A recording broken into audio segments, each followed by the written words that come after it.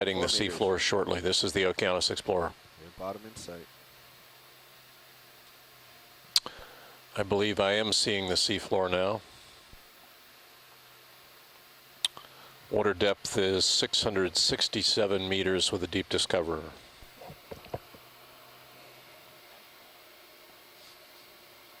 All right, co-pilot, I'm gonna back up towards you. If you want to come around and locate me on HD.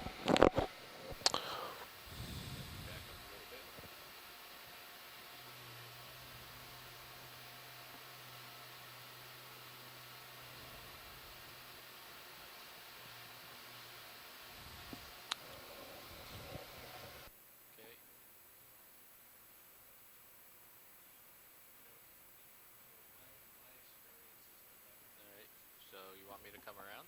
Yes, if you would.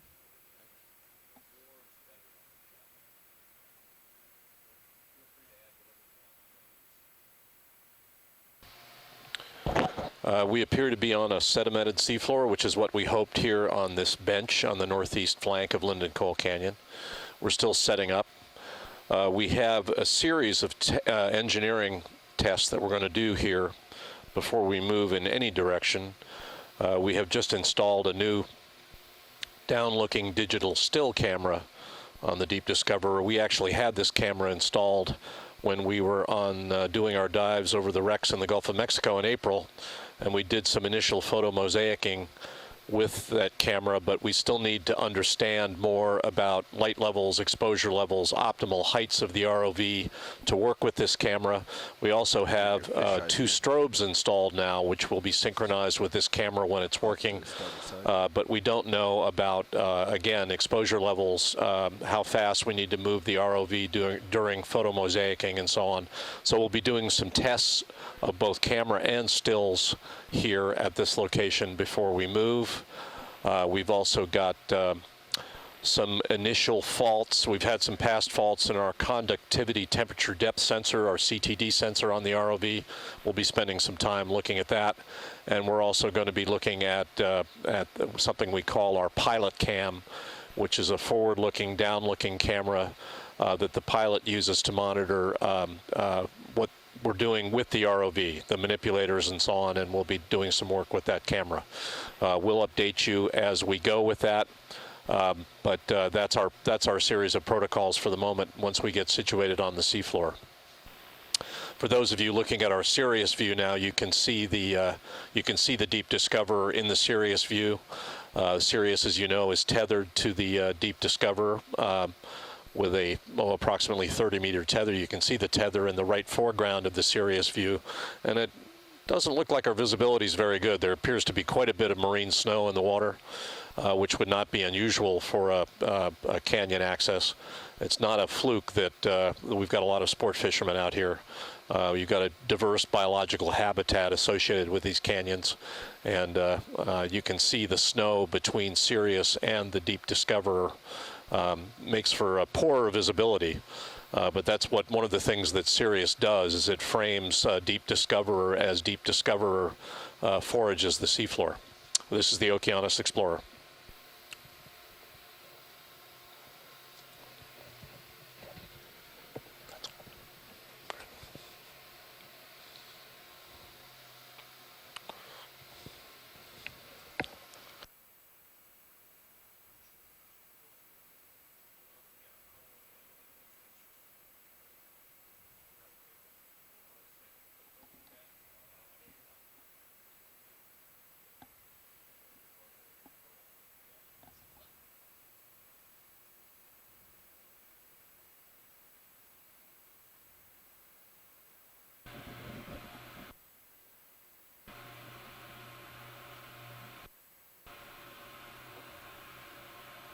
So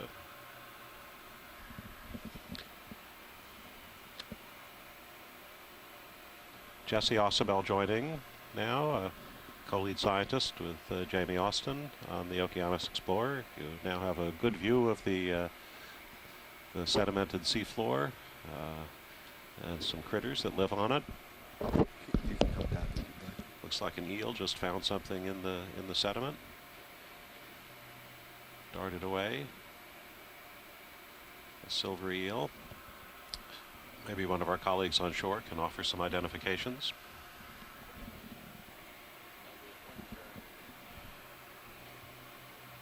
Yeah, that's when you came around, you came right.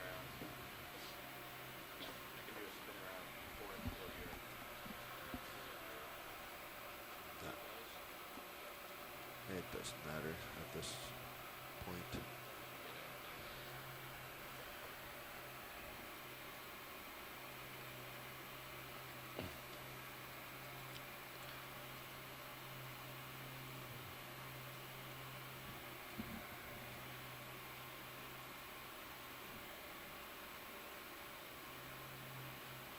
All right, Z-Buy seems to want to be around 18.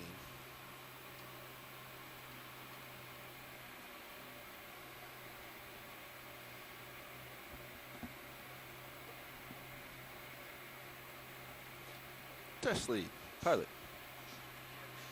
Good pilot. We're still messing a little bit with Z-bias, but all in all, I think we are ready to start. Appears to be an animal Excellent. crawling along to the right of the Okay. Have I got you all is set? that a crab? Is that a red crab of some kind? Guys, remember throughout the dive, we're going to be looking for any uncommanded changes. Yeah, we spent some time in the canyons to the northeast looking at crab populations. And as I understand it, and again, Scott, or if anybody else is online that knows more about this than we do, this is a commercially viable crab that we were looking at in the New England canyons to the northeast.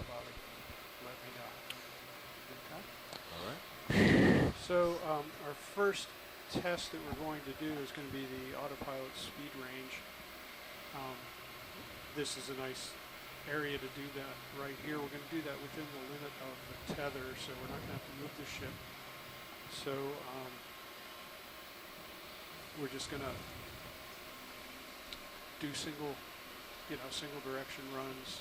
As Jamie was saying, the surface waters in this area are popular with recreational fishermen. Some of you who know people with motorboats, sometimes the fisher people will sometimes speak of going out to the gullies or the canyons. That's the start of these deep Atlantic canyons. There are about a dozen of them between New York, the Hudson Canyon in the north, and Virginia Beach, Virginia down in the south. Where's that waypoint right now? And if you head offshore in a fast motorboat for 3, 4, or 5 hours, you'll reach these gullies or canyons, which tend to concentrate some of the food, and finally lead to tuna and marlin at the surface, which is, of course, what interests the game fishermen. As Jesse points out, this is a popular spot. We've got on the order of 25 of these fishermen around us this morning. It's a beautiful day out here. It's early September, so there's still a fair bit of traffic, recreational and commercial traffic out here. And we have attempted to keep these vessels about a mile away from us because obviously fishing lines in the water do not make our task easier when ROVs are deployed.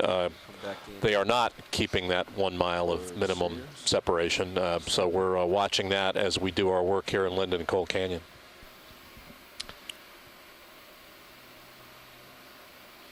As I mentioned, there are about a dozen canyons. We're in Lindenkohl, as Jamie just mentioned, Lindenkohl. Henry Lindenkohl was a famous 19th century cartographer, born about 1840, died about 1920.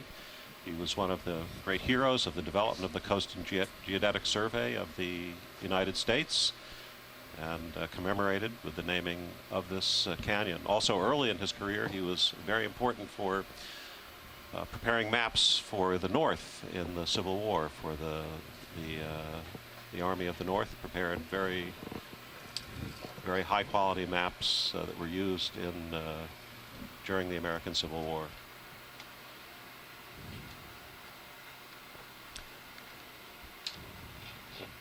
Of course, at that time, he didn't have the Deep Discoverer or the Sirius. When he was doing his mapping, people would go out with basically a rock or a stone tied on a piece of rope, probably made out of hemp, and it would be lowered down and pulled back. You'd feel the bottom, and you'd pull it back up, and you want to bring your heading that's how you did hydrography. That's how you measured the depth of the water. That's how humanity did it for a couple thousand years. Yeah, they were called soundings, and the line was called a lead line simply because lead was a good thing to put at the end of the line to get it to the seafloor through currents, and you needed a crewman with strong arms to swing those lines ahead of a vessel and get them to the seafloor and then pull them back. It was quite an onerous process, but believe me, that's how charts were made for a long, long time before we had the wonderful technical tools we have now to support us in the work we're doing here on the Explorer. There's a squid going through the field on the Deep Discoverer. Lot of disseminated organic matter, what we call marine snow here at this location. You can see the fog that you're looking at from the Sirius back of the Deep Discoverer, and looking down at the Deep Discoverer, and there's quite a bit of disseminated biological material in the water this morning. Scuba divers, of course, like clear water, but the rich water, the real meadows of the ocean, have lots of material in them. They'll be a bit murky or turbid, as this water is. And, of course, in the food chain, all these animals are feeding on one another. So these are rich waters for life. And it's precisely that reason that we're the Okeanos and partners, the National Marine Fisheries Service, state fisheries organizations, and so on, are so interested in these canyons. They are mixing zones for different water masses. Of course, we're sitting on the inner reaches of the Gulf Stream here, which is one of the big organically rich systems in the world's oceans, but the Gulf Stream, which is a surface current which goes down to a water depth of hundreds of meters, probably extends down to the water depths we're in now at this location, is mixing with other water masses and creating mixing, which is all good for life. And it's clear that life is abundant here where we are right now. Jamie, I have a question for you as a geologist. At the peak of the last ice age, how close would this have been to the shore? How close would the start of the canyons have been to the shore? These start about 200 meters, about 600 feet deep. Yeah, the shelf of the United States in this location is extremely broad. It's about 160 kilometers. It's quite flat, about 100 miles across.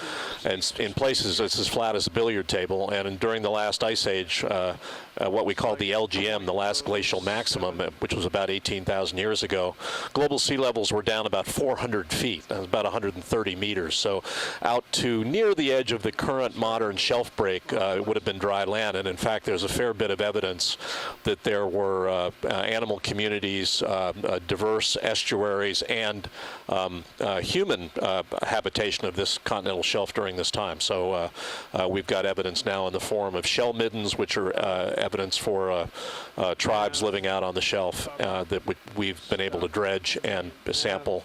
Evidence in the form of various types of bones, mastodons roamed the continental shelf. So this, where we are now, which was clearly still marine, would have been a lot closer to the old shoreline 18,000 years ago than it is now. We have a beautiful long eel Interestingly, performing for us. are way off from the DVL speeds. Yeah, we've got Santiago Herrera with us this morning. We've got Tim Shank, so feel free to chime in, gentlemen, either on the telecon or the chat log and help us with biological identifications. For those of you who are not familiar with Jesse Ausubel, Jesse was one of the primary architects, if not the primary architect, for a major international effort to catalog all of the species of marine life around the world called the Census for Marine Life. And without embarrassing him, I'm going to put him on the spot and maybe do a little bit of description of that decadal effort, because it's been one of the great cataloging efforts in the history of ocean research. Jamie, thanks. Yes, from 2000 to 2010, close to 3,000 scientists from about 80 countries around the world participated in the first ever comprehensive census of marine life. We prepared the first ever list of all known forms of all known species, the animals that have a Latin binomial, the equivalent of Homo sapiens, but for a fish or a sponge or a coral. We looked at over 230,000 forms of life in the ocean.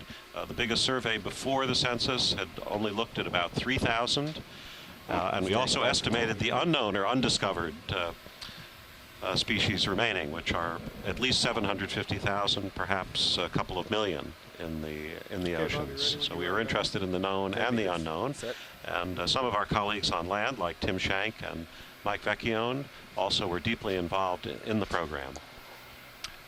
NOAA's Ocean Exploration Program also, of course, was central to that program. It sponsored very important expeditions in the Sargasso Sea, looking at the deep waters of the Sargasso Sea, also looking at life under the ice in the Arctic, a number of other expeditions that were part of the NOAA Ocean Exploration Program. Yeah, it's worth saying that it's impossible to begin to conserve ocean life unless we know what it is and where it is.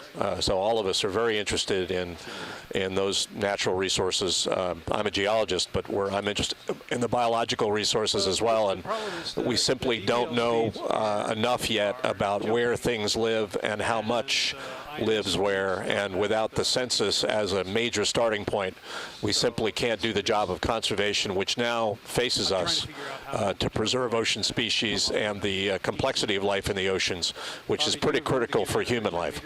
I can. 10 meters. Go.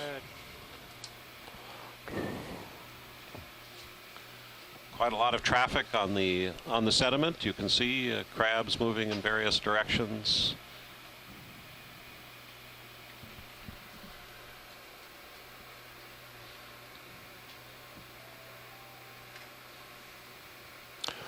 Yeah, I've spent a fair bit of time in canyon work, some with the Okeanos Explorer, and this is about as dense a concentration of disseminated biology in the water column as I've seen. This is we can barely see the Deep Discoverer from the Sirius. It looks like we're looking through a major snowstorm at the Deep Discoverer from the Sirius view, which is only 15 to 20 meters away. So it's quite a lot of disseminated biological material in the water. A lot of effort to get. We have some kind of jelly drifting by. Maybe one of our colleagues again can help with an identification there. Yeah, and we apologize, at least initially, folks. We would spend a fair bit of time doing zooming and unzooming here to give you better views of the biology. We will today do more of that, but we're spending a fair bit of our time right now doing engineering testing. So viewing the biology is not our primary concern at the moment, but never fear, once these tests are done, that does become a primary objective of these dives, and we'll be getting back to that. This is the Okeanos Explorer. Another move forward. 10 meters.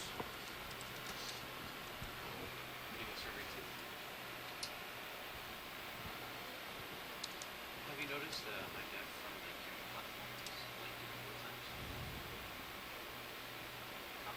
My set point just changed? I think it did. It did. No way we hit 10 meters that quickly.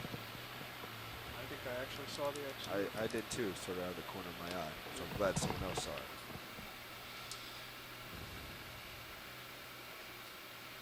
Okay. Let's try another 10 meter move to get out to the end of Sirius. Mouse. Oh. Jamie, it looks like our ROV is at 666 meters deep. A famous number. Yeah. So We didn't choose the number, but that's, yes. maybe these are deviled crabs. With deviled eggs. Yeah. So it looks like you've got enough room you can turn around. We are doing a little bit of pirouetting with the Deep Discoverer now. There are, I think they called these Chaseon crabs. Correct me, you biologists out there, if if I'm wrong, but I think we were looking at populations of these in the canyons to the northeast because it is a commercially viable species in the submarine canyons. I'm pretty sure Chaceon, C-H-A-C-E-O-N, I'm pretty sure we were calling them, and or a red crab, and they are a commercially viable species. Obviously, there are fishing interests that look at the heads of canyons for a number of shellfish. The most important crustacean out here, of course, are lobsters, and so fishing is routinely taking place out here now, seaward of the continental shelf break, out to water depths on the order of 500 meters.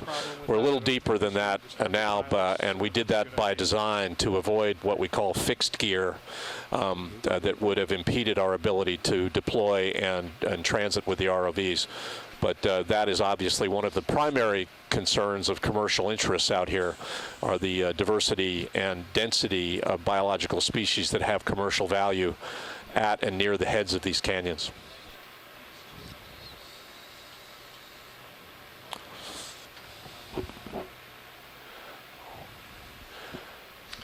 If these are the Chaceons, those will grow about 6-7 inches wide. They're a medium-sized animal.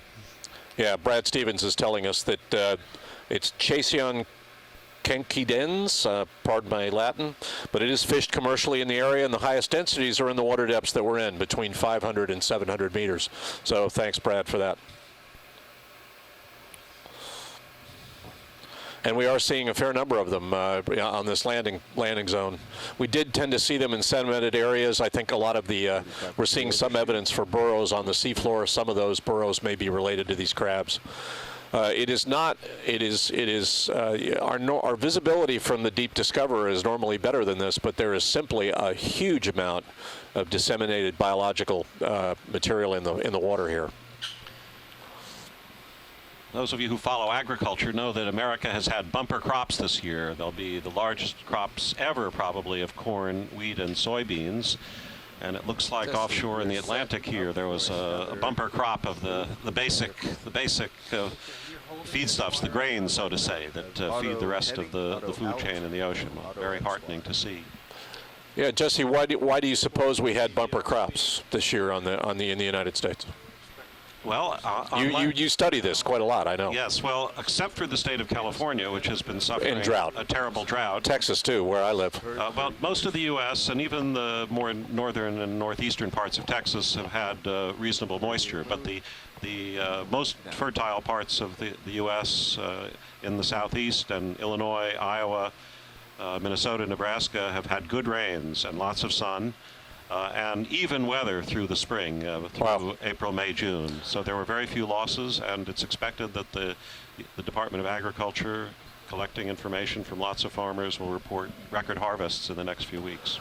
Yeah, that's good, because I live in Austin, Texas, and we're surrounded by drought. Our reservoir is down about 37% full, and it's now a city of over 1 million people, and that's mostly what people are talking about now is ongoing drought. We've been in drought for 4 years. Well, Americans have migrated to the Sun Belt, as you know. A lot of Americans live in deserts now. Most of California is a desert. Arizona, New Mexico, large part of Texas. A lot of Texas, right. And without very strong pumps and electricity and air conditioning, we wouldn't have big populations there. And it's not, I would say, it's not quite natural to have so many people there. Jesse lives in New York City, and they have one of the great reservoir water systems in the history of civilization for a big city.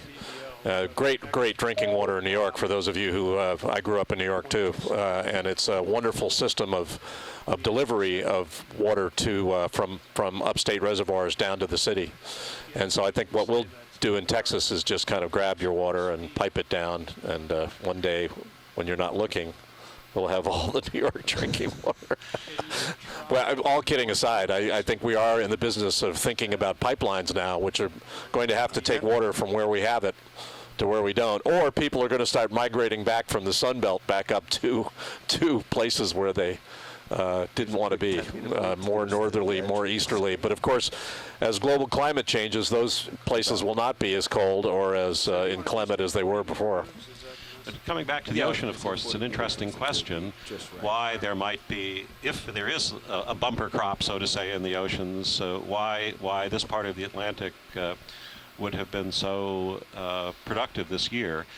Satellites take images of ocean color, and so we can put together time series over the years and measure when the meadows of the oceans bloom in the spring and how intense the colors become, how large the gyres are of the swirling grasses, so to say.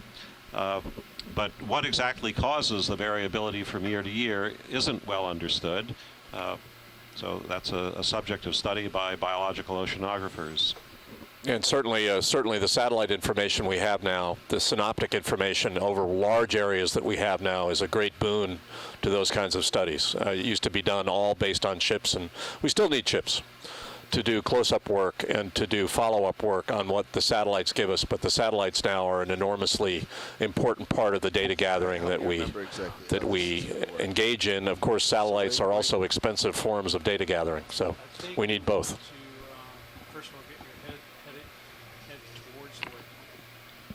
Some of what makes the ocean fertile, of course, comes up from the bottom. The famous upwellings that bring cold, nutrient-rich water. That's very important. Some of what makes the oceans fertile has to do with what runs off the land. Sometimes what runs off the land can be too rich, so to say, for the ocean. There can be too much nitrogen, and rather than having wonderful fields, you can end up with zones that are sometimes referred to as dead zones. They're not truly dead, but in which there's much less life than there normally would be, because there's so much nitrogen that the oxygen is used up in the water, a lot of the oxygen. And then it can be the particular ways the currents mix each year. So a lot of factors contribute. Well, and the canyons are a particularly interesting geologic environment because they take surface currents like the Gulf Stream and create mixing zones for the Gulf Stream with density-driven what we call thermohaline circulation in the deeper ocean. In fact, canyons can concentrate energy from so-called internal waves, which are waves whose energy comes from the mixing of these water masses plus the rotation of the Earth. And there have been some famous incidents related to that. The nuclear submarine that was lost in this part of the East Coast, the Thresher, in 1963, and in fact, Woods Hole Oceanographic Institution, where I was a student in the 70s, was very involved in finding the wreckage of the Thresher. The prevailing hypothesis is that she was actually caught during one of her early dives in the breaking of an internal wave in one of these canyons and lost buoyancy as a result. And that was part of the problem that she had that led to her implosion. So these canyons are extraordinarily complicated places from a physical oceanographic point of view. And that, of course, the mixing that goes on, the movement of density interfaces, the breaking of internal waves is one of the reasons that they tend to concentrate life. Certainly one of the reasons that we're seeing the snow in front of us. Jamie, tell us a little bit more about where the sediment would actually have come from. How much would have come from above? How much might have washed down from the upper parts of the canyon to these lower parts? Well, it's worth remembering the east coast of the United States is in fact an enormous sedimentary pile. It's a sediment, we call it a sediment prism. The thickness of sediment beneath the continental shelf, which is landward of this canyon, is up to about 14,000 meters. So when sea level was lower, a lot of river systems, and we've actually mapped a lot of these river systems on this part of the East Coast continental margin, delivered sediment directly from the Appalachians, which used to be a much higher mountain range than they are now, out to what was then the edge of the shelf, which wasn't very far landward of where we are now, and began to dump these sediments down these canyons, which formed as a result of these downslope sediment movements through the canyons and out to what is now called the Continental Rise. But these are enormous, largely terrestrially derived sediment piles. There are also remains of old organic sediment systems, reef systems that formed when the Earth was in a different climatic regime. I'm talking about an Earth that was 70, 80, 100 million years older than it is right now. And you know, we actually have reef systems that are buried now by these younger terrestrial sediments out here off this part of the East Coast. And it's one of the reasons that historically oil companies have been interested in doing commercial operations off the East Coast.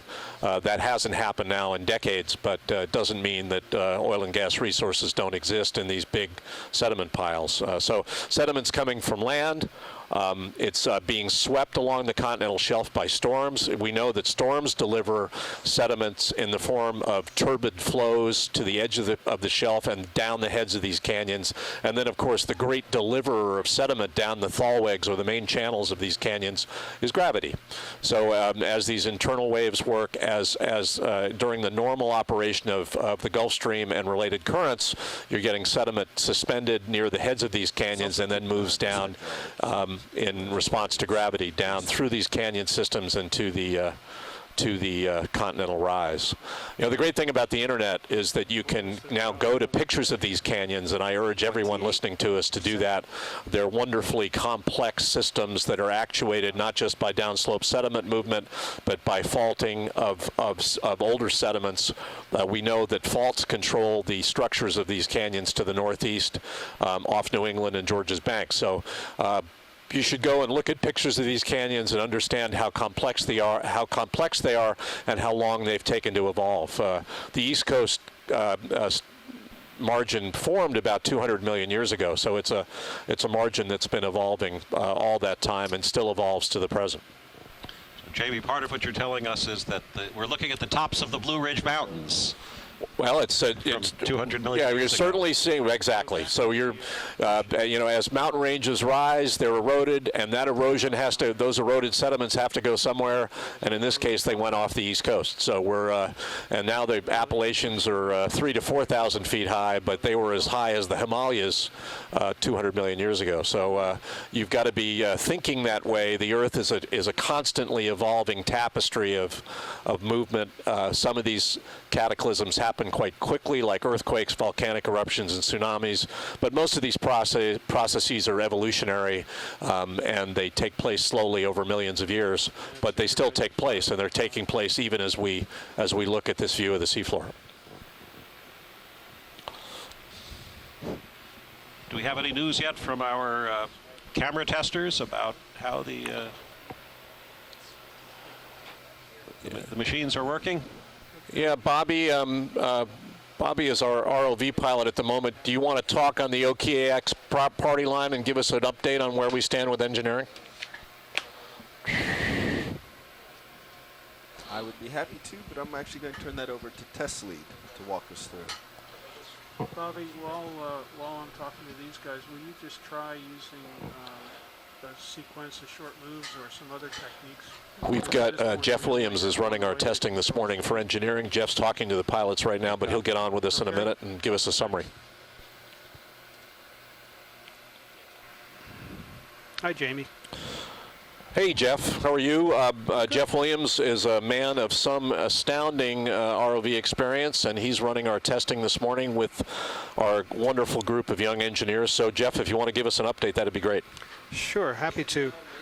What we've got today is an opportunity to test some new equipment that we have on board, and also some equipment that has been perhaps not used to its fullest capability, and to try and resolve some problems that we've had over the past couple of years. So we've arranged to do a test dive here.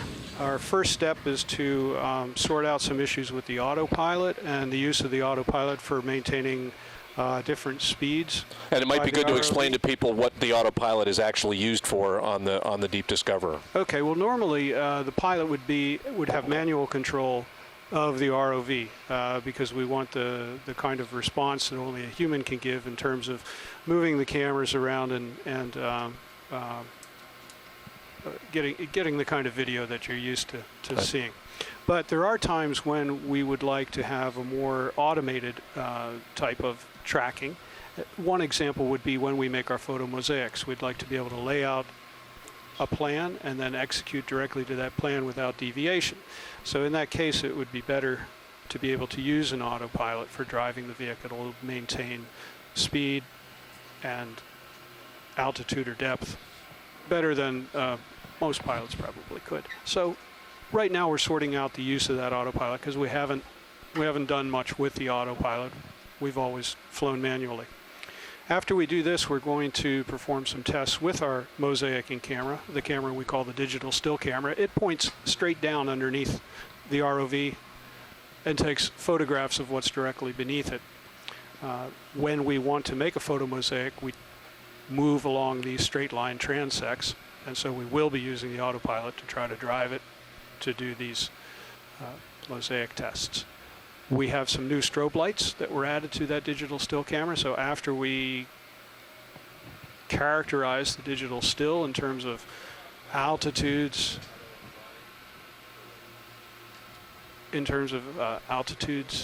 and illumination capabilities, then we'll turn on the strobes and we'll do the same thing, looking at altitude and optimal altitude at optimal speed for doing these mosaics. So that's going to consume probably the next couple hours. Well, that's great, Jeff. Those of you who are listening to us might ask yourself, well, why would you need a photo mosaic? Well, a lot of the features that we look at on the seafloor, whether they're a wreck or a seep of some kind or a biological community like encrustation of corals on a rocky outcrop, these have spatial extent. They have complexity in terms of topography on the seafloor, and a photo mosaic allows us, in addition to the video that we collect, to actually make a map of a series of stitched together still images that allow us to go back at leisure with high resolution imagery and actually begin to pinpoint, for example, where artifacts might be occurring on a wreck that we might someday want to go back and look at in greater detail or even sample. With corals, it might be looking at numbers and distribution and densities on a rock outcrop. And on the geology, it might be looking at the orientation of faults or the relationship of different rock types in an outcrop. So all of these things want us to make what they call mosaics, photo mosaics, in addition to the video that we collect. And in order to do these photo mosaics properly, we've got to look down more or less vertically with the ROV positioned in a way that isn't a good place for us to actually collect video of the image or of the feature that we want to take pictures of. So that's what we're trying to do now, is understand the dynamics, the lighting levels, and so on associated with this digital still camera, which is a wonderfully precise tool, and then use the strobes that are mounted next to that camera to optimize lighting, so that and then the autopilot allows us to automate this process of basically mowing the lawn back and forth across a feature, which might, in the case of a shipwreck, for example, be tens of meters long and 10 or 20 meters wide, in a way that allows us to do this photo mosaicing, this stitching of single images together properly. We've done this before, but it's a more laborious process, but now with computers we can do a much better job of stitching single images together. A lot of you do this with your own mobile phones, and allows us to make the maps we need to make to isolate biological, geological, and man-made features on the seafloor. This is the Okeanos Explorer. Jamie, once we calibrate the field of view, we can also take quantitative measurements of the objects that we see in the photomosaic. So this is something you can't do from a single position, panning across a view. First of all, you lose that resolution, and second, of course, seawater absorbing so much light, we can't see very far, and that's why we have to keep the ROV constantly moving and taking these digital still images. So that's what we'll be working on for the next couple hours. Well, that's great. And while we're doing that, we're mostly going to be sitting more or less in this one spot of sedimented seafloor. You'll see the ROV periodically pirouette, pan left and pan right. You'll see us moving back and forth, but a lot of that is related to testing this camera and lights related to that camera. So at one level, we apologize for not giving you more of a continuing changing vista across the seafloor. But remember, sometimes the biology comes to us, so there will always be a different view of the biology going by as we're sitting in one place. And so bear with us. This engineering is important for the future imagery we want to do with the ROVs, and watch the passing biological scene. This is the Okeanos Explorer. Jeff, does the still camera also have zoom capabilities, or is it a fixed size of image depending on how far from the seafloor it is? Jesse, I think that it has zoom capabilities, but normally we would set it at a particular field of view and keep it fixed at that field of view throughout the operation. And say you were 3 meters off the seafloor or some 5 meters off the seafloor, what would be the image size for a single still? I don't have a good crisp answer for you because we've not calibrated this camera. Okay, that's why we're working today. Right. In the past, we've used it, Carl, is that and a we've question been for me able or to for Jeff? stitch images together, but they've been uncalibrated. Oh. So what we're trying to do is advance our use of the Why do you think equipment. it's We going haven't been 0.06 using it knots? to its full capability. It was brand new last year, 0.06 came in the meters per middle of second. the field season, and so this is really our first opportunity. This is Oh, the first no, time I'm we've looking had at an engineering dive in over a year. Tell us a little about the camera itself. Who makes the lens? Who makes the housing? Who does the software and the programming that's important for it? Yeah, we buy these cameras. The DVL is represented. It's a on commercial, this, off-the-shelf and I think I've checked that handy those cam. numbers are the same as what you get on your Might be a sensor. Panasonic. I'm not going to Yeah. underline that, but it comes in a pressure housing and has been Yep. configured in a pressure housing by a company called Insight Pacific. Yep. Very close. They add an intervalometer to it, Positive, so we're negative. actually using a video camera, but we're taking still images with it under the control of an intervalometer. So when we're ready to start That was the winch a training. mosaicing sequence, we'll start the intervalometer, and then every 4 seconds or 5 seconds, whatever we program, we'll be taking another image. So the idea is to, based on the height and the field of view, to have the appropriate forward that's right, speed, yeah.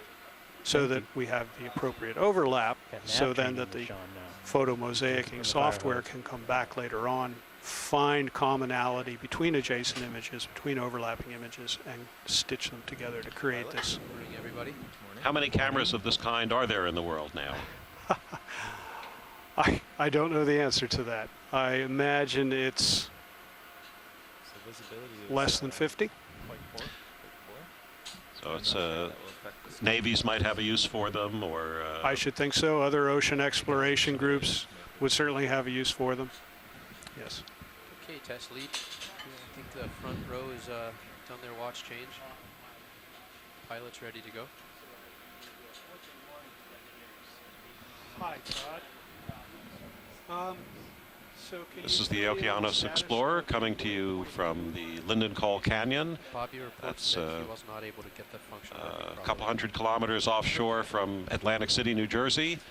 We're at a depth, our remotely operated vehicle, the Deep Discoverer, is at a depth of 669 meters, about 2,000 feet right now,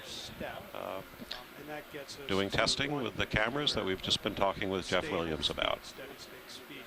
We'd like to try to figure out if we can accomplish steady state movement at other speeds.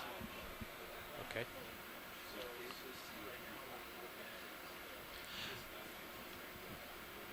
Conducting these tests, of course, is a team effort. There are people on the bridge of the ship that try to keep the ship in exactly the right position. We have a navigator here in the control room with us who communicates with the bridge and Okay, I modified provides the guidance if position, the stepping ship her into needs to 1 move in one direction or another. ahead Then and we dial have in, the and then I'll click pilots, after pilot and about a half co-pilot meter, for I'll the keep clicking remotely just to keep operated the set vehicles point about a meter themselves, ahead. the Deep Discoverer very near the seafloor, and above that the Sirius looking down and on the Deep Discoverer. Co-pilot on Then we start have making video experts, in 1 videographers meter, here in the essentially control slow as room as possible. well, Okay, click. logging all the footage. Later on, they'll do some editing, and on the Okeanos Explorer website, on the NOAA Okay, here's a click. Ocean Exploration website, you'll be able to watch highlights from this and other dives. All this now, though, is coming to you live. If you were sitting in the control room with us, you'd be seeing what we're seeing, except in the total number of screens in the room where I'm sitting. Let me see, 3, 6, 9, 11, 14, 17, 20, 23, 26, 29, 32, 35, 38, 40, about 45 screens here in the control room. So what, I've got a Some grid quite size of large 10 with the meters images on from my, the ROVs. nav Large screen. fish just swimming And when I by get the there. nose of the ROV One of the arrow- views. Arrow close to the X, I'm pushing go, And which I'm of course, some of the estimating images between are a of quarter and a half a the meter maps left of to the move when I'm seafloor. pushing Other it. images are maps of the position of the boat. Other screens have tables on them with numbers about latitude and longitude and depth and so forth, position. Some of the screens relate to how the video is controlled. Should just be going forward. And there are cameras all over the vessel. So some of the screens that we're seeing in the control room here show us the back of the vessel, or That's odd. the cable wrapped all around the cable that's used to lower the ROVs. So Bridge is there are calling you. cameras that watch the rolling and unrolling of the cable. I've lost count. How Bridge many And times? our super video guys and gals You're off to the right side of the choose screen. screens from time to time, depending on where the excitement on the vessel may be. Dave Lavollo. Okay, will do.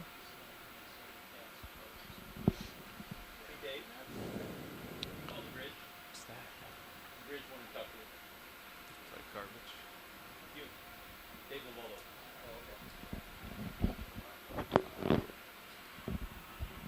We're still pretty steady, 6 to 7 tenths meter second. Yeah, point, 0.06, 0.05, 0.05 0.05. meters per second, 0.06, 0.07. What is your pattern, Todd? You're doing 1 meter steps. We don't have any people down in the meter vehicles. A lot of I'm people waiting wonder till the about nose of the arrow gets people in close to the submarines X. these days. 21st century seems to Yeah, be a okay, century if I of stop, drones. Yeah, It's I wanna of sense course where much the arrow harder, ends up more relative to the expensive X to when I let keep it people in a eat its vehicle, goal. Yeah, that's fine. And especially then when you down start at the it, it goes pressures to of 2 meter steps. 600 meters or 3,000 meters. In fact, the Deep Discoverer can go to a depth of 6,000 meters, 18,000 feet. So the nose The cost arrow of ends up at the X. safely sending people to that depth is just I think I was clicking enormous, it of with course. between a So quarter and a half a meter these left in remotely each- operated each step. vehicles or autonomous undersea vehicles or gliders, various kinds of probably overshot drones, so to just a little, say, right? have Now we really should see become it the settle. main way we explore the deep sea. You're about halfway through. They don't need to take coffee breaks. They can work long periods of time. They allow us to work I from have another- at the least vessel, another and 10 the humans can shift easily 10 to around up 15 here, meters left. and the machines can work tirelessly down below. 2 meter steps starting now. Is this 29 k ohm? They don't mind the cold, ground fault? and they're built for the pressure. 29 K ohm is known. They bring with them the very bright lights that give us the images.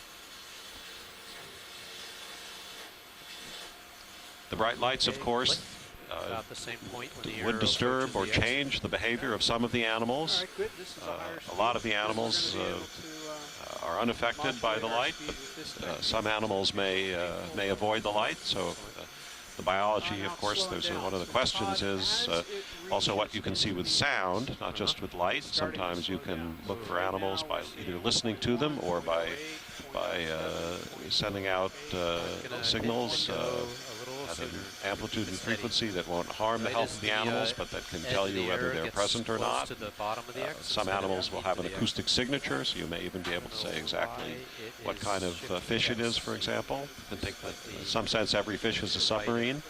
So some of the acoustic technologies that have been developed for looking for submarines are now applied also to looking at different forms of marine life. 1.4, 0.1, 1.4.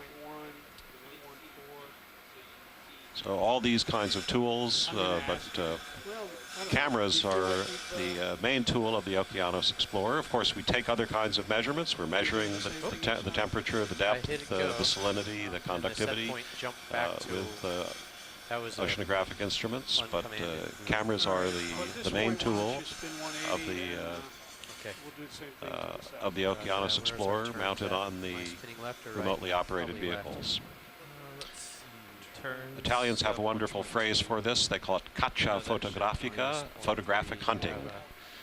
And So if I turn around, I'll have negative we don't, 0.8. the Okeanos Explorer, Yeah. we try not to disturb the environments, the animals that we visit.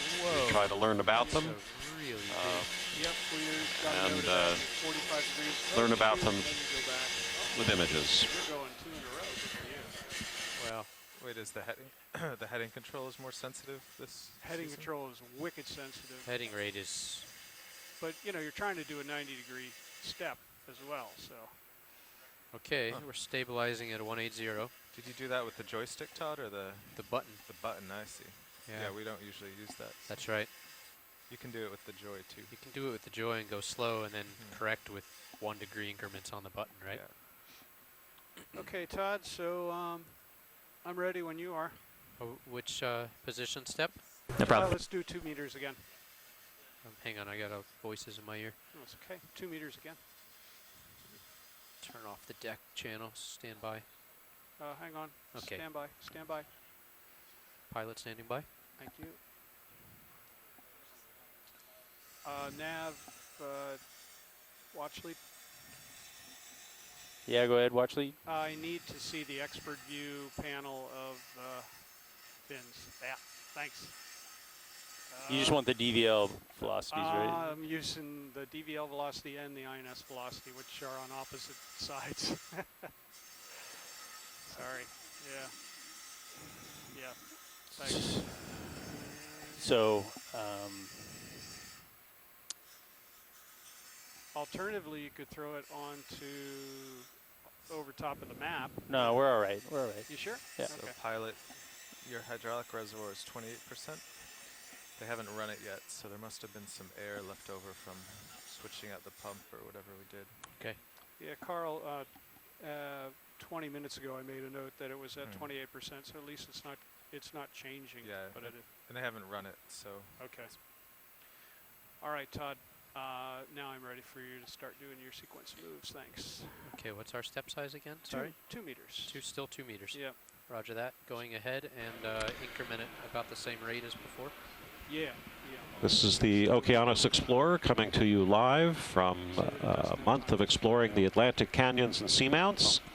If you come to the website, oceanexplorer.noaa.gov, or if you just Google So the at this name of the step size, vessel, it seems like I need to Okeanos hit it with Explorer, Okeanos, EXPLORER, Okeanos Explorer. You'll come to the webpage, and there's a whole lot of information about the plans for the Atlantic Canyons and Seamounts expeditions, which have just begun September 4th. We'll go through October 7th. There's imagery of the seafloor, maps, new maps, amazing new maps made with multi-beam sonars of the seafloor of these canyons, which stretch from Canada all the way down to Florida. These are So it's like canyons on a very large scale, like the canyons in the American West, but they begin at where the continental shelf ends, at depths of about 200 meters, and they go down all the way to the abyssal plains at 4,000 or 5,000 meters deep, 12,000, 15,000 feet. So some of these canyons vertically are a mile or more deep in places.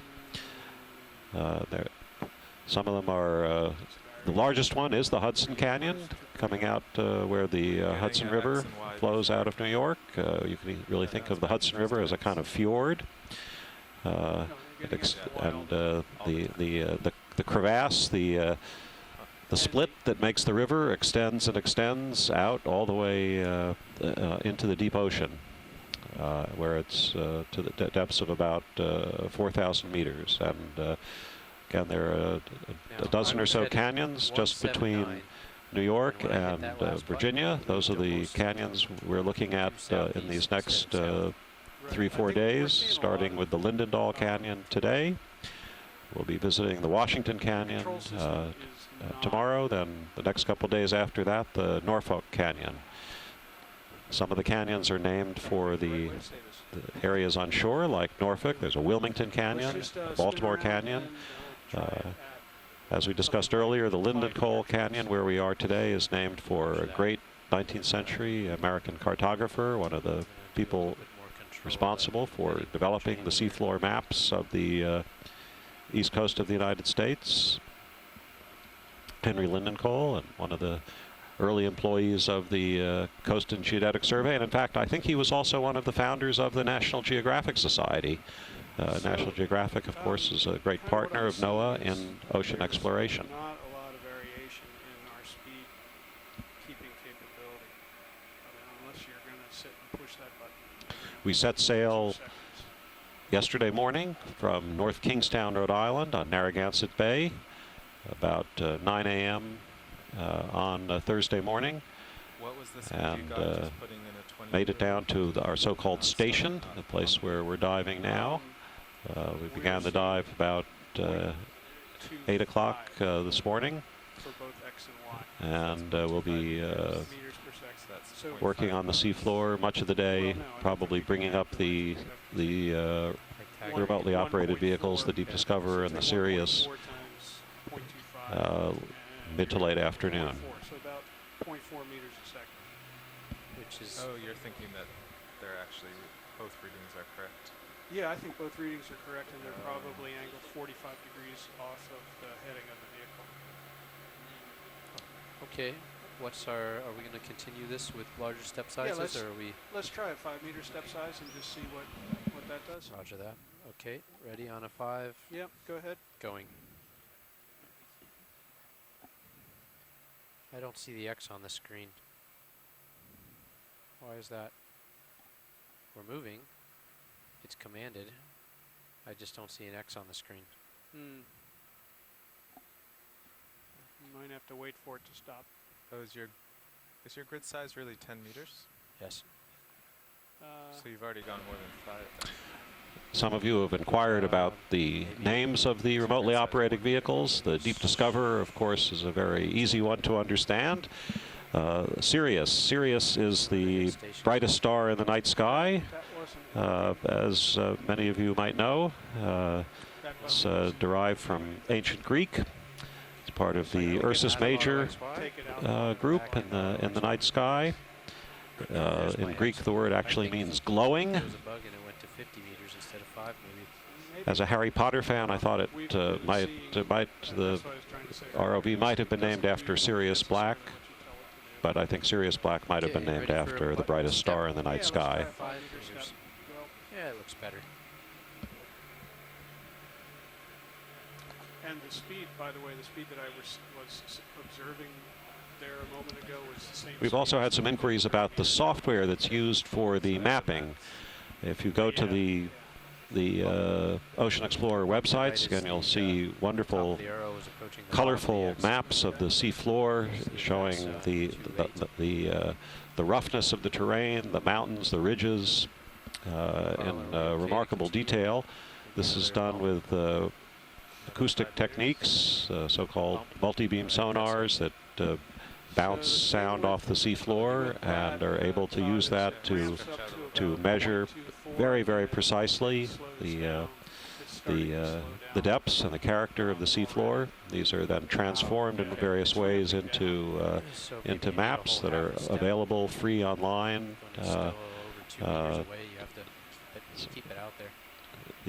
Not just through NOAA, but through oceanographic institutions in the U.S. and elsewhere as well. A lot of this is done with a neat kind of software called Fledermaus. Some of you may be familiar with Fledermaus software. It's good for doing 3- and 4-dimensional maps when you have enormous amounts of data. It's a commercial product. I think might be of Dutch origin. The Dutch, of course, were great navigators, so it makes sense that Dutch experts, Dutch engineers, Dutch entrepreneurs continue to be interested in providing high-quality products related to mapping the sea floor. 180 heading. So have we investigated all the possibilities for getting the waypoint mechanism to work? I'm unclear if we have done that. Okay.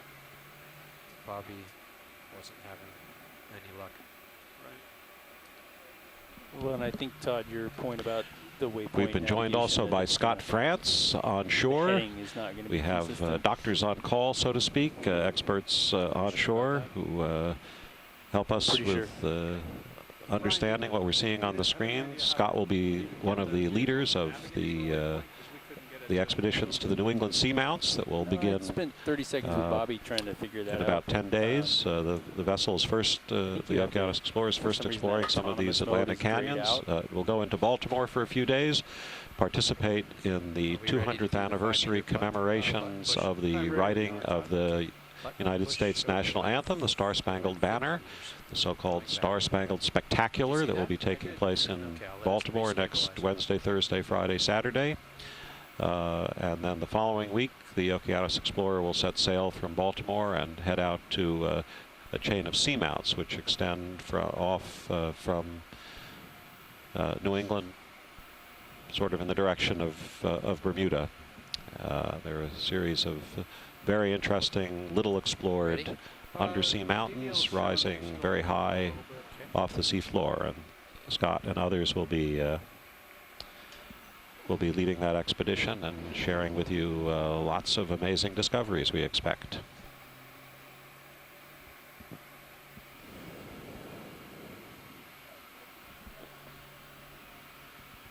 Alrighty, let's give it a go.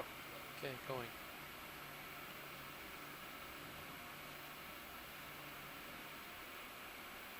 Yeah, it's ramping up. Tomorrow we expect to be diving in Washington Canyon, I believe, and looking at what should be some very interesting sites for corals, for deep sea corals, Clicked it just a little earlier. forests of deep sea corals. As we were discussing earlier about the new photo mosaic technology that we're testing out today, if the U.S. and other nations are interested in setting aside marine protected areas for deep sea corals, for example, the question is how do you need a map. You need to have a logic for demarcating What are you plotting the for? area. Some of this can be based on modeling or simulation, where you have information about temperature and depth and steepness of the sea floor, and you can conjecture, hypothesize that this would be an area, suitable habitat for certain kinds of corals. But of course, we want to verify that also, and the photo mosaic technology that we were describing earlier, putting together So the fins is saying 0.43, integrating images with the still camera will enable us to Yeah. begin to identify areas that have a real logic, an underlying geographic logic to them for potentially for Alright. marine This is the protection. ROV speed here. Okay, that's it. I'm gonna let it settle. Okay. Yeah, that's the speed of Some this. squid have been going by in the field of view. Yeah. Well, you'd expect the northern speed Carl, can you turn and face me just a little bit? to be a little bit better than the easting speed, because the errors in longitude are unbounded, right?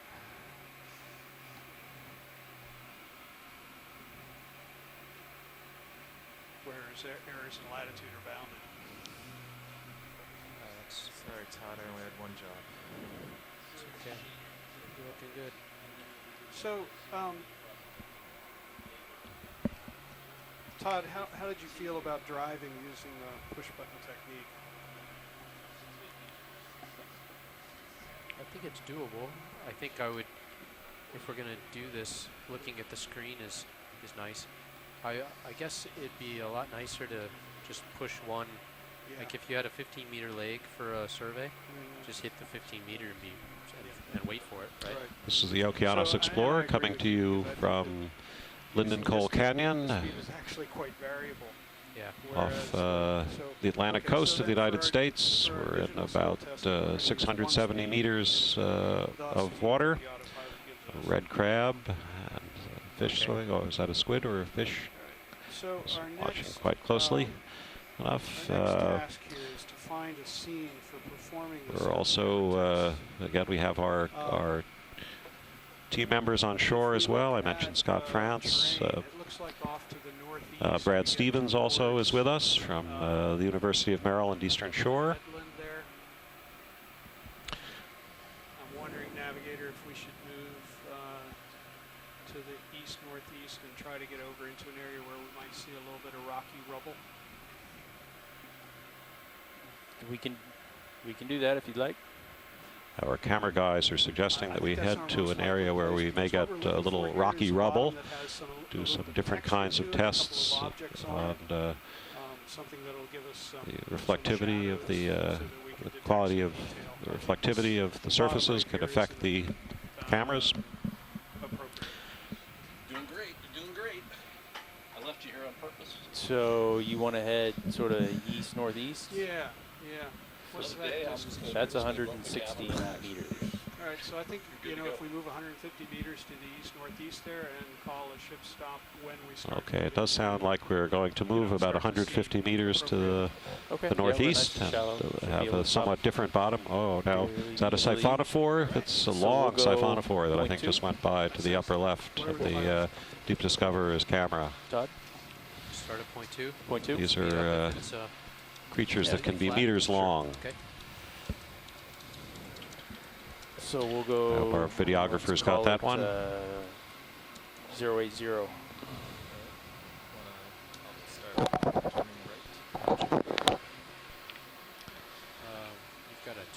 got a turn in your. Bob Carney from Louisiana State University has just joined us also. Bob is, I said joined us online. He's in Baton Rouge, I expect. Request a ship move. Bob is also a great benthic ecologist, 080 degrees. the leaders of research on the continental margins worldwide.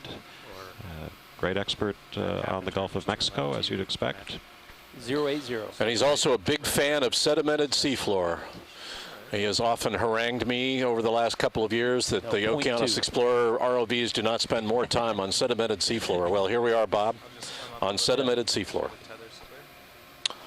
And we're going to be here most of the day, I expect. We might, as we move up slopes, see a little bit of outcrop, but perhaps not. We'll see. We'll see what we see. But this sedimented seafloor is for you, Bob. Number 9.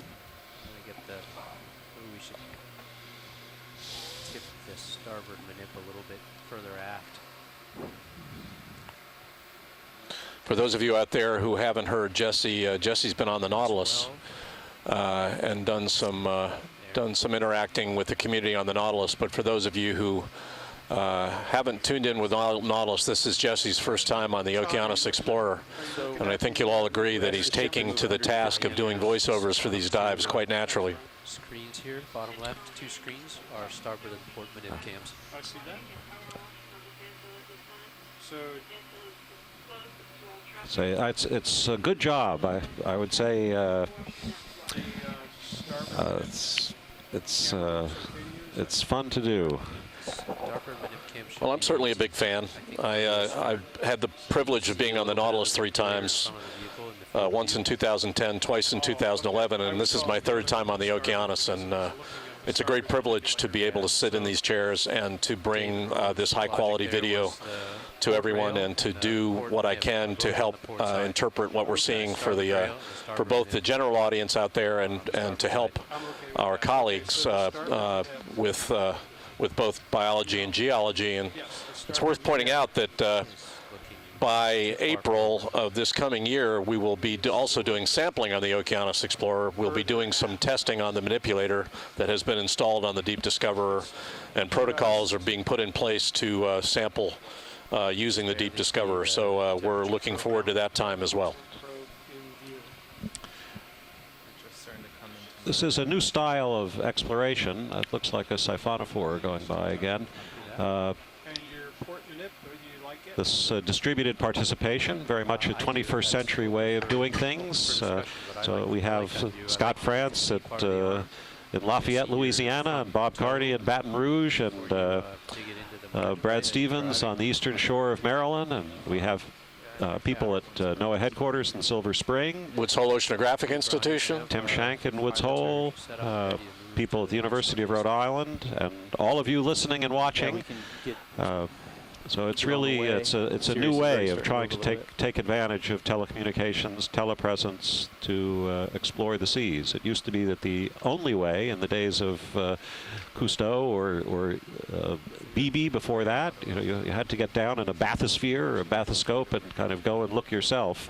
And Just in the interest of now, time, thanks to the high-quality cameras and sensors, many people can participate. Much more expertise can be brought to bear. We can have chemists, geologists, biologists, 24 minutes. all sharing and looking at the phenomena, getting the data immediately. Open access to all this information. Speeding discovery. Keeping a second set of eyes on Sirius is a position. We're going to stop as soon as we see interesting bottom. Bob Ballard calls ocean exploration infotainment. And it's certainly that. We gather information for our academic colleagues, for our stakeholders and agencies, but it's also incredibly entertaining. Anybody who hasn't had the privilege of looking at a piece of seafloor that no human eyes have ever seen before can honestly say that it's one of the more exciting things that you can do. Even when the seafloor is pretty fuzzy, as it is this morning, the biology's mitigating our ability to see the seafloor, but the biology itself, fortunately, is equally fascinating. So that's okay with point 3. Stay with us. This is the Okeanos Explorer. Two is good. Yeah, I think we better drive fast. It's a minute test. We get to have both of us playing with cameras. Yeah, I don't. Bridge RVNAV. Copy that, Jeff. Yeah, Bridge, we would like to increase the speed of this move to 0.3 of a knot. Thank you.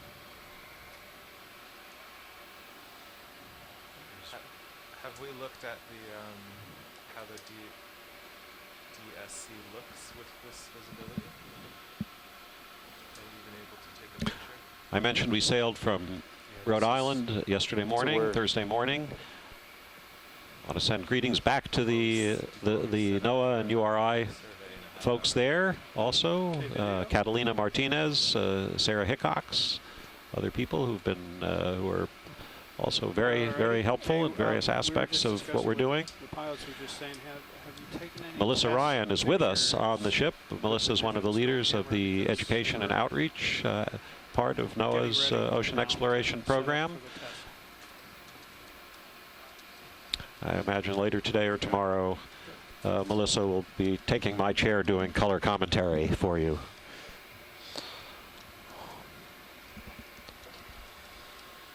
Melissa's part of the large part of NOAA that are contract employees. She actually works out of her house in Mystic, Connecticut, but is part of a team of people that NOAA uses to educate the public about what various NOAA programs are doing. And NOAA is a vast agency doing all kinds of things, from fisheries through ocean exploration to weather forecasting and so on. And so the role of education within NOAA is an extremely important one, and Melissa's one of those who are charged with continuing to inform the public about how NOAA is doing its job using taxpayer dollars. So we're glad she's on the ship with us. She's doing that to inform herself more fully about what the ship does. And as she just told me out in the dry lab outside the van here, that the only way to do that really well is to talk to people up close and personal, to see the vehicles, to talk about the vehicles with the systems engineers that work on them. And I heartily agree with that point of view. So we thank her for her participation out here, and you'll hear her on mic here probably tomorrow.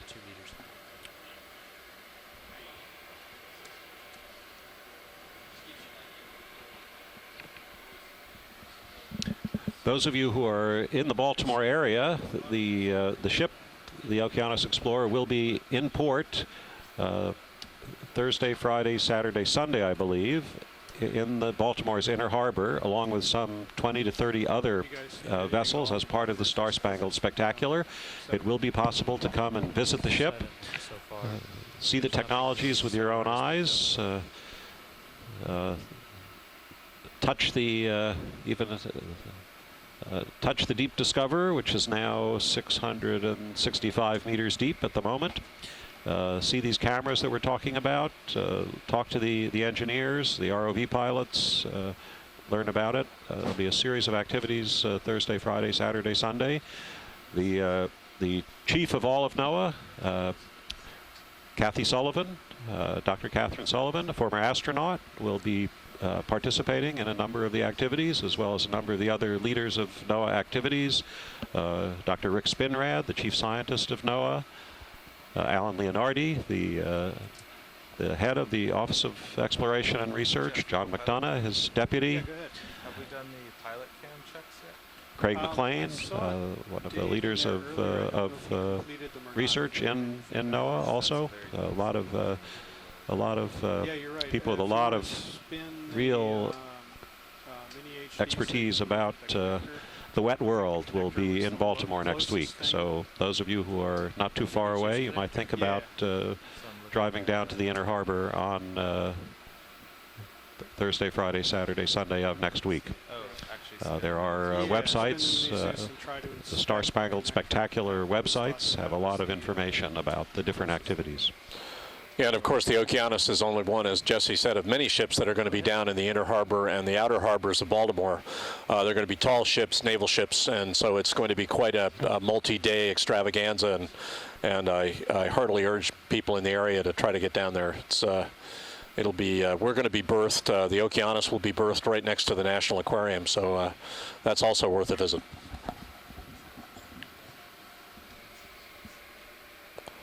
Video pilot, I'm still at 2 meters, 2.2. See some crabs on the seafloor. And we're moving over the ground, heading for a rockier bottom. Yeah, we're still crossing this bench. I call it a bench because it literally is. It looks like the seat on a chair. We haven't moved very far yet, less than 100 meters. And what we're doing now is testing systems as we move, moving east-northeast with the Deep Discoverer. We have not yet even thought about moving up the adjacent slope, the back of the chair, but we hope to do some of that before the end of the dive, and it's along these slopes that we would tend to see outcrops of geology and likely encrusting organisms like deep water corals. So stay tuned for that. We're still on pretty flat ground here. Yep. So try zooming in now.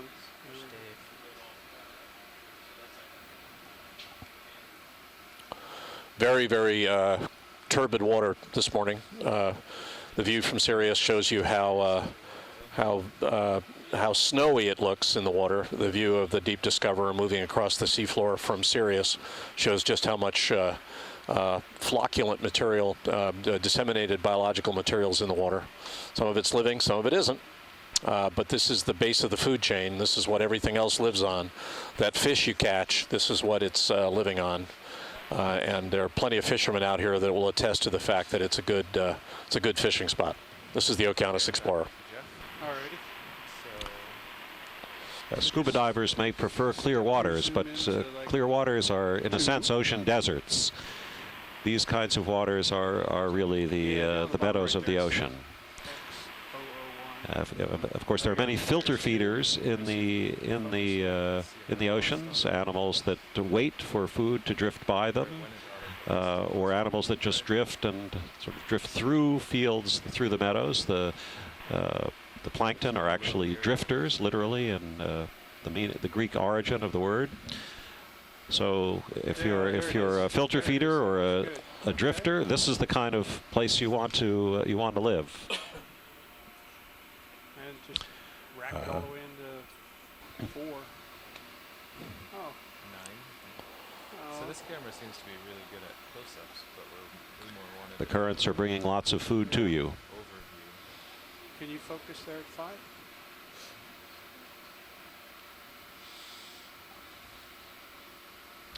Our colleagues here in the control room, our camera colleagues, are meanwhile sending instructions and guidance back and forth about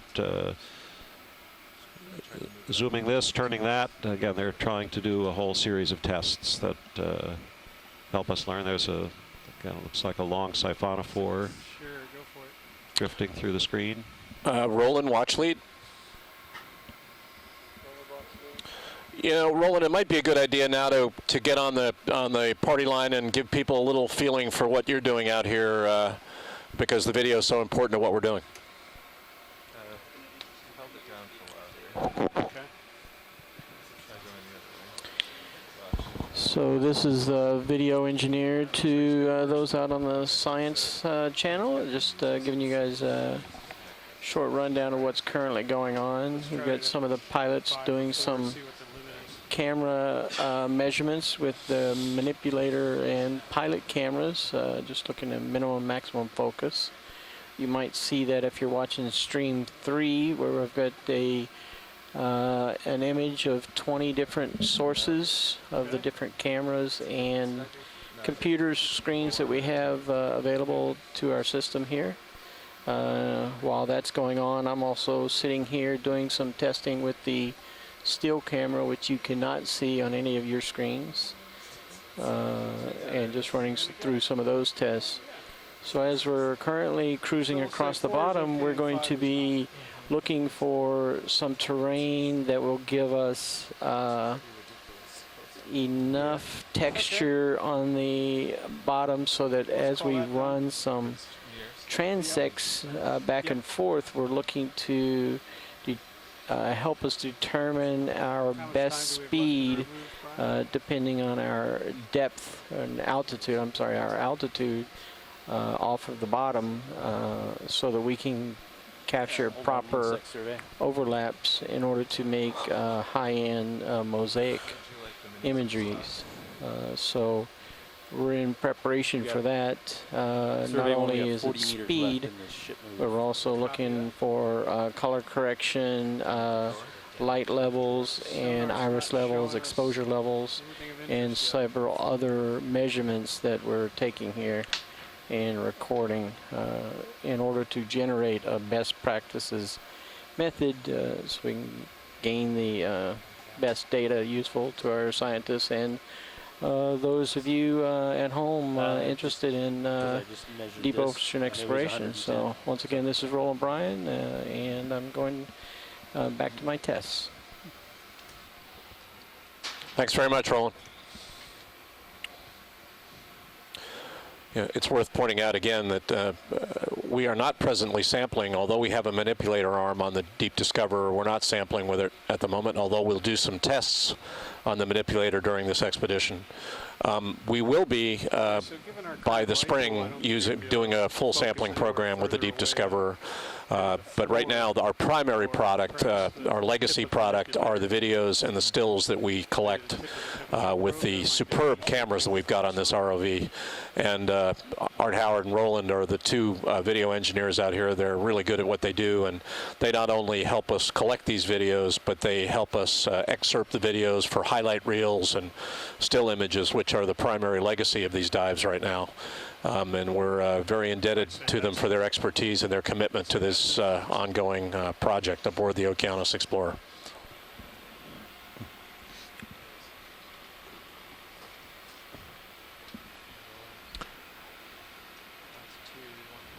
Jesse Ausubel again here from Rockefeller University and also Woods Hole Oceanographic Institution. Again, we are working in Lindenkohl Canyon, 160 miles or so off Atlantic City. We haven't seen any evidence of the casinos out here, but we see lots of other interesting things. And it's a very appropriate place to do this kind of testing. As I mentioned earlier, casinos out here, but we see lots of other interesting things. And it's a very appropriate place to do this kind of testing. As I mentioned earlier, Henry Lindenkohl, for whom the canyon is named, was one of the pioneers of coastal surveying in the United States. The agency for which he worked, the Coast and Geodetic Survey, which still exists today as part of NOAA, was the first U.S. civilian science agency. It was established in 1807 by President Thomas Jefferson. Jefferson and the citizens of the period recognized the importance of having a coastal survey. Benjamin Franklin was another great supporter of ocean mapping.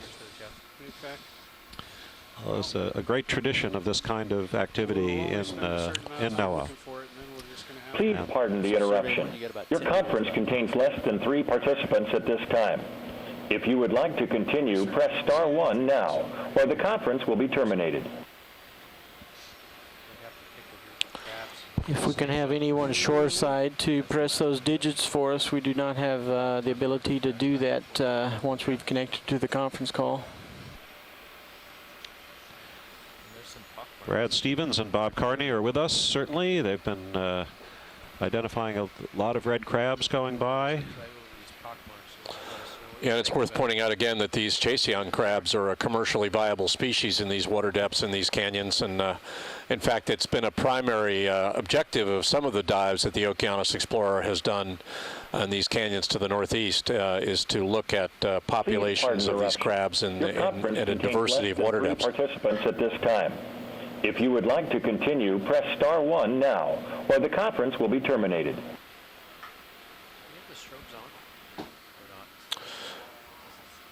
Continuing across sedimented seafloor, we're seeing some evidence for burrows. Some of those burrows might be related to the crabs that we're seeing, but there are burrows of a variety of sizes.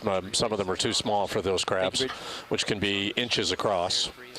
But we are seeing now a little bit better view of the seafloor as we're transiting from the Deep Discoverer, although you can see how cloudy the water is between Sirius and the ROV, which attests to how productive these waters are in this canyon.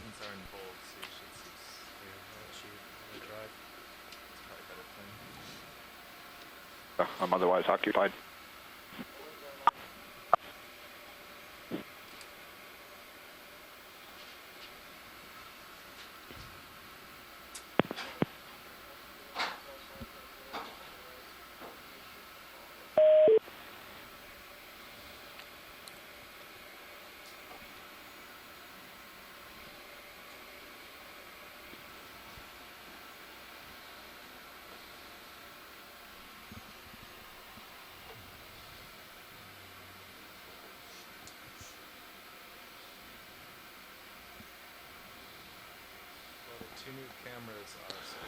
One of the original pioneers of the study of submarine canyons was a scientist named Francis Shepard. He was a Scripps scientist, and but when I was a student at Woods Hole in the 70s, Fran Shepard, kind of called the father of submarine canyons, spent a couple of years at Woods Hole in the latter part of his career, and I was studying part of the East Coast continental margin south of Georges Bank for my PhD thesis, and I had the pleasure and the privilege of working with Fran for a while, and he could wax very eloquently about these canyons, their history and their geologic complexity, how important they were for the biological lives of species on the East Coast, and he was a great pioneer of the features we're in right now. For those of you who like maps, the maps of the Atlantic canyons are fascinating. There are just some amazing features along the Atlantic coast of the United States and Canada as well. The one with the best name, I think, is the Charleston Bump off Charleston, South Carolina. It sounds like a dance from the Roaring Twenties, the Charleston Bump. But there's a big bump off Charleston. Well, and it's, you know, some of the topography of the East Coast continental margin is shaped by the proximity of the big coastal current, the Gulf Stream, and that continental margin. There's an enormous part of the southeastern U.S. margin called the Blake Plateau, which is at water depths of only a few hundred meters, and it has literally been sculpted by continuing interaction of this complex, turbulent flow of the Gulf Stream with the canyon, or with the plateau, and it's this interaction of fast-flowing currents and mixing of various water masses that has helped to shape the complex topography which now forms the continental slope of the U.S. continental margin. It's a fascinating place.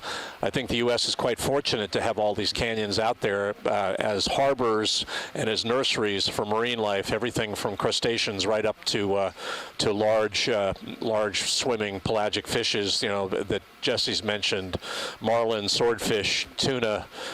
This feeds the commercial fisheries which have sustained East Coast ports for 2 centuries and continue to do so, although we're much more mindful now about overfishing than we were even up to a few decades ago. So we realize now that these fisheries have to be managed, and that's one of the major stakeholders that NOAA is working with now are these various fisheries agencies up and down the East Coast to try to understand the distribution of these species, crustaceans and fish, and then manage them appropriately so that they will continue to sustain populations in years to come.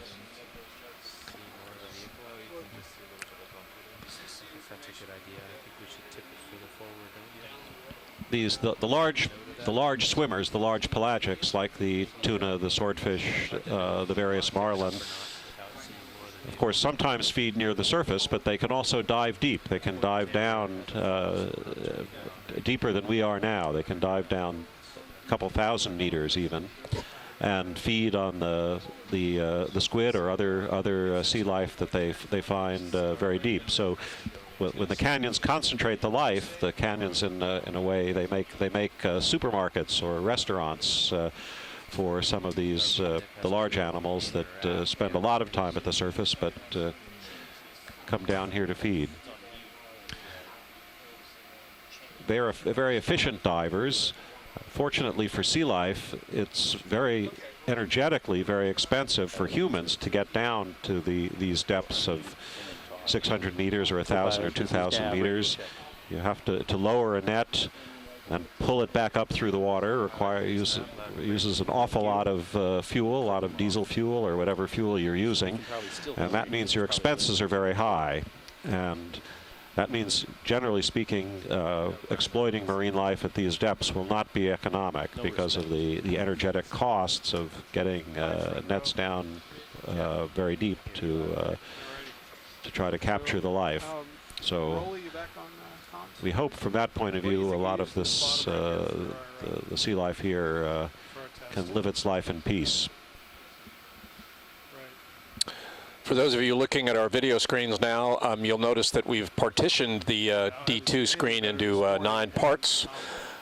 We have found a piece of seafloor that has some texture to it, and the idea here is to actually use this seafloor as a template for the photomosaicing that we want to do. It's nice to have a little bit of topography on the seafloor so that we can look at how well our digital still camera is doing in stitching and creating images that we can then stitch together into mosaics.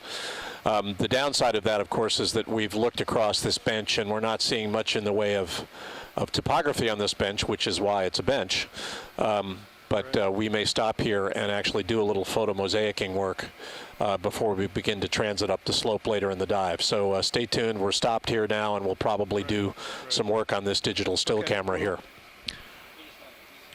Bob Carney in Baton Rouge has pointed out that this is very fine-grained sediment, fine-grained burrows. So the burrows also don't seem to have ejecta. Sometimes you have around the entrance of a burrow, you'll have a little hillock of the materials that were dug out, excavated by the animal that lives inside the burrow, but we don't seem to see those. It's flat here. I'm not sure if that's I'm sure that's probably a clue as to the particular animals inside the burrows.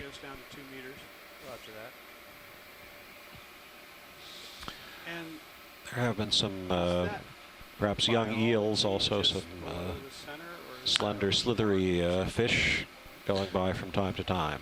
And as you begin to, as we zoom in a bit on the seafloor, you can see that on the small scale at least, this view that we're seeing from the D2 is somewhere on the order of 3 to 4 meters across. So we're seeing small scale topography in the form of corrugation of the seafloor, and almost all of that is usually modulated by biology of one form or another, either organisms that are crawling across the sediment, might be sea cucumbers, might be worms of one form or another, or organisms, as Jesse just mentioned, that are burrowing in the superficial sediment, throwing up sediment into the water column and settling back down, creating small-scale topography.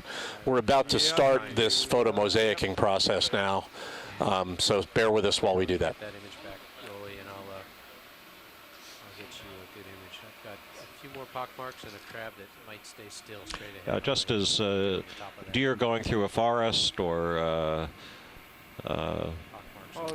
hedgehogs or moles will change the surface on land and introduce some some bumps and whatever into your yard. Of course, the benthos, the animals that live on and in the seafloor, do the same. They leave pathways and trails. They make burrows and caves. Yeah, we're going to. A lot of animals, of course, including humans, like to live in protected spaces. Humans liked caves to begin with, and a lot of our homes and apartments today are still an awful lot like caves. A lot of the sea life have the same idea. It's safer to be inside a burrow. Being outside is you're exposed. If you're outside, you want to be very fast or have very, very good sensors to recognize threats. And or as Jesse would tell you, because he's the manager of his co-op in New York, you've got to pay your dues, or you don't. You're not sheltered anymore. You pay for protection. You pay for protection. 75%.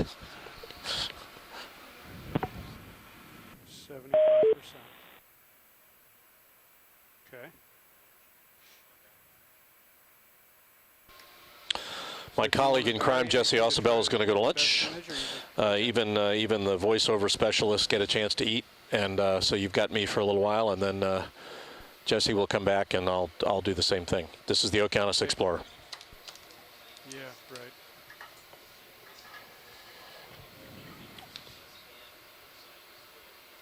Yep.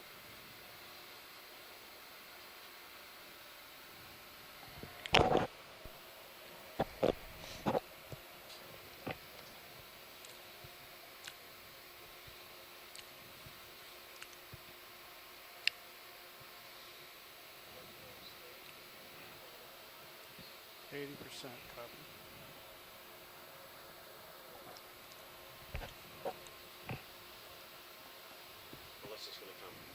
Oh, good.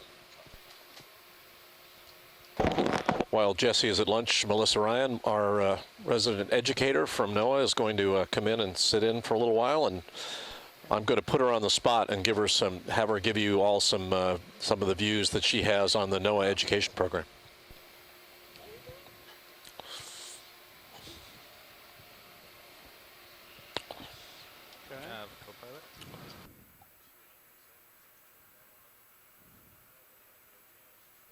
This is Nav. Hey, you want to drop a target where we're doing our tests? You can either double click, or if the ROV is set up correctly, you can hit F5 to drop it right in the center. Let's see. Yep. And then you right click it. Right click in the red somewhere. Properties. Mm-hmm. You can change the name to I don't know. Camera calibrate. Or DSC. Yeah, calibrate. maybe the exposure is auto-adjusted, but the preview is. Camera DSL. Why don't you just delete stop that and just down do and take a DSC. picture? Calibrate.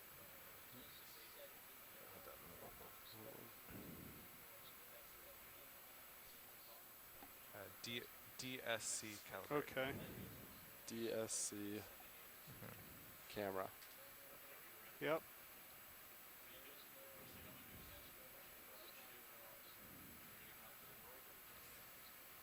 Nice. Do any of these other properties need changed? 85%. Those are automatic. What? What is the slider bar? There you go. Yeah, but what is it adjusting? Okay. Okay. So you're changing the exposure level to about 85%. Okay. In manual mode. Okay. Melissa Ryan's with us now, and she is going to explain a bit about what why she's out here, what the NOAA education program for ocean exploration is all about, and take it away. Hi everyone, it's a pleasure to be here. Yep.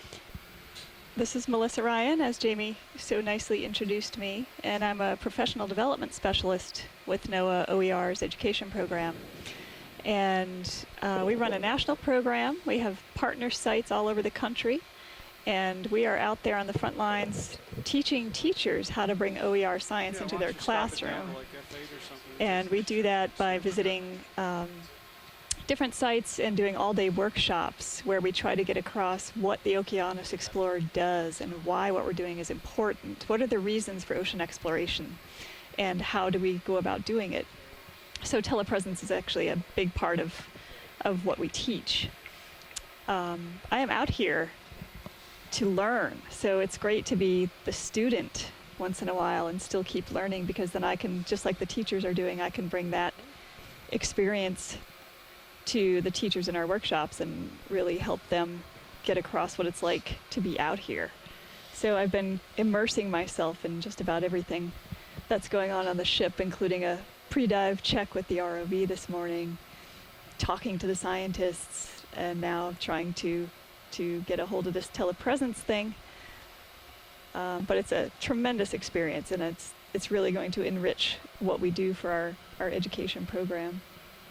And exposure and Telepresence, for those of you who haven't heard the term, it's becoming a well-known term now, is the notion that we're not only doing exploration out here, we're actually transmitting what we do more or less in real time to the beach by satellite, both voice and video. And Melissa's no stranger to going to sea. She's been to sea on other vessels, but I might ask her why what she's learning out here on the Okeanos makes it a unique capability versus some of the other ships she's been on. I think one of the things that really impresses me is the variety of backgrounds that we have out here that make this happen. Ocean science is so interdisciplinary, and we have videographers, we have scientists, we have ship's crew, we have ROV engineers. So it's important, this is one of the things that we talk about in our education programs, is that you don't have to be a PhD oceanographer to participate in ocean exploration. There's so many skill sets that are necessary to do what we're doing the way we're doing it, that it's an amazing group of people who pull all this together. Yeah, it's an incredible team process, and I am a PhD ocean scientist, but I will tell you, ocean exploration requires more capability and more expertise than we could possibly pack on this ship at any one time. So it's the very fact that telepresence brings a lot of expertise together, both on ship and off ship, that allows us to do this in a way that is educational, both for the group of us professionally that do this, and for all of you out there who want to learn from us about what the seafloor looks like. And we simply couldn't do it without connectivity between the ship and the shore. So what Melissa says is absolutely true, but it's not just the group of experts out here, it's mating that group of expertise with all the people on shore that are interested in helping us identify species, characterize geology, and all of the engineering types that we have, both here and ashore, that have helped design and build this fabulous technology we out here that really makes it go.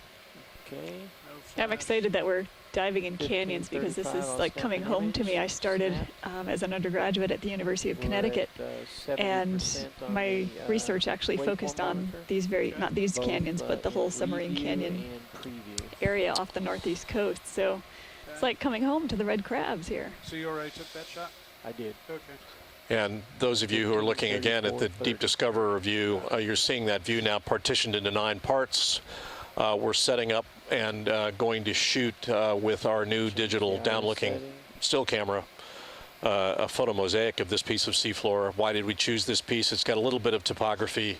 It's got some interesting features which we can use to help stitch together this photo mosaic of still images when we're done. Got some crabs moving across the view. Moving objects are not so good for photo mosaicing, but they are presenting an interesting view now. They're crossing burrows which they did not make. These are the commercially viable crabs that live out in these canyon areas, the Chaseon crab. But the burrows behind them in that seafloor view are not caused by those crabs, but by other organisms living in the sediments. We got a waveform reading of about 43. I'll snap an image at 1536. Copy.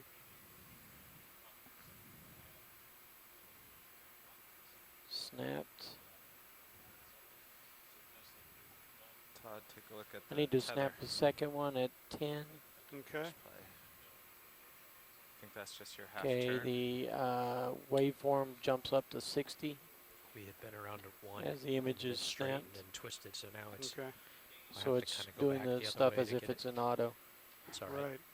Yeah, So no, it's it's still. all right. I was just So it's making Yeah. auto Playing. adjustments.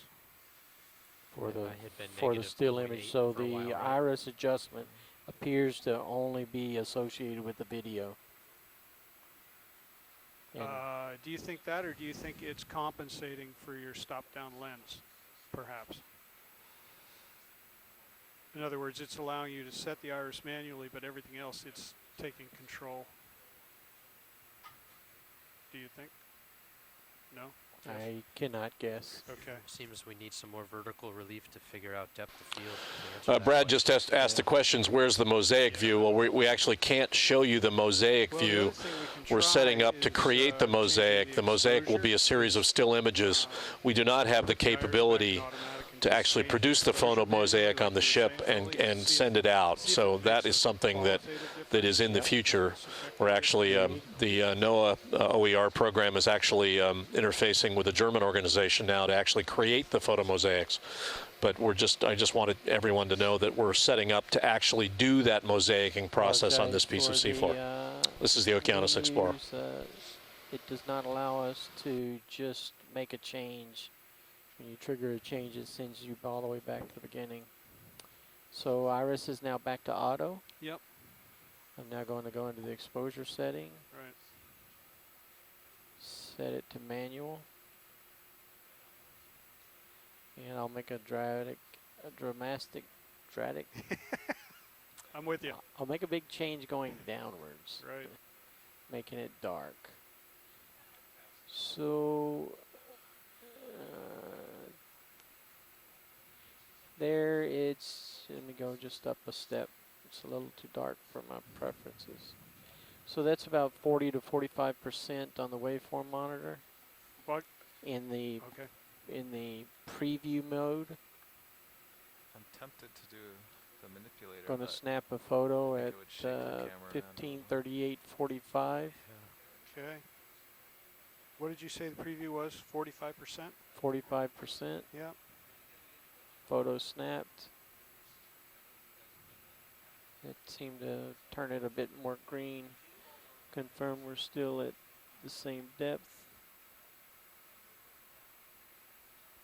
Okay, we've drifted down a little bit to 1.7. Oh yeah, the just set pick- point moves like 0.1 every few minutes. I'll bring it back to 2. Okay. It's an interesting feature when you're over a shipwreck. You have to remember to bump it up every Once we get back to few minutes. 2.0, I think we'll snap another one. There you go. Okay, I'll snap it right now at 30. Yep. 15:39:30. And we were at, I'm sorry, prior to snapping it, it's about 37. Yep. And snapping it, it's about the same, 37 to 40. Okay. And I took a second image at like 45, 39, 45. Okay. Let's take that exposure adjustment all the way down to like 50%. In other words, a darker image than you'd be satisfied with it, but I just want to see it make a dramatic change Yep. to the picture that's captured.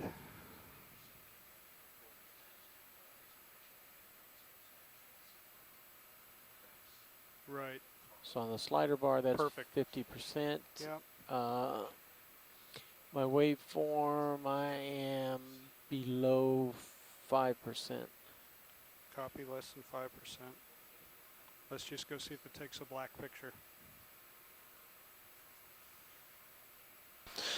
Yeah, Brad Black, Stevens I has just think come up with a just a little bit of hypothesis that detail lights from the on ROV might be facilitating visual feeding. We just saw one of the red crabs attack something, perhaps a squid, and that other behavior that might not occur otherwise in the normally pitch black environment that we're in here at a water depth of about 645 meters. It's fascinating.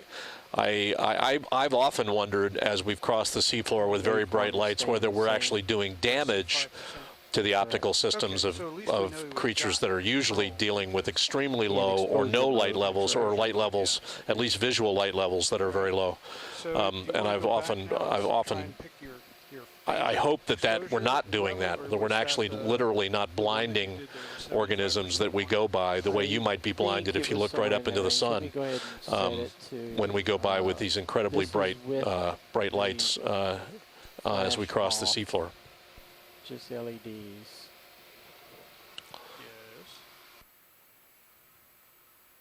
I would say that's actually best. Let me remove the menu. Okay. Well, that's where the camera put it for Automagic. Actually, I think maybe Automagic. This piece of seafloor we're looking at right now is actually one of the more burrowed pieces of seafloor we've seen on this bench. We're on the inner edge of this bench now that we've been on, and a little higher water depth than we were in earlier, about 20 meters higher. So this bench is actually gently sloping to the northeast, or sloping down to the southwest, sloping up to the northeast. And we're seeing some burrows. We're just about at the base of this slope now that we'll be transiting up later in the dive. It's about 11:40 Eastern Daylight Time now, and we'll be in the water today until, something on the order of 1600. So we're nowhere near the end of the dive, but we're getting our testing done. We're hoping to be able to do a little more transecting of the seafloor towards the end of the dive. So stay with us. This is the Okeanos Explorer. You want to set it at your 90%. I'm calling that 90%-ish. On the slider bar? Yeah. But what's your waveform now? Waveform is reading about 75%. Yeah, Brad Stevens has just made the comment that lobster eyes can be damaged by bringing them to the surface. These are lobsters that are living, many of them live in hundreds of meters of water, and that's where the lobster fishery is now, is out on the outer continental shelf in the heads of these canyons. ROV lights might do the same, and it's good to pass that along. We fantasize that we cross the seafloor with our technical systems, and we need light to do that visually. And yet we might in fact be negatively impacting some parts of the ecosystems, the biological ecosystems that we're looking at, simply because we're doing that. And it's something to keep in mind. So I would say this is a fairly good as far as light level. Do we want to You wonder too if creatures are staying away from the lights, so are there organisms there that we're not even seeing because they're shy about the lights? We've certainly seen evidence for that in dives that we've done in the Gulf of Mexico. You'll see some organisms blunder into us, which means they're not very visually sensitive. They react more to vibration, and so they might feel the vibration of a thruster or the motion of the vehicle through the water, and they react to that. And some crabs, for example, can be quite defensive. They'll see the ROV coming and get into a defensive posture, claws up, and then when they realize they're up against something too big for themselves, then they retreat. But I've seen some of these Chasian crabs be quite amazingly defensive and put up their dukes and go, okay, let's fight. And considering that the ROV is 6 feet high and 8 to 10 feet long, that's really quite a brave thing for a Chasian crab to do. But I've seen them do it more than once. And a lot of these organisms are territorial, and they will defend territory that they perceive as their own. And when the ROV blunders into that territory, they'll defend it. Brad, we do have scaling lasers on the ROV. I don't know whether they want to put them on right now doing what they're doing, but I'll ask that question. That's the indoor setting. And then over here is the manual. This is like a one push. This will give us the best. That's the closest to realistic. It's slightly in the red, but it's much closer than all the rest. So we'll take our test. I would recommend we do these in this mode. All right. So As- when do you do As the I've white mentioned, balance? this Before the- down-looking before still any of camera the, is exactly that. It's down-looking. It's before placed we in the get any center of the mosaics and chassis stuff would of the actually ROV, but officially below take the place, ROV, or looking as straight soon as we down. sit So down onto the bottom, what the we view get you're a getting white right now balance is or a something to view start looking with. down from the And then it ROV. would be locked Our in for the lasers, rest of the our dive. sizing lasers, which are Thus spaced it, at you about know, 4 the inches apart, color 10 corrected centimeters, are not looks. mounted on this camera, so you're not going to see those even if we put them on. Notice the crab looks more like We're in a crab position color. where we're testing So a new basically system, at which this is going to point, be a if you superb change the system white once we balance, test now it, we're but gonna leave it bear changed. with us today. We're not doing the normal transiting that we would normally do. We're more or less in one place and trying to figure out how to do this job well, so that this is another tool in the arsenal of the ROV. For all of the things that we use the ROV for, whether it's examining biological ecosystems, geological features, or in some cases shipwrecks and archaeological finds.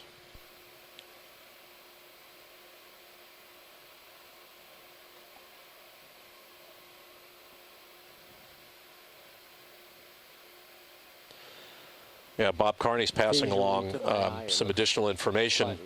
This is a reference, Vision in the Deep Sea by Warren Lockett. It's in Biological Review, 2004, volume 79, pages 671 to 712. I will take a look at that reference, Bob. If you want to do a little brief summary for us on the chat log, I'll pass it along. 60 to 65%.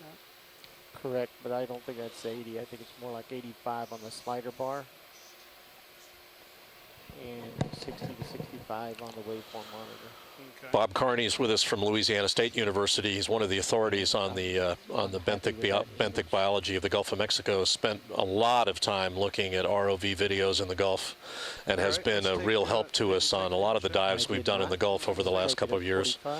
As I've said before, Bob is a big fan of sedimented seafloor, because sedimented seafloor is really what characterizes the vast majority of the ocean floor. Pretty flat, pretty sedimented seafloor. So what we're seeing here is more the norm than the exception. We tend to look for topographically complex areas, very steep walls, very deep canyons, and we like topography with the ROV because it's exciting. It's where encrusting biology tends to be, like deep water corals and the fish associated with those corals. But in fact, the seafloor we're looking at is much more the norm. And Bob has often reminded me of that in my travels on the Okeanos Explorer, so it's a good idea that we remind everybody of that. We're down to 40%.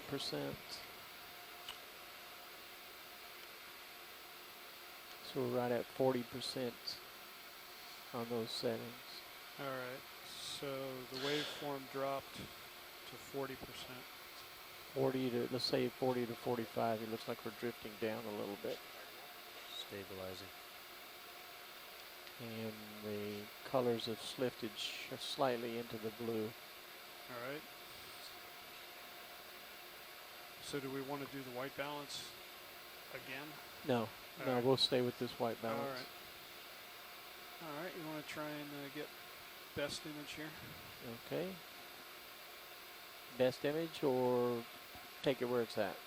Oh, we could take it where it's at and then go for best. Right. Yep. Okay, so we'll do it at 4930.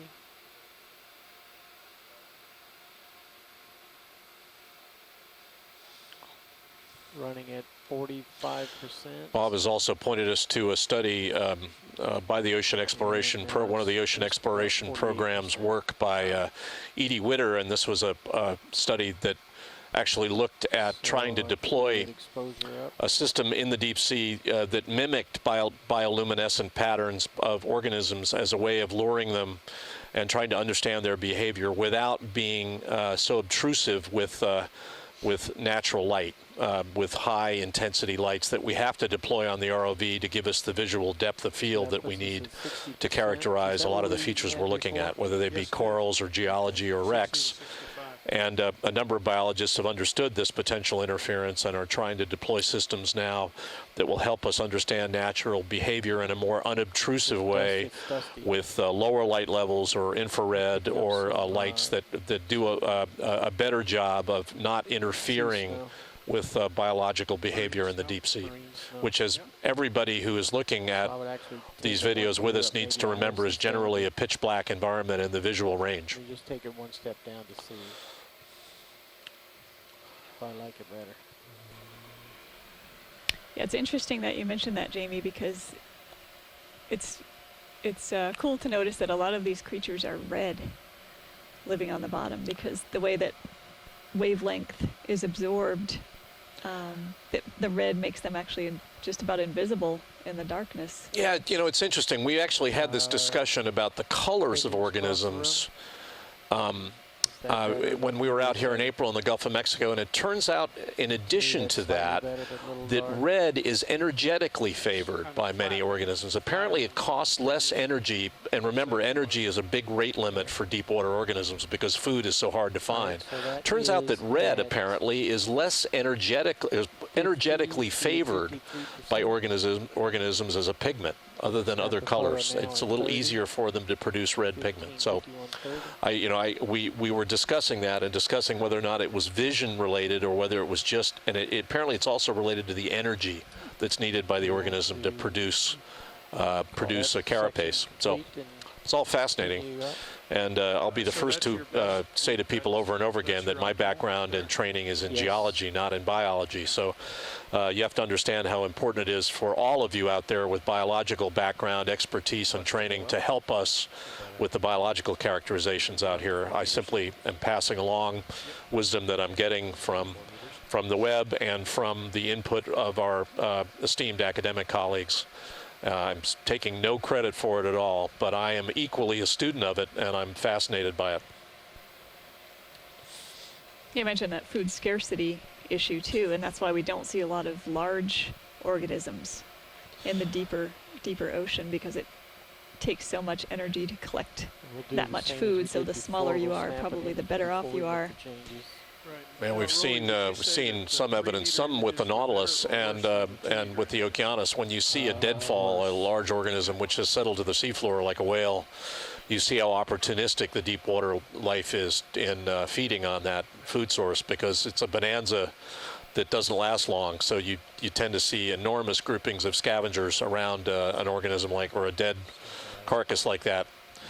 Because it's opportunistic feeding based on availability, and pretty fascinating when it happens. They've actually baited traps to attract organisms, and it's been quite successful in many cases, actually putting bait on the seafloor to see what's down there. Snap the photo at 5330. We're at 43%. Snap the photo. Review is about 46%. Okay. Now you want to set your exposure? Yep.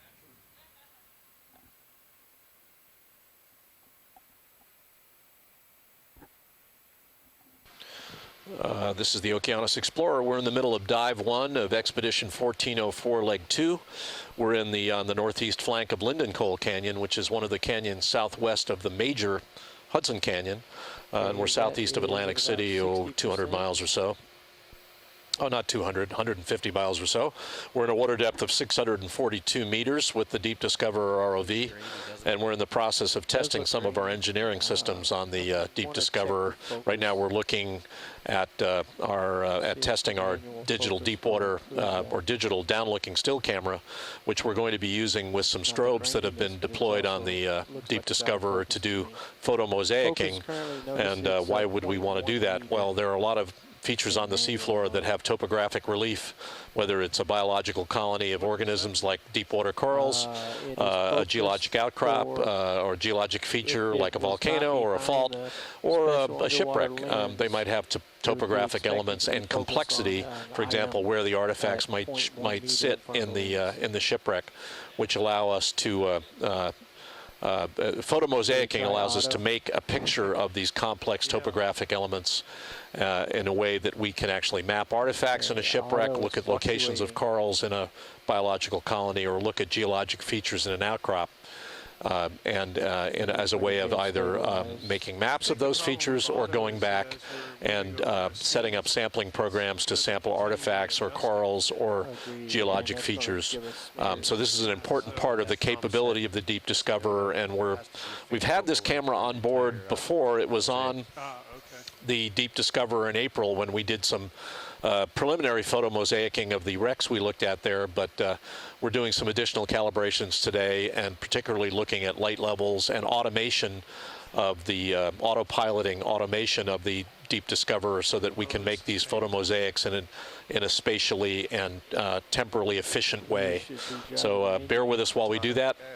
We're going to be here a while longer while we do this, and then eventually, before the end of the dive, which is at about 1600 Eastern Daylight Time today, we'll be moving up the adjacent slope here. Oh, probably up to a water depth a little deeper than 500 meters before we're done. Stay with us. This is the Okeanos Explorer. Something just beyond 2.5 meters. Right.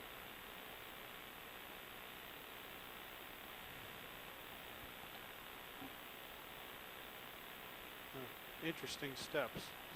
Very interesting. 2.5 and 0.8, 0.5, 0.3, 0.2, 0.1. Did you note each one of our options? 0.1.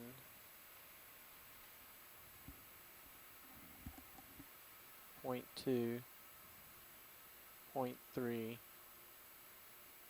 0.5, 0.8, then 2.5, and then infinity. Got it. So we'll probably be running in infinity. Okay. Okay. Snap the Focus photo set at to 30. infinity. Do not think that's a usable photo for the surface. But I did snap a photo at 15, 57, 30. Okay. What was the level? I'm sorry, I did not do a second one. We're currently running 60%. Okay. Snap another one at 1558. Currently at 60 to 65. Copy that. Okay, I don't think we need to go any higher. I mean, we've already lost usable images. We in LED mode, correct? Yeah. Okay. Do we want to start here with the flash or go down to the bottom? And Let's come go back up? down to 2 meters. Let's Okay. just repeat. Todd, take us down. Nice and slow.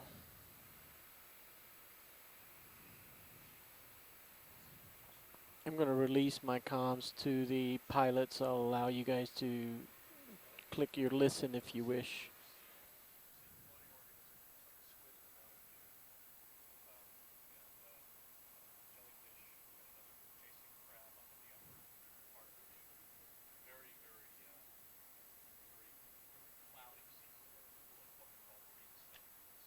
Yeah, stand by. I'll just unlock them. Okay.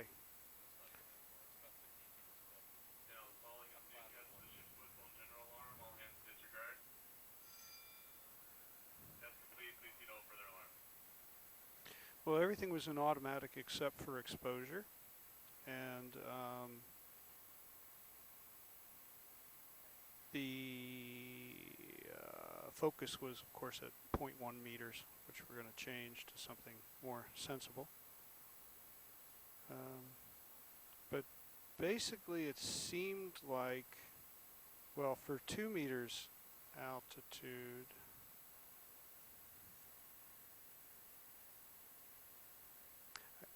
it seemed like you liked a waveform of around 60%. So when we took a whole bunch of different pictures, it was the 60% pictures that you seemed the happiest with.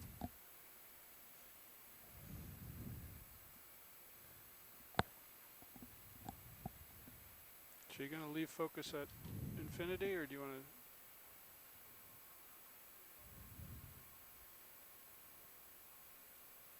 Okay.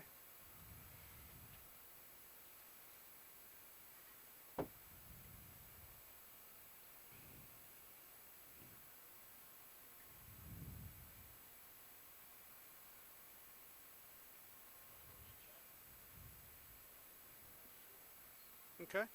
Infinity it is. Pilot steady up on 2 meters altitude.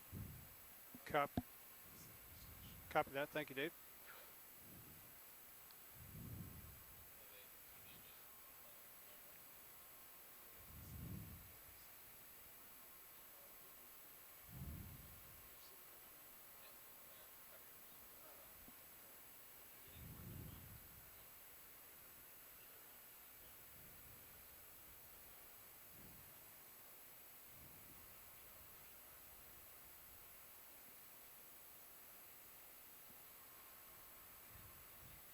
Looks like strobes are already powered up. Which relay is that?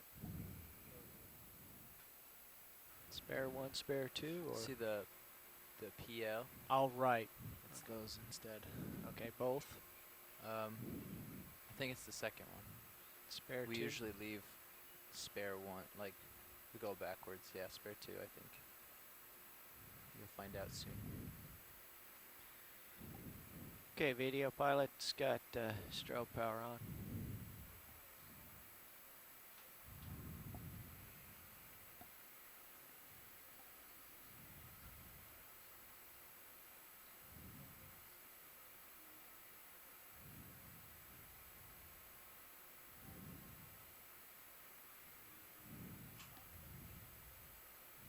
Copy 95.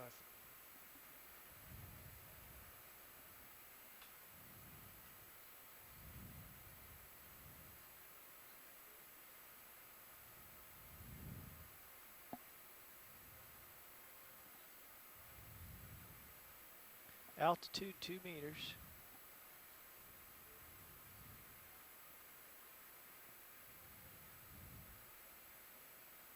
Okay. So that was auto exposure settings. All right.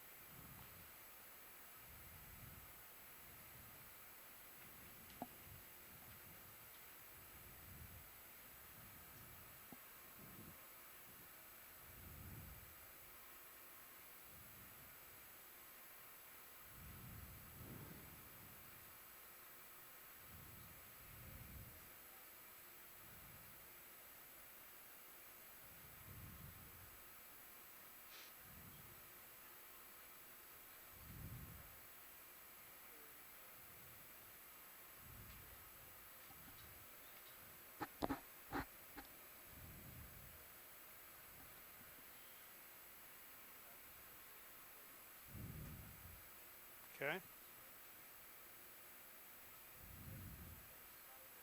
I guessed it at 75.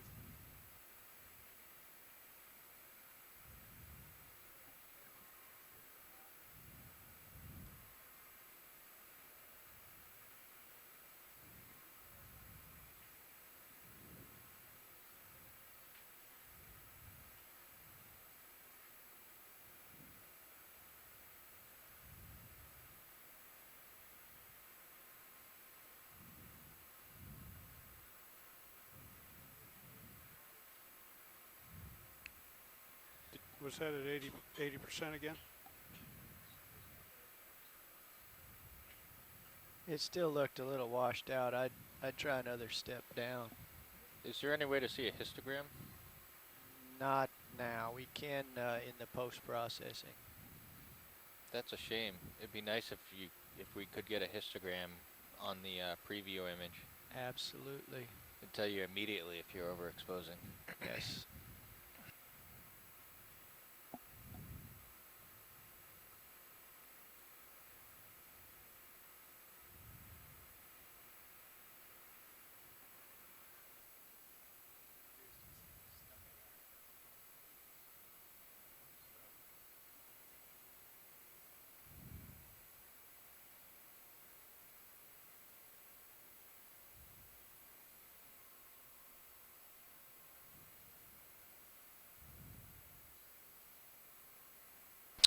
This is the Okeanos Explorer. We're in the middle of dive 1 of Expedition 1404 Leg 2. We're on the northeast flank of Lindenkohl Canyon. It's a submarine canyon southeast of Atlantic City and southwest of the bigger Hudson Submarine Canyon. We're in a water depth of about 650 meters, and this is the first dive of this expedition, and we're doing some much-needed testing of our Deep Discoverer ROV. The primary goal today is to do some tests of our photo mosaicing capability using our digital downlooking camera with associated strobes. We're doing that right now. So the view you're getting from the Deep Discoverer is a segmented view that's looking at exposure levels and so on related to that new camera and the strobes associated with it.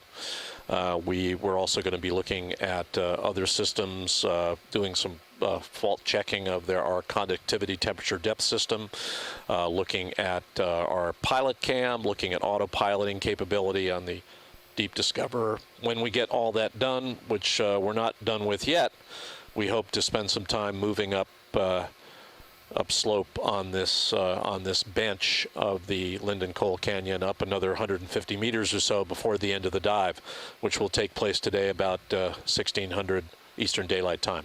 This is the Okeanos Explorer.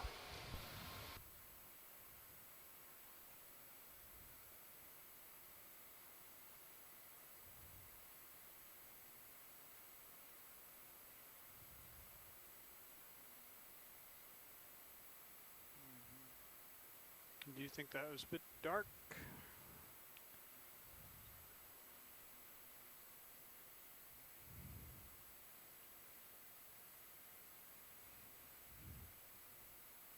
Okay.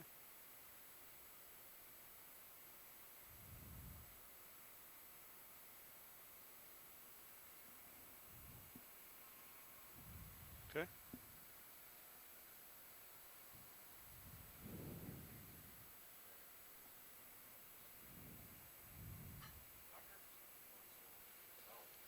Bunch of squid coming through.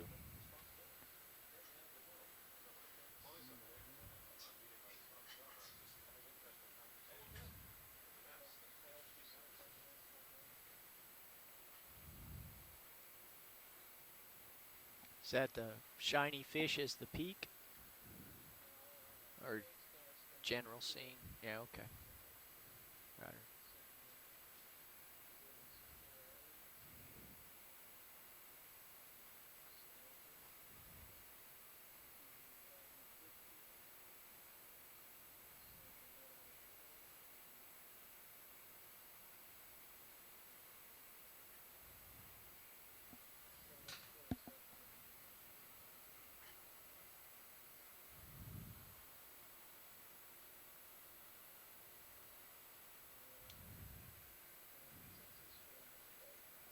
I'd be curious to find out at what point does the exposure look underexposed with the strobes, just so we bound it.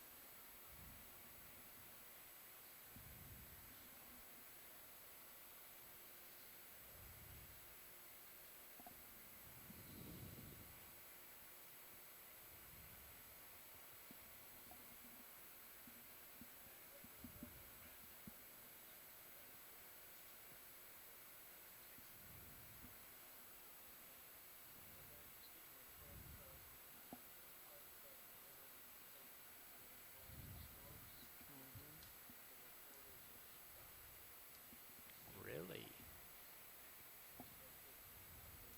Oh, because the video blanks, it thinks it's oh, and they're stopping?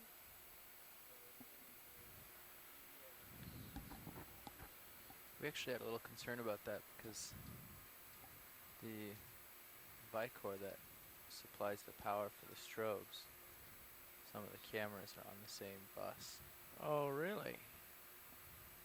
Okay, I'm going to bring up main HD on my monitor here so I can observe that.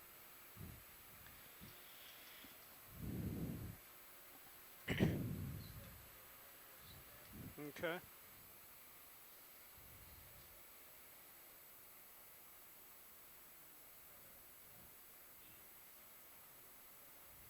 Okay.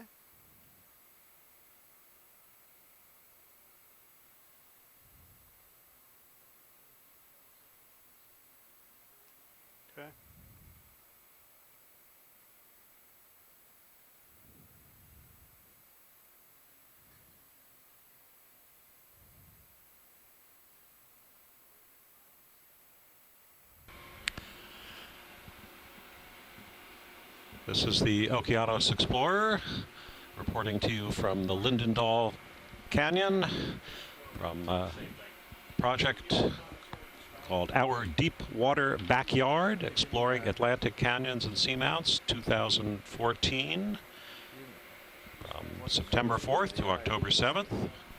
5 weeks of ocean exploration from NOAA's Ocean Exploration Program, from the Okeanos Explorer, America's ship of exploration.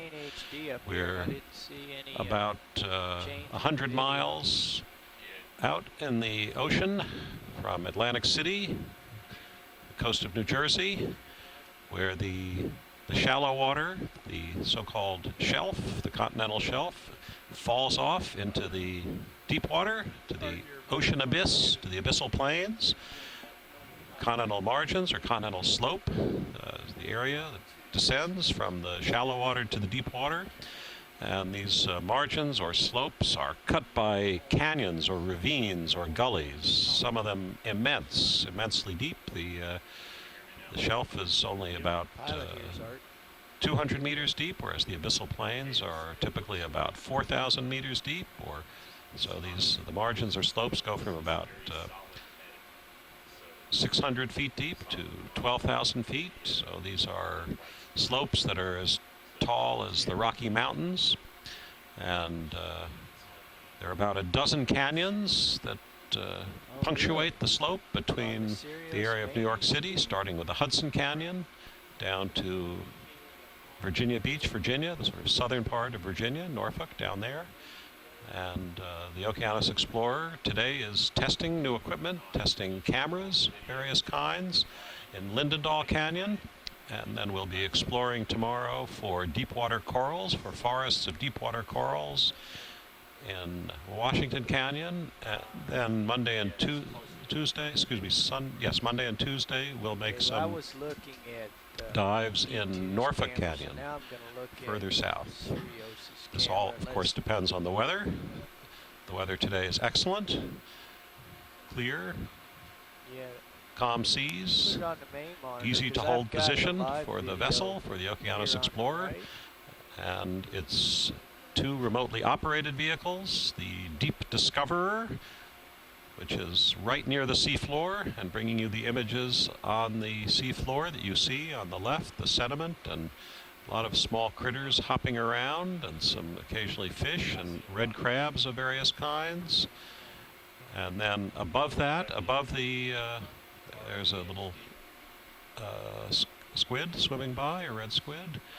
And then above the Deep Discoverer is the Sirius, a smaller autonomous remotely operated vehicle. These are vehicles operating on cables or tethers from the ship, operating at a depth of 646 meters for the larger remotely operated vehicle, the Deep Discoverer. And the Sirius is about 15 meters, about 50 feet above that, watching it. The Sirius is named for the brightest star in the night sky. And for Harry Potter fans, we may say it's named for Sirius Black, Harry's godfather. Strobes happen to flash synchronous. I think with that probably field, it would be pretty bright. The star came first. As I mentioned, we've been testing still cameras that are good for making photomosaics, of composing large synthetic images of seafloor. For example, if we want to be able to show the extent of a coral forest, we would take a lot of images, take images every 4 or 5 seconds, say, and then stitch those together into a kind of carpet or bigger map. And we're doing some other testing of other kinds of cameras to see whether they can operate in autonomous modes, programmed modes, whether certain kinds of zooms work well, whether how exactly reflectivity of certain surfaces affects some of the cameras. The Deep Discoverer has many cameras on it. I should know the total number, but let's say it has, I would say, at least a dozen different cameras. Okay, I think I know what's going on here, Rolly. It's just by chance that flash is synchronous. But when the image goes off, as it just did, that means one of our videographers or maybe it just thinks camera it's experts is illegal doing some because kind of a cameras- test. The cameras, you know, really gained up, and then My impression is, so far today, most of the tests have been going well. We've been seeing some. We should move on. This is something else we can investigate later, but we should keep the test rolling. So let's pass it back to test. On the left screen, you've been seeing some jumpy images. Again, that has to do with some of the camera tests. Now some images are coming and going, dividing up into 9 panels to do various kinds of comparison of imagery within those. We basically took that exposure all the way down until it was getting dark. So let's move up to 3 meters and retest. Okay, pilot coming to 3 meters. Nice and gentle, like we don't want to stir up the bottom. Roger that.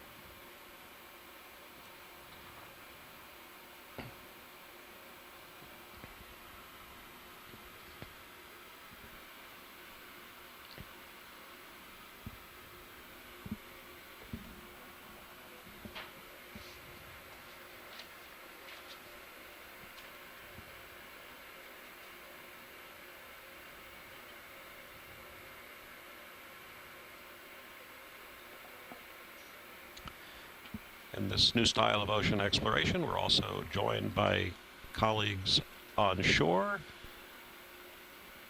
We've been working with people in Louisiana and Maryland and Massachusetts.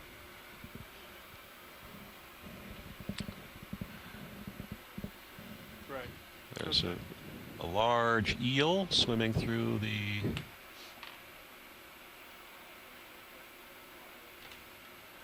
screen on the right. There's a very beautiful shot for our videographers.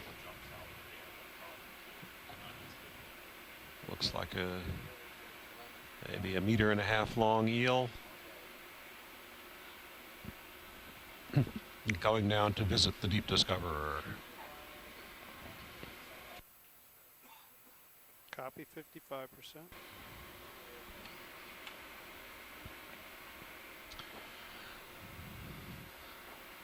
Some animals are disturbed by the light from the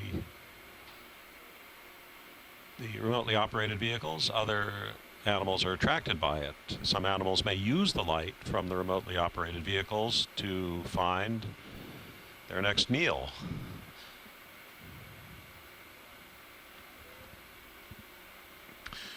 Of course, we're in a part of the ocean where there is no natural light. Sunlight never reaches these depths. The photic area of the oceans depends on what the turbidity of the water, the particulate matter in the water, and so forth. And in the clearest waters and parts of the tropics, one may see 50 meters down, 150 feet, perhaps even a little further. And light may reach, if you put a little disc that's very sensitive to light in the water, there are places where even if it's 100 meters, 300 feet down, you might get some penetration of light from the surface. But here at 650 or so meters, about 2,000 feet deep, it's a world of perpetual darkness. Copy that. Well, I shouldn't say that, because of course some animals can make their own light. There are bioluminescent animals that there are lanternfish that have lights suspended from their foreheads. There are jellyfish that make a kind of electric current that illuminate the world around them. But I think our review image is... The animals sense one another in various ways. They can sense chemical trails. They can sense movement, pressure, changes in pressure. And when there is a source of light, as we have brought, of course, some of those animals may take advantage of it. And a lot of animals use sound. They have their own sonar. Whales, dolphins most famously, they send out sound, they make noises, and they listen for echoes, echolocation, and they'll find one another or prey, food, using sound. You mentioned bioluminescence, Jesse, and that's such a fun topic. Excuse me. It's much more prevalent in the ocean than it is on land. If you think about how many creatures do you know on land that are bioluminescent? We've been joined by Melissa Ryan, a member of the Ocean Exploration Team of NOAA, the National Oceanic and Atmospheric Administration. And Melissa has raised the fascinating subject of the comparison of land and marine animals. There are land animals that are bioluminescent, fireflies, for example. Some kinds of mushrooms also glow in the dark. Maybe some of your friends glow in the dark. But in the oceans, there are many animals that have the potential to generate light. You might want to bracket it a little bit because we don't it's have a great power if you have it calibration in the ocean. what we see It can both it can help you find food. It can, in some cases, protect you. There's a little bit of banging in the background that you may hear now. We are on a ship, and ships are never completely quiet. There's always, even if you're on a sailboat, there'll be some rustling of the sails or some of the cables. But of course, on a motor vessel like this, about, I think it's about 80 meters long, there's always work to be done. There's always cleaning and painting and taking some part of the ship apart and putting it back together to make sure it's clean and well lubricated and working. So life on a ship is always full of sounds. Maybe we should spare them the the background noise. Okay, has everybody in the front row had a lunch break? Yeah, we are the relief crew here. Okay. And I might suggest that since we're settled in the seats, I'm happy to extend here through the camera testing so that Todd and Carl can come back for manipulator work. Yeah, that makes good sense. I'm going to need a break, though. I see, okay. I'll need to get somebody in here to scribe for me a little bit. All right. Maybe Todd would do that. Or Brian Bingham, perhaps, either one. 60%, oh, it was 15% was your pre-exposure. You may continue to hear some banging in the background. Yeah, it was 15%. Trust that won't reduce your interest. And the slider was at Images are, of course, the main currency of the Okeanos Explorer. On this expedition, we are not actually capturing any samples. In 2015, in the spring of 2015, there are expected to be some expeditions in which we will add robotic arms onto the Deep Discoverer and may also pick up some rocks and bring those back, or some samples of sediment. But images are what we're collecting now. But we also have what we call an event log. Our doctors on call, our colleagues on shore, like Bob Carney and Scott France and Tim Shank and Santiago Herrera, Brad Stevens, Catalina Martinez, email us notes that all go into an event log of what they're seeing as the screens go by. And we ourselves here on the ship also take notes. This is very traditional scientific practice. Those of you you may remember a high school biology course. You probably kept a lab notebook. When you began an experiment, you'd write down the initial situation. You write down the events as they occur, and so is he going to continue the same work? The event logs of the Okeanos Explorer are very similar. And of course, they're journals in a way of a certain kind, and journals of discovery can be very exciting. Some of you may have read the journals of Lewis and Clark, for example, the great expeditions that explored the Missouri River and parts of the American West. Check out that Or Charles Darwin, the log. voyage of the Beagle. And there are periods when not much happens, but then, of course, there are periods of momentous discovery. Suddenly something important swims into view. That's interesting. And so recording when something happened, what the context was. This is also very much part of exploration, making a good and reliable record of what's been observed. You don't have a number. Yeah. But that's interesting. That was before you started to move it, and then when you moved it, yeah. Just doing it, right. Well, that was a couple. That was a little while ago. That's interesting. I'm gonna have to look at the logs. I wonder if Could that have been a date of timeout? Yeah, I wonder if it. Our optical colleagues are testing various exposures, underexposures, overexposures, trying to learn how to calibrate images even better and how to exploit the remarkable qualities of that cameras now have. Of course, the lenses themselves are fantastic, but it's also the ability to manipulate the digital information. It's tremendously powerful. The Deep Discoverer also has very sophisticated lighting, LED lights, tunable in various ways, and strobes. So one can have moments of brightness, greater brightness. Of course, it uses a lot of energy just to run lights all the time. So if one can We're picking up some squid.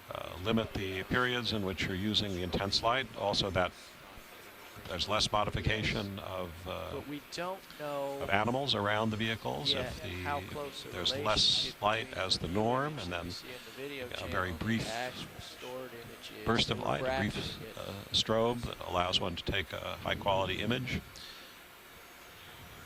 So today is dedicated to experiments of these kinds. We hope we'll be putting into use what we learn as soon as tomorrow, but certainly later in the month.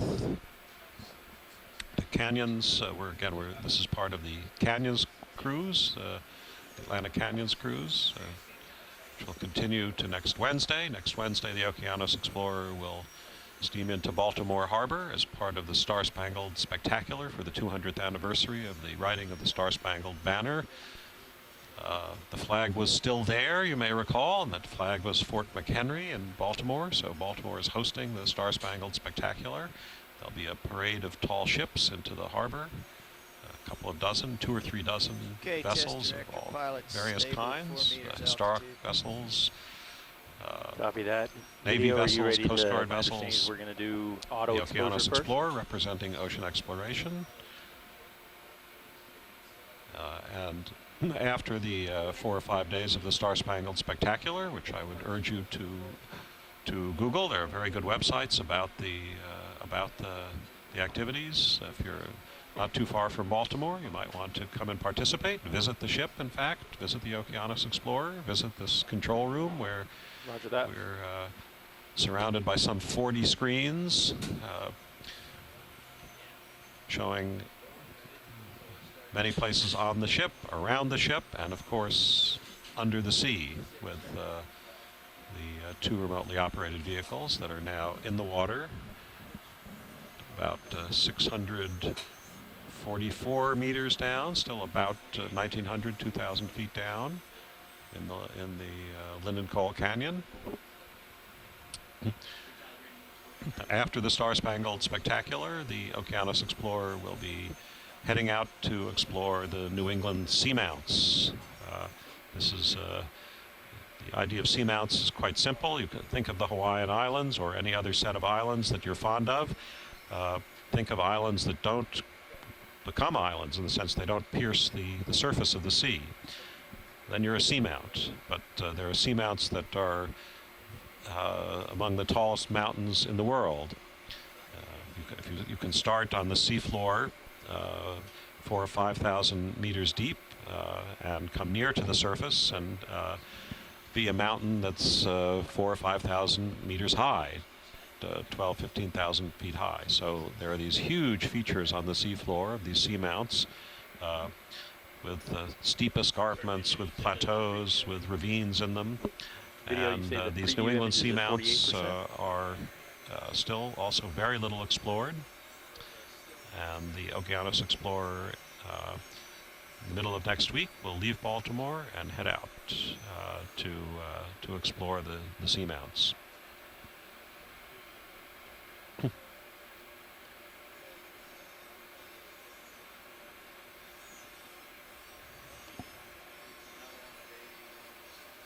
So 40, and the preview is 48%. Okay.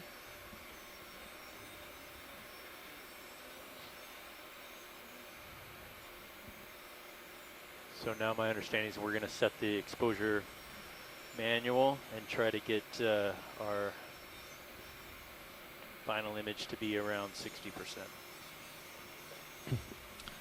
As you can see on the left screen, our photographic wizards are adjusting some things manually to try to see whether various adjustments will highlight. You can see there are some let's start at 15.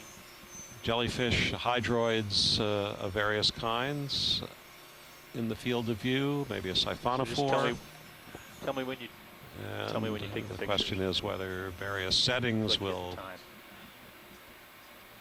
improve the imaging of these kinds of animals or of the seafloor itself. Between our preview and review images is going to change as altitude. See some small critters swimming through the field of view, various kinds, maybe some shrimp-like creatures, maybe some small squid. At 30%. And you see also small particles. This is so-called marine snow. Ah, here's a large, there's a squid that just was captured by one of our videographers. Waveform is at 50%. Yeah. Got it. Let's see a whole herd of animals moving across the seafloor in the 9 screens on the left. I'm not sure what those are. It's hard to see. We need our optical wizards to improve the contrast, get some of the color. Okay.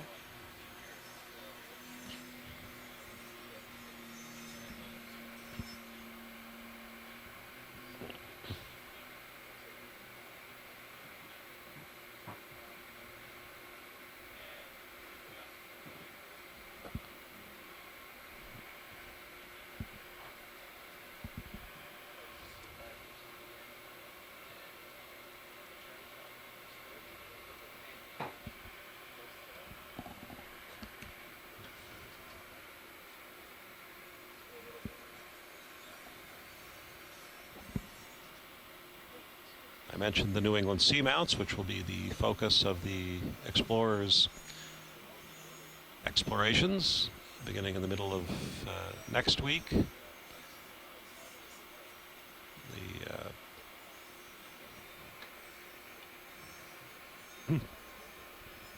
They start off the coast of Massachusetts.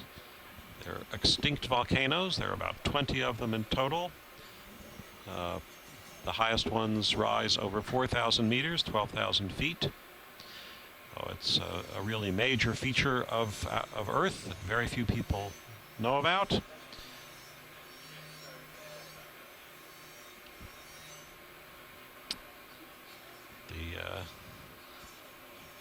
The most studied seamount is called Bear Seamount, but we hope to visit several of the other ones as well.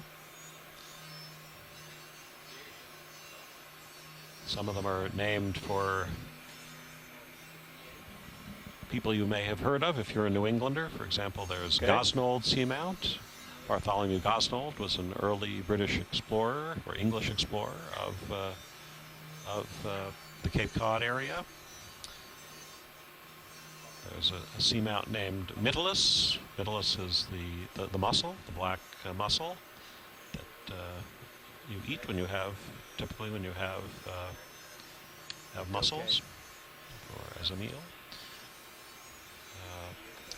So I say there are about 20 of these altogether, and very, very little explored. Yeah, I think they want to bracket it, so we want to get one much lower. Expect in late September The one a lot before of was about interesting 7% discoveries from there. waveform in the preview. Corals, sea stars, sponges, fishes. There's a great deal still to be discovered. In studies since the year 2000, over 200 different kinds of fish and over 200 different kinds of invertebrates like starfish and sponges have been identified on the New England seamounts. So even the greatest experts are hard-pressed to remember the names of over 200 different kinds of fish. Okay. People rely on external memory, often in the form of the internet now. It used to be books. The content, in a sense, is the same, but now that's the way we do it. Again, this is the Okeanos Explorer, America's vessel of ocean exploration, reporting to you from Lindenkohl Canyon. We're about 160 kilometers east of Atlantic City, the edge of the shelf where the shallow waters fall off rather steeply into the deep waters of the great abyss of the open ocean. And these continental slopes or continental margins are punctuated by great canyons. Yeah, the lowest they went on the last run was during the peak of the Ice Age, 7% in the preview, 18,000 years ago, say, or a couple 100,000 years ago. The sea level was a lot lower than it is today because the water was all in ice on top of the continents. Sea level may have been 400 feet lower at the time, so the continents were much larger. And that was what enabled people to walk from Siberia to Alaska, or the English Channel. People would have been able to walk across what is today the English Channel. And the east coast of North America, of course, would have been much, much larger.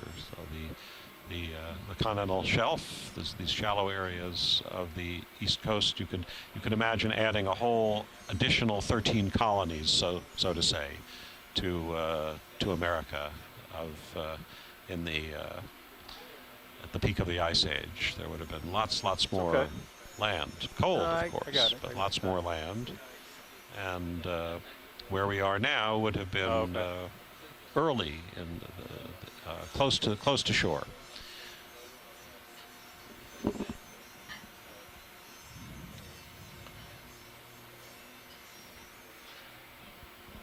I'm here with Melissa Ryan, and we're in the control room of the Okeanos Explorer with about, let's see, 8 other colleagues are here with us. Yeah, we lost the bottom on that image, so. These are people who are piloting the remotely operated vehicles, helping navigate the ship, helping operate the cameras on the remotely operated vehicles, capturing video, editing video, trying to make sure that everything we see is available for all of you to see in real time too. In this water, yeah, we got a lot. Yeah, it's really incredible to think about. If we think about the HMS Challenger expedition in the late 1870s and how they did a 4-year expedition, produced 50 huge volumes of data and artist drawings. And it took them about 19 years to actually make that available to the public and to share their findings. Okay. And here we're doing it in about 3 seconds. I'm reading the document. So just amazing how far we've come and what this technology and team can really do. The age of exploration is not over. According to these notes, Those of you out there who want to be explorers, you are, if you're watching with us now, de facto. And there are lots of ways to participate. We've not done the sort of speed testing, but we have very little input on what. Visit oceanexplorer.noaa.gov or Google search, do a search on Okeanos Explorer, Okeanos, Okeanos. Is that a group of squid flying by there? Yeah, it looks like a whole. Well, so I think that what he's recorded for me here is that School 2 of meters squid. was the best, 3 meters was fair, and 4 meters was fairly useless. So we could probably try running some strips at 2 meters altitude, 2 to 2.5 meters altitude, and then pick our exposure setting based on past evidence. Coming down to 2 meters altitude.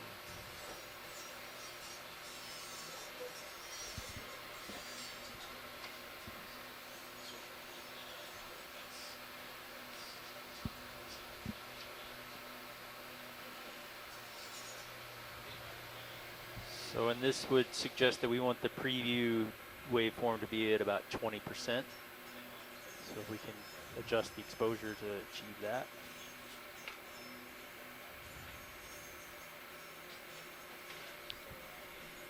Right.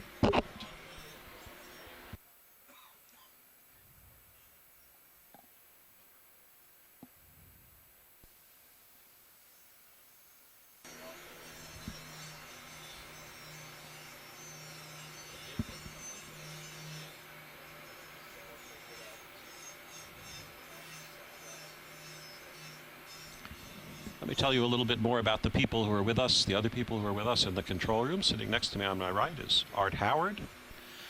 Art is a photographer and also a producer. In fact, he's won some Emmys.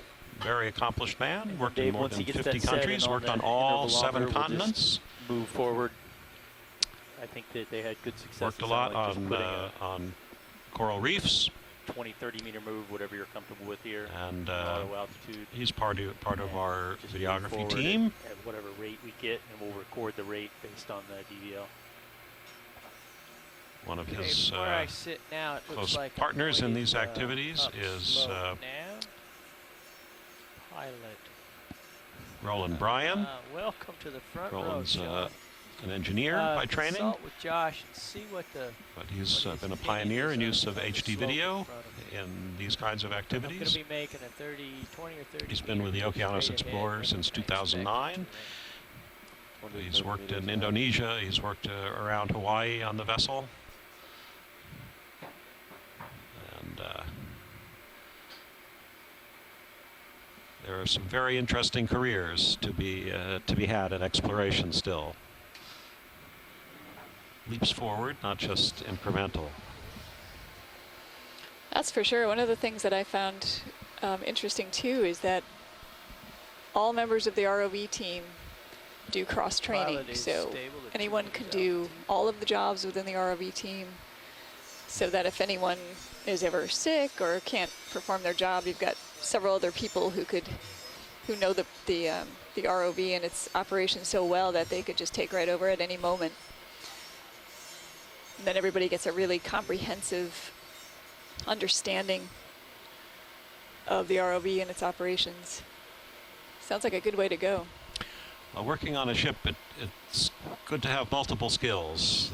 Things can happen. You're out at sea 24 hours, and you may be called upon at any time. So that's right. It's good to be versatile. Yes, just like Jamie called upon me to fill in here. We all rely on maps. I've mentioned maps many times today, and our chief mapper is Elizabeth Lobecker, or Mimi Lobecker. And I did see a Mimi picture. It looks is uses these sophisticated acoustic tools, these multi-beam sonars, to make maps of the seafloor that show exactly how deep the water is and show all the characteristics of the seafloor, whether it's hard or soft, how steep the inclines are. Yeah, that looks pretty good. She prepares the maps that help us choose each day where we'll explore the next day. Later this afternoon, at the end of this afternoon today, about 4 or 5 this afternoon, we'll have a meeting about tomorrow, and we'll meet in a room with a big screen, and one of Mimi's fantastic maps of the seafloor of Washington Canyon, a bit south of here, will be projected, and we can fly through it. It can be twisted and turned in various ways and colorized in different ways to show different attributes. And Mimi and people she works with will propose a specific set of way stations, as they're called, where we would go tomorrow. We'll begin at a particular point, transit to the second point, transit to the third point, to the fourth point. Sometimes one wants to follow something that's just flat. Sometimes the idea is to follow the steepest possible gradient. Sometimes there's a particular outcropping or feature that looks like it may be of interest. So, but I was. Yeah, look back in a document. Exploration doesn't just mean going out into the world with no hunches about what's interesting. Oh, really? When we, Good explorers, in fact, have done some homework. They've collected what information is available. They've looked at what maps are available. They've made new maps in some cases. So they can choose efficiently. Choose places that have a high probability of resulting in valuable new information, exciting discovery. Yeah, hang on a second, Todd. What I want to do is... There really is we do have a strategy for how we explore. We don't just actually pick a place on a map and say, let's go there. Although that would probably produce some interesting things too. But so first we do reconnaissance phase, where we run the multi-beam sonar over an area. We also do it when we're transiting from area to area, because sometimes discoveries are made just during that transit. And when we have good maps of the area, good multi-beam maps, we can then choose to put the CTD over the side and do some water chemistry, water column sampling. And then a third phase would be what we're doing now, which is site characterization with the ROV. So it's a multi-phased approach, and then telepresence is really our way of sharing all of that with the public and bringing it to you as we are today.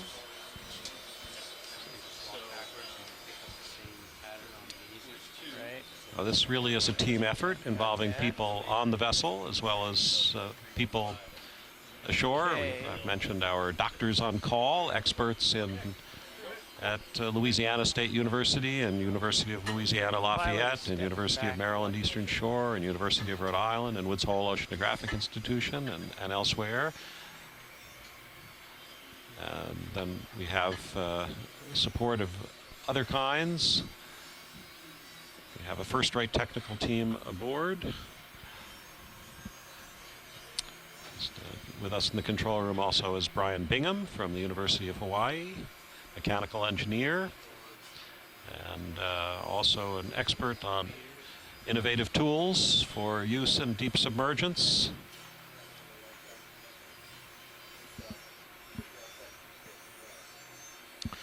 These are, of course, expensive machines. A vessel, of course, itself is expensive. Outfitting a vessel like the Okeanos Explorer costs a good bit of money, and the remotely operated vehicles that we're using, it's not just a $10 pair of binoculars. The Deep Discoverer, well, I'm just guessing, but I would say the total expenditure on the Deep Discoverer since it was first envisioned 7 years ago, it might be $4 to $5 million. I think it's at least a couple million. And so you don't want it to crash and burn. So we need very skilled pilots who, and you know, it's, of course, there's the challenge of designing an instrument vehicle that will withstand the high pressures. But then it's moving in currents at the seafloor, so it needs to move efficiently. It needs to have good dynamics. You don't want it to get wrapped in its own tether or cord.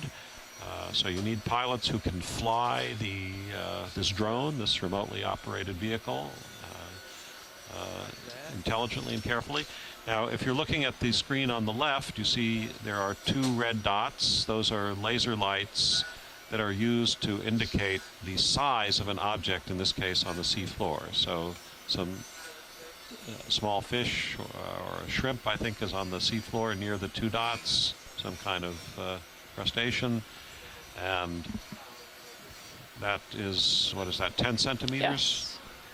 So an object that fills the space between the 2 red dots is 10 centimeters. So this is another example of how one can make cameras more useful. I've backed up. Yeah, that scale is important because if you don't have those dots and you weren't quite sure what you were looking at here, you could think those were, very large holes in the sediment and that these creatures were pretty good size, but in fact they're pretty small. Well, the vehicle, the Deep Discoverer, is very close to the seafloor right now, and you see it's a very fine sediment. It looks like a fine gray mud. It's rather uniform in color. Some of it is a little darker than others, but it's quite uniform. And you see some burrows or holes, and inside those burrows or holes, there may be worms, sea worms of various kinds, or perhaps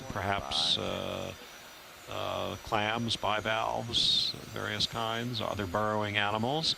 Sometimes the burrowing animals will leave a little excavated pile next to where they've burrowed, sometimes not.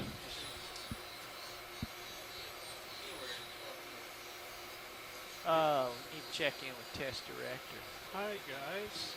Yeah, we want to do it without strobes at 2 meters. Bob Carney, our colleague at Louisiana State University in Baton Rouge, has just also drawn attention to the burrow cluster.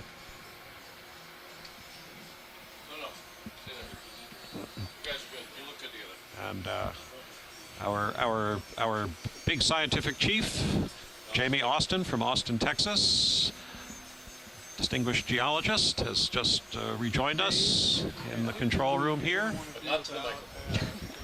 The man that was leaving, he's leaving his loyal team in place. ROV will get up On the to back speed bench. and maintain speed for about 15 meters of that. You know about backbenchers? All right, then what I need They kibitz, but they do not direct. Okay, Jamie is now playing the role of a backbencher. I think the origin of backbenchers was in the British Parliament, wasn't it? They were the people, the House of Commons. I think they were people who, who did yes, they weren't always. Gentlemen politicians were farmers. They were not ministerial. They were not members of government. That was in the old days. In the olden days, now they're elected. But in the olden days, they got a chance to just participate. They represented their districts, but rarely because of a vote. Jamie is telling me that it's not an altogether flattering term, really, to be a backbencher. But as long as he applies it to himself, it's okay. This is why I use it. That's right. Have you started to climb the slope yet? Not yet. We're at 647 meters depth. Yes. And still on the soft bottom. Is that a C-pen on the lower part of the screen there? You'd have to zoom in to see. I can't it's hard to tell from here. Tomorrow, when we're exploring, we'll be focusing on the biology, on corals, and today again we are testing cameras. So our camera whizzes are making the choices about exactly what the cameras do. But tomorrow, the scientific team will be saying, zoom in, out, left, right, up, down, as we search for the most interesting objects in the field of view. you're just joining us, you see that these are waters that are rich in life. Lots and lots of small critters swimming around, small translucent fish, shrimp, some squid, and a lot of so-called marine snow. This is detritus that falls from near the surface. And there's a red crab. Yeah, but I was wanting to take Just crawling across the bottom of the screen. And the marine snow is nutritious for lots of animals that live in the water column or on the seafloor or in the sediment. Just make it 30 meters. Okay. Marine snow was only really discovered or studied in the 1990s. As an important phenomenon. So is that a single step of terrific scientist named Alice Aldridge, among others, was one of the pieneers in the understanding of marine snow. Dr. Aldridge still works on marine snow, I believe. Yeah, I'm looking. Susanjo at Woods Hole, too. Did a lot of the pioneering sediment trap work that actually Trying to minimize the found out compositions, distribution. slope. Looks like Jamie Austin is mentioning colleagues at the Oceanographic Institution in Woods Hole who also pioneered understanding of wood snow. They put out boxes or traps on the seafloor and measured the deposition. You're hearing some banging of pipes in the background. There's nothing like repairing a ship at sea. It always needs to be done. I'm going to go with that. Okay. Auto altitude may bobble around. There is also a silvery fish. There are two crabs on the screen there, on the right and on the lower left. Yep. And there is some kind of fish there now moving. Some more fish swimming through. 30 or 40 meters? Go for 30. Bob Carney also added that one of the items we saw was a quill worm. Okay, Rolly, are you ready to roll? I wonder if that was the one that I thought was a sea pen. That might have been the sea pen, what we thought was the sea pen. Yeah, sometimes you can see the tracks that they leave. They go on for quite a while and you just... Please pardon the interruption. Your conference contains less than 3 participants at this time. If you would like to continue, press star 1 now, or the conference will be terminated.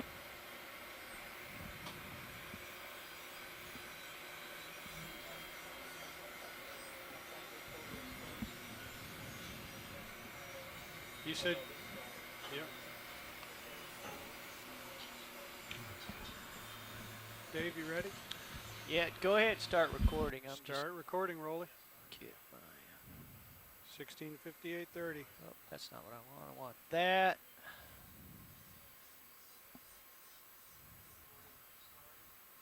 Okay, Dave. Okay, step commanded. Away we go.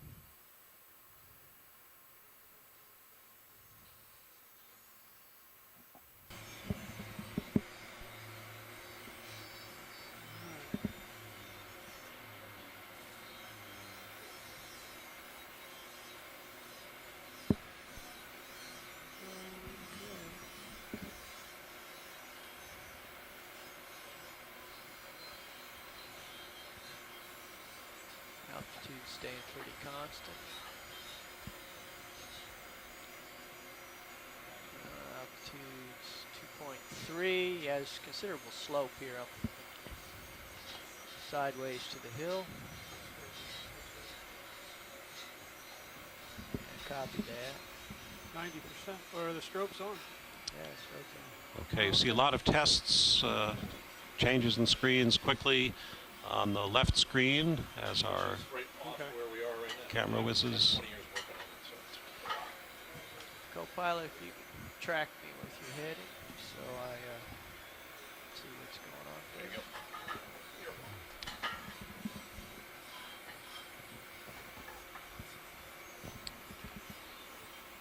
Good shot of a red crab. I mentioned the quill worm earlier. This is quill worms are sea worms, polychaetes. Some of them actually brood their young. Getting itself back to Altitude set point.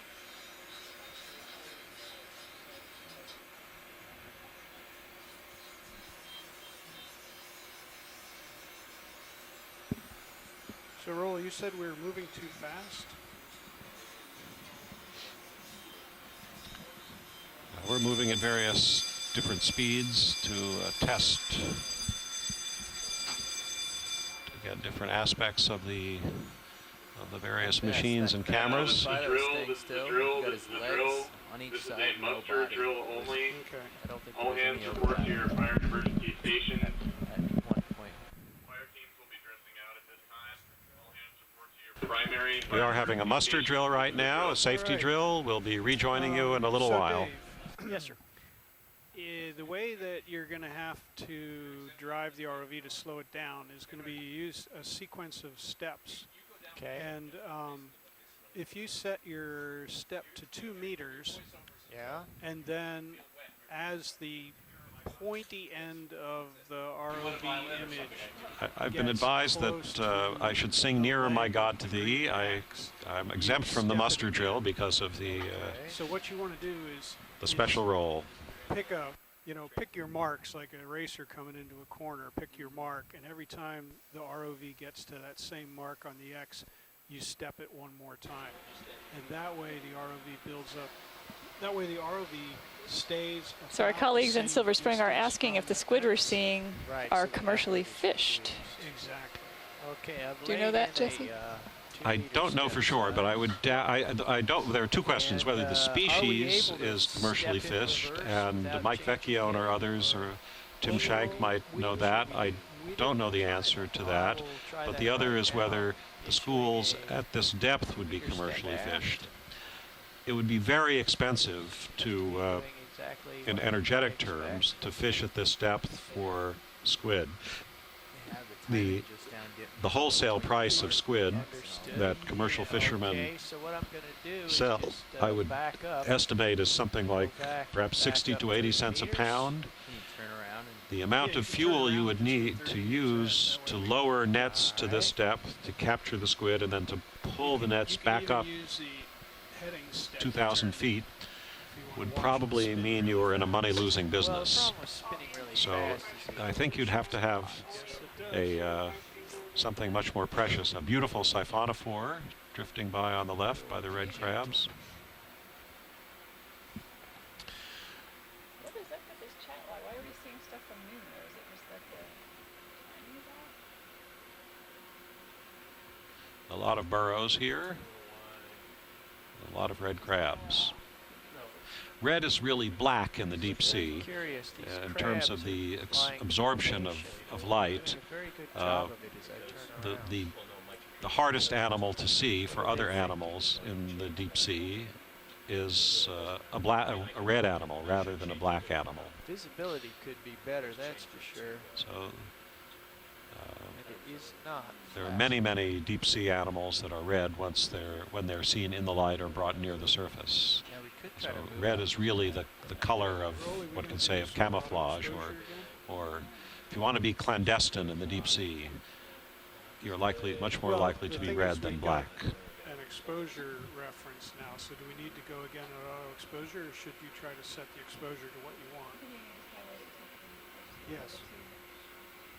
Yes, okay.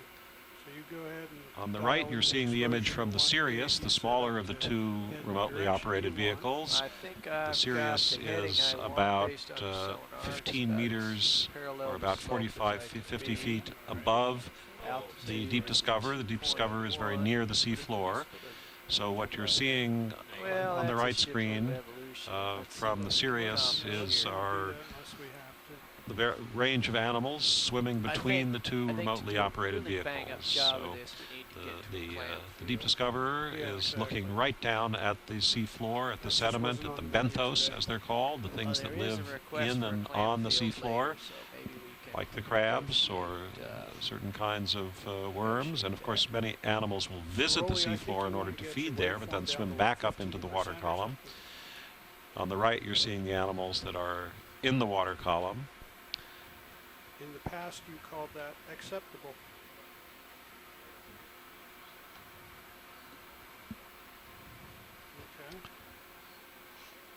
And you can see there's just quite a lot there. So if you were feeding, if you gulped some of the water that you see on the screen on the right, you'd get quite a lot of nutrition. Okay, what was it to start with, 15? So that was 15 to 47. This is the Okeanos Explorer reporting to you from Lindenkohl Canyon, a deep Atlantic canyon, one of the dozen or so canyons that punctuate the seafloor between New York and Virginia. Okay. We're So you're set to roll? about 160 kilometers offshore, more or less east of Atlantic City. Good eye there, Jeff. This is a canyon named for a heroic, accomplished cartographer of the 19th century, Oh, I can see it Henry here, Lindenkohl, actually. There is a born about number, 1840, Josh. died I about just, 1920. a First minute to made his reputation as a Yeah, he said cartographer in the American Civil War. Made maps for the North that were very important in some of the battles of the Civil War and the troop movements. Still a little low. But his real love was seafloor mapping, and he worked for the Coast and Geodetic Survey, its incarnations in the 19th century, and made many, many of the important maps of the Atlantic seafloor that were relied on by 2.0. sailors for many, many decades. And he's commemorated by this canyon, and it's thus an appropriate place for us to test new equipment for NOAA's ocean exploration program, for America's ocean exploration program, to experiment with these new cameras, still cameras, strobe lights, automated programs for trying various things. Okay. Mr. Lindenkohl, I think, would be very happy if he were in the control room with us, seeing the new technologies, the new techniques, trying to learn new ways of doing things. And even as we test our cameras, of course, all kinds of interesting things are swimming into our ken, and we're trying to share some of those with you. But today is a day of testing of equipment. Tomorrow we'll be diving in Washington Canyon and looking at sites that should be rich in deep water corals, areas that might be potentially interesting to set aside as protected areas. Pilot's ready. Pilot, you're all set? And, Okay, Rolly, start rolling. The following few days will be a little bit further south in Norfolk Canyon, Dave, go ahead. looking in areas which should once again have interesting marine life, and also may have methane, natural gas, seeping out of the seafloor, a phenomenon that's increasingly recognized as widespread in the ocean. Methane, or natural gas, is not only food for your car, it's food for a lot of microbes, very small forms of life. There are lots of so-called methanophiles, lovers of methane, bacteria that live off it, that get their energy from it, and now you're up to so there are it may be that some ferns or seaweed become fossil fuels like coal, but there are also lots of other animals, not just humans, that feed off of methane. So you steady out at a speed and we'll record what it is. Well, and it's not clear. We now know that there are hundreds of these seeps off the East Coast, but what still isn't clear is how much of this gas is biogenic, that is biologically produced from relatively shallow depths from organisms living in the sediment that produce methane, but what we call thermogenic, caused by the breaking down of decomposing organic matter at much greater depth. And it's the thermogenic gas that is of primary interest to commercial interests in places like the Gulf of Mexico and West Africa, the North Sea.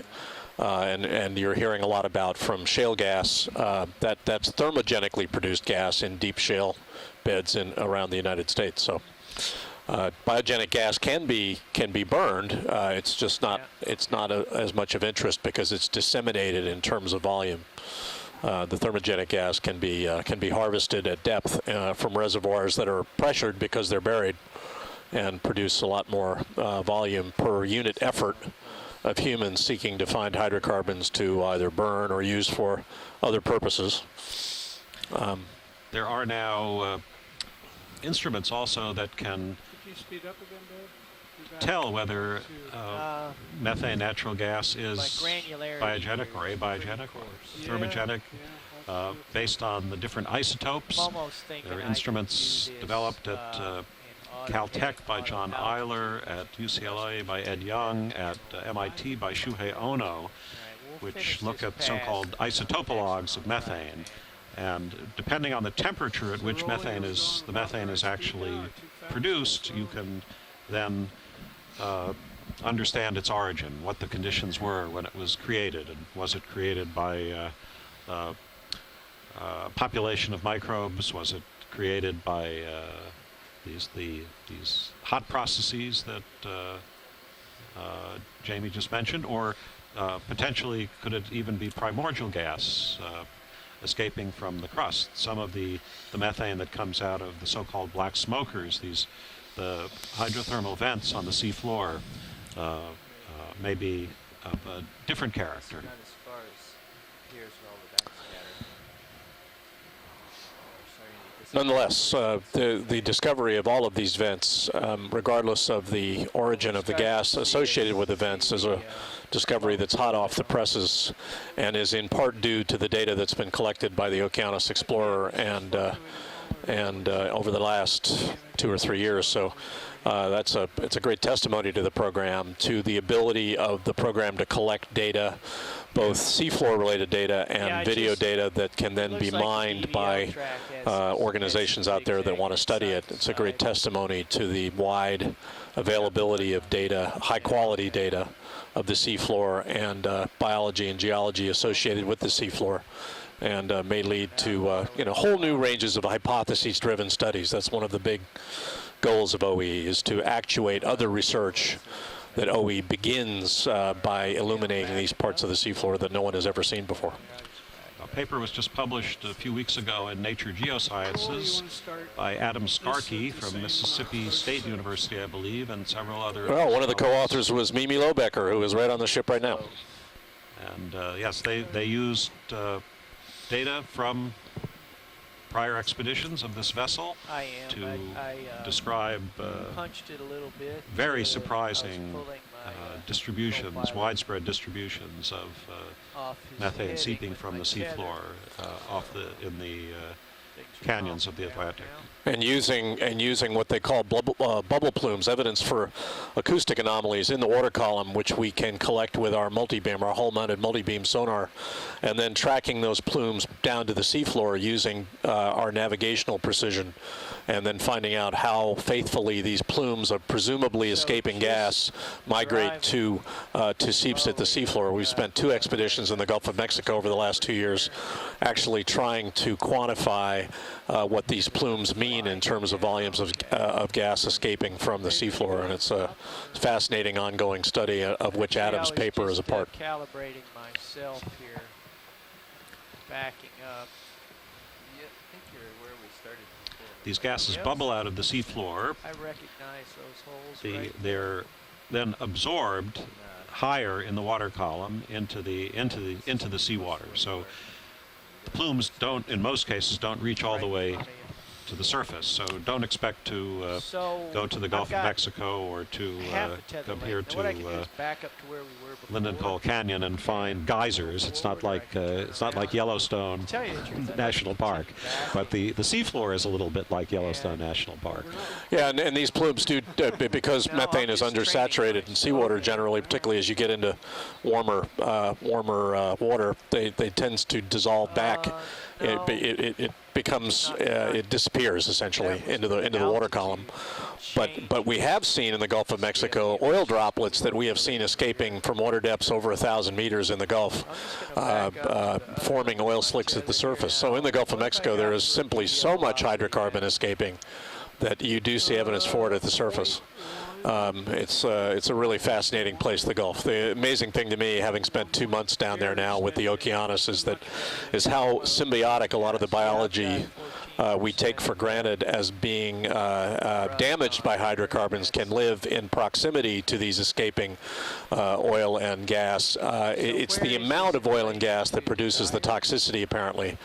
Too much is bad, but just the right amount doesn't appear to be an issue. In fact, it's a source of food for some of these organisms. And in fact, as Jesse mentioned, we'll be on one or more of these seeps later in the week, and it's reported by prior data that has been collected by NOAA that in fact these seeps, some of them are associated with vast colonies of encrusting organisms like mussels. So we should be seeing some pretty exciting seafloor biology associated with these seeps later in the week. So stay tuned for that. People don't always appreciate how much life and geology go together. A lot of minerals, of course, are actually the result of life. You know, famously, places like the White Cliffs of Dover, where you have all the shells created by living organisms. But there's a lot more evolution of minerals that's now explained by life than we had understood even just a decade or two ago. Oh, we saw, off the coast of Israel with Nautilus, we identified a whole series of cold seeps. These are seeps that were not, as Jesse mentioned, hydrothermal. They were not hot water-based seeps, but they were escaping gas, and they had created, through chemical precipitation with the sediments at the surface, vast outcrops of porous what we call hard grounds, and we saw fields of bubble streams escaping from these hard grounds that were chemically precipitated rocks associated with the escaping gas. And these hard grounds were home to corals, soft corals, hard corals, and fish. And this was something the Israelis didn't even know existed off their own coastline, and it's now that whole area is in the process of being made a national park in Israel, because they just simply didn't know about it until Nautilus with her cameras came and saw it. So that was a really big discovery we made in 2011. And it's just typical of the kinds of things that we're capable of doing with Nautilus and with Okeanos, with the tools that are available to these ships now to categorize the seafloor and the geology and biology associated with it. It's really exciting. It's, who needs to go to another planet when you can go to 200 miles south of Atlantic City and essentially explore a planet, our own, that we don't know much about.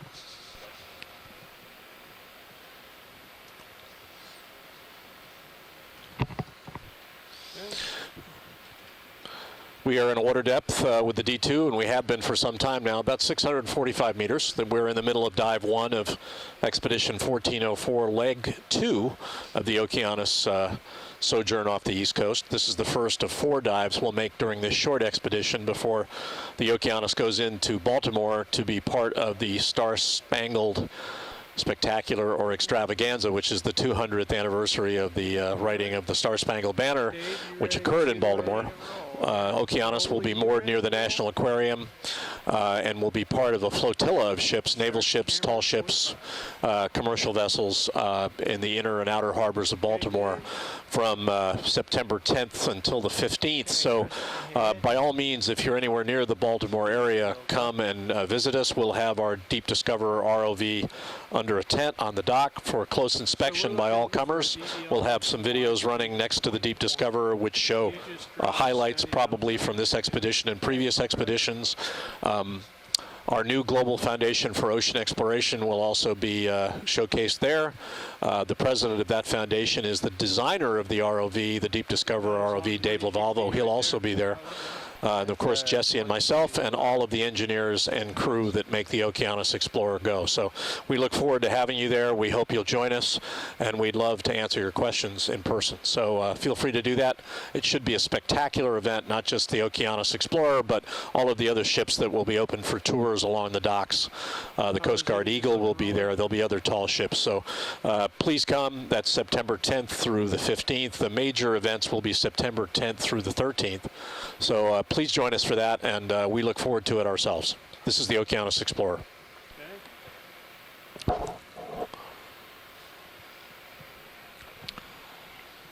in the events next Thursday through Sunday in Baltimore. Of course, scientific leaders of the National Oceanic and Atmospheric Administration, NOAA, will be there as well. The administrator, the chief, Catherine Sullivan, former astronaut, will be in attendance. Dr. Rick Spinrad, the chief scientist, Craig McLean, one of the leaders of the Office of Research, Alan Leonardi, the leader of the Office of Ocean Exploration, John McDonough, the deputy leader of the office, and some of America's most famous explorers will be there. Dr. Robert Ballard will be we in hope Baltimore. that Bob will come and pay us a visit to the Okeanos at the dock, and if you get a chance to do that, Bob, no one is more passionate about ocean exploration than Bob Ballard. So, yeah, we hope you'll join us for that, and I can honestly say I've known Dr. Ballard since 1974. I hate to say it, but that's 40 years. And he and I have gone on expeditions together. My first oceanographic expedition was one I took with him in a vessel long gone, but we still labor on. And there's no one more passionate about ocean exploration than Robert Ballard. So if you're lucky enough to be around the dock with us when Bob drops by, that's a treat.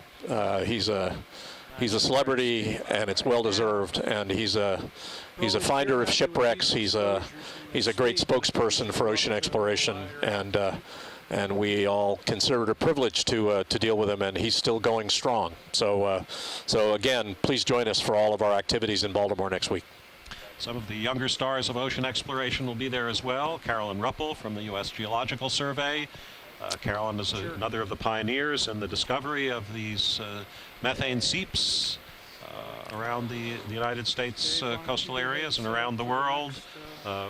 Tim Shank from Woods Hole. Tim was the deep diver who spoke to an astronaut in space a couple of years back when ocean exploration and space exploration synchronized for a few hours, and the deepest and the highest human on our planet were in direct communication. And Tim has literally been shining the light on the deepest trenches that we have on the planet, as deep as Mount Everest is high.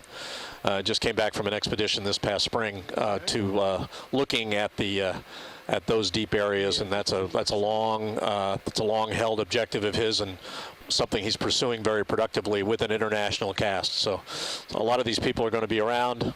A lot of them have a long association with NOAA as what we call stakeholders, as partners in research and exploration. And again, we're just pitching Baltimore next week. So if you get a chance to do that, you can also meet Dr. Ausubel, who is quite a character in his own right. So this is.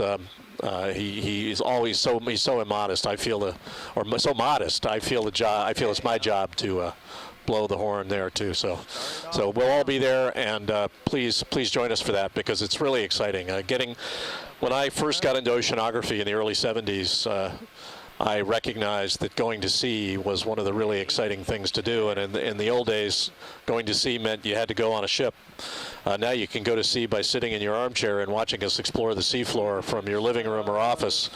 And I still like being on ships, and if you get a chance to go on ships, you should. But we can now expose the wonder of the seafloor to so many more people than can possibly get on these vessels and experience the excitement of this firsthand. So join us however you can, and support this, because this is one of the great endeavors humans are engaged in right now, trying to understand the other 71% of the planet. This happens also because of a very able group of managers and organizers. Craig Russell within NOAA, Brian Kennedy, Lieutenant Brian Kennedy, who's with us on this expedition, who really assembled the cast and the equipment, and making all these things come together on the ship, on land. very, very able group of people. It's an extraordinary group because it's incredibly interdisciplinary. We talk about telepresence as if it's a given, but in fact, getting the video images and the audio to you from out here to the beach is by no means a simple process. We use satellites. We use the Inner Space Center at the University of Rhode Island, ably managed by Dwight Coleman at the Graduate School of Oceanography. There's an extraordinary array of very talented people involved in getting these images and audio to you wherever you happen to be seeing them. And you know, we can't give a long enough list, but we also can't give more profound thanks than we do. We're the front people, and we're honored and privileged to do that. But believe me, it's a capable team, as is true of the space program or any complex human endeavor. It takes enormous numbers of people working behind the scenes to make it happen, and it's a privilege to be able to work with them day in and day out here. Another important set of partners is the aquariums around the United States. The events in Baltimore will take place, some of them will take place at the National Aquarium. Eric Schwab is the leader of the National Aquarium and a great proponent of ocean exploration. There'll be lots of activities there, and his aquarium, also the Aquarium of the Pacific in Long Beach, California, led by Jerry Schubel. And Jerry will be in Baltimore too. And if you visit these aquariums also, they often have large screens where you can watch whatever is happening in ocean exploration around the world. On the Okeanos Explorer, on the Nautilus, the kind of cousin ship of the Okeanos Explorer, of the Institute for Ocean Exploration, of Dr. Robert Ballard. And then, of course, the program of the U.S. government program in ocean exploration also supports exploration activities on other vessels as well. NOAA vessels, Coast Guard vessels. I had a great experience some years back working in the Arctic on the Coast Guard icebreaker Healy. Coast Guard is a great partner in these things. The Schmidt Ocean Institute, the fantastic new vessel called the Falcor, which has done some tremendously exciting work, for example, in the Cayman Trench in recent years. So there's really a lot happening in ocean exploration. It's really, I cannot say it enough, the age of exploration is not over. Most of the ocean is unexplored, and we have the chance in the next decades to multiply what we know, what we see, what we share. And that's a great message for the young people that are listening to us. It's I don't think that it could be said better. The age of exploration is not over. It requires passion, it requires dedication, it requires energy. And if you've got that, if you've got the desire and you want to go to school and you want to get the training that you need, I can tell you that this makes me as passionate as when I first got started in this business 40 years ago. So it really is exciting. Seeing a patch of seafloor that no one has seen before is one of the most exciting things I personally have ever done with my career. So please think about it. We need really good, smart, dedicated young people. We need good teachers that can help them stay dedicated and put them on the right path. The future of the planet depends on it. The future of humanity is inextricably intertwined with the health of the oceans. We talk about global climate change that tends to focus on the atmosphere, tends to focus on weather. It focuses on what we call the cryosphere, the part of the Earth covered with ice. But believe me, it's all intrinsically intertwined with the oceans, because the ocean is the great driver of climate and the great modulator of climate on the planet. So if we don't take care of our oceans, if we don't understand them, they will come and get us. And I think that's one of the reasons that I'm so interested in this. We simply have to illuminate the processes, the biology, and the geology that characterize our oceans if we're going to live in harmony with the planet. And as the group in the control room and on the ship shows, there are many ways to become involved. You can be interested in audio technology, in visual technology and optics. You can be interested in mechanical engineering and building machinery. You can be interested in the underlying biology and ecology. You can be interested in volcanism and landslides and seafloors and geology. You can be interested in the currents and the physics of the water. There are a lot of different points of entry. Yeah, and the crew on the ship, we shouldn't forget them either. We eat well, the ship is well maintained, it's well run, and that's another entire group of people that we don't thank enough, and we should. This is a true partnership between a group of technically oriented people, scientifically trained people, and a group of people, both NOAA people and non-NOAA people, who actually populate the ship, run the ship, feed us, and it's all a great partnership, and it really makes it fun to be out here at sea.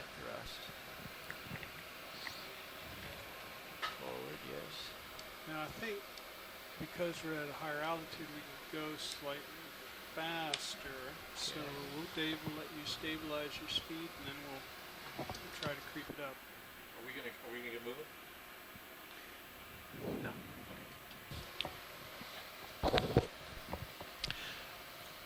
Jamie, you want to recap what the next hour or two might involve? Well, I think we're still calibrating this digital down-looking camera. This is a complex system, and let me try to summarize that. The camera itself is a high-resolution camera.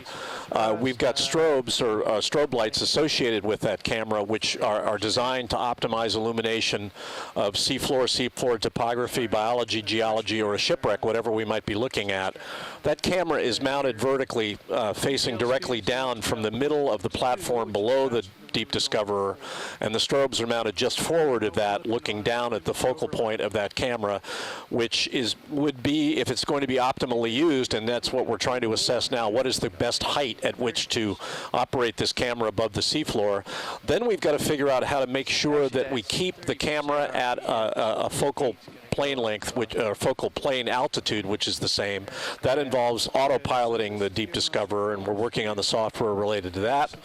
Then we're looking at optimal speeds to move the Deep Discoverer back and forth. And remember, thrusters operate the Deep Discoverer, and the speed at which the ROV can move is a function of those propulsion units. There are more than one of them, and then currents and ambient conditions. So all of that combines to make a pretty complicated equation for getting a series of still images that we then ultimately have to stitch together in an automated way to make the maps, the visual maps that we want to make. This is taking time to test these systems out. We knew it would. We got on the seafloor this morning about 9:15 or so, and we've been for the last 4 hours doing that. We're still on this same bench, this flat-lying area of the northeast flank of Lindenkohl Canyon that we landed on this morning, and we're still there. We gave everybody the heads up that we would be spending most of our time here, and we're still here. We're hoping we have another 3 hours or so of time on the seafloor, probably a little bit less, but we do hope that we will have a chance to migrate up the slope here adjacent to this bench before the end of the day. But that's going to depend on our engineering progress, and we'll just keep you informed. This is the Okeanos Explorer.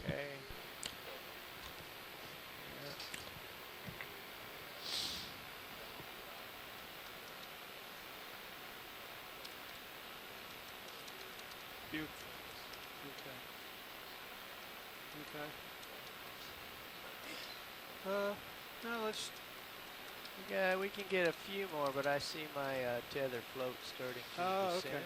Well, then let's call it a test. Got it. Stopping. Okay, stopping the ROV. Okay, great. Now, do we want to bracket that, or can we move up to the next altitude?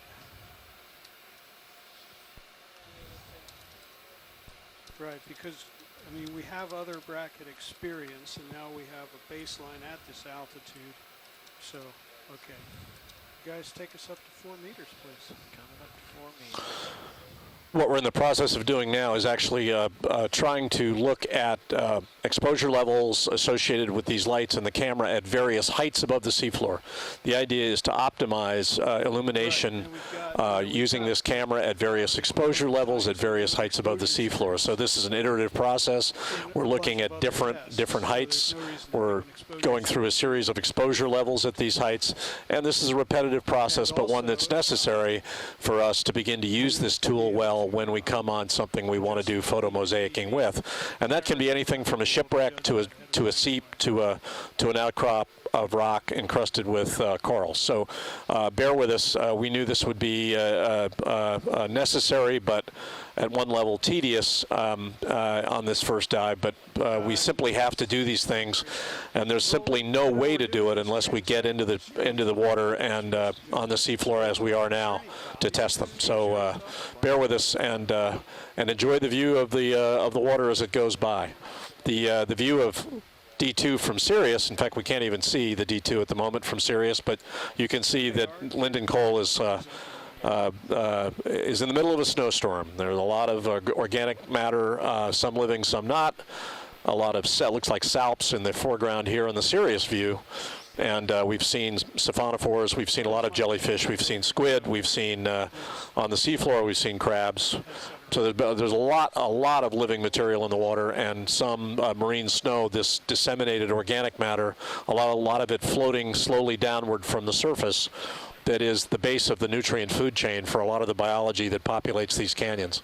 And remember, we're on the inner reaches of one of the most productive ocean currents in the world, the Gulf Stream.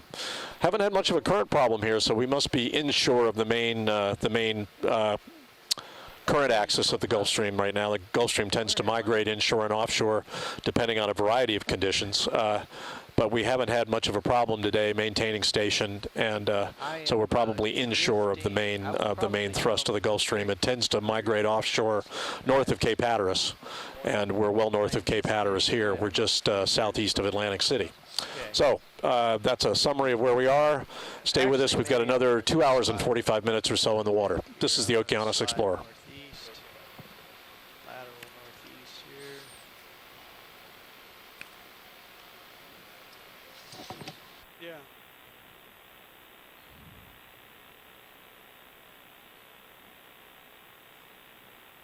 Oh, okay.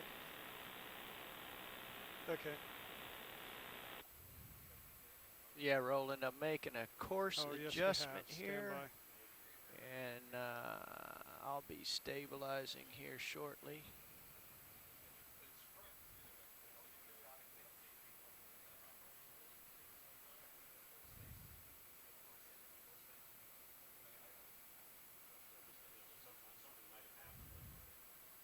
I think a lot of the problem is the backscatter from how much snow there is in the water. Okay.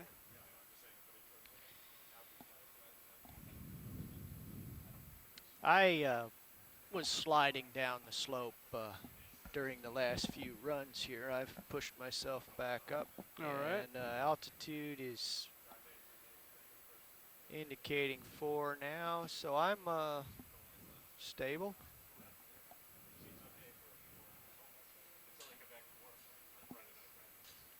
Doesn't that sound a little low to you, or is that okay? Yep. Right. Hang on. Okay.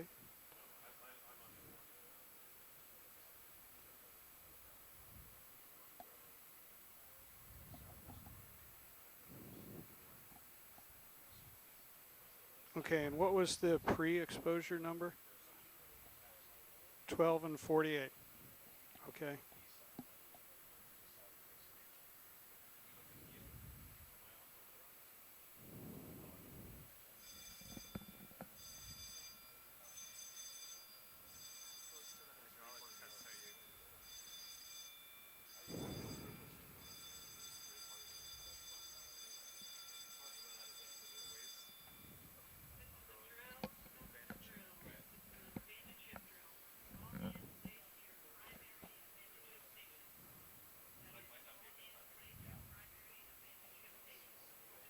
$13 to $48.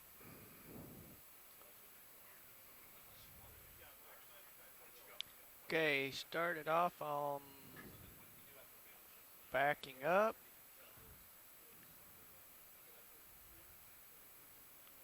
Copy. Okay, we're going to need, I'm going to start out at 26% thrust aft. Okay. And then bring it up from there.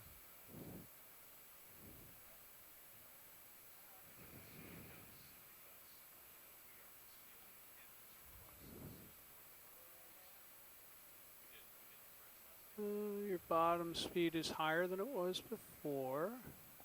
Seems to be settling in around 0.15 or 0.16 maybe.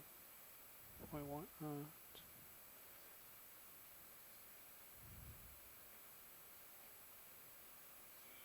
How's the overlap? Oh, here's a good.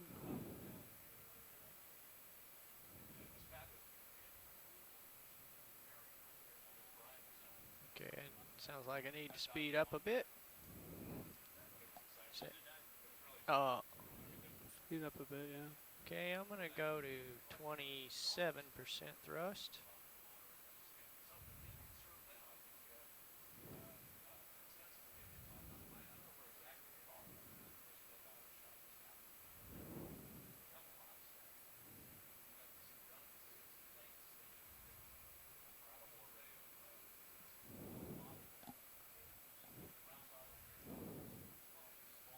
Great.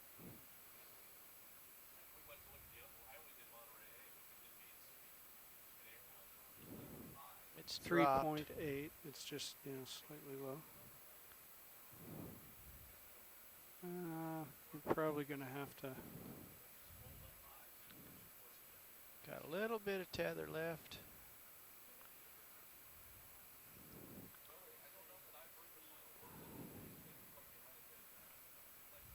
Okay. Okay. All right. Let's stop recording. Stop in the vehicle. Copy that.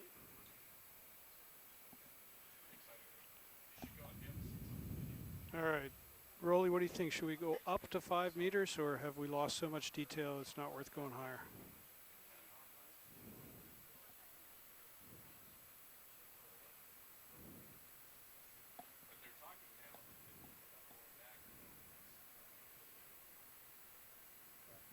Okay, Dave, let's take it up to 5 meters, please. Roger that.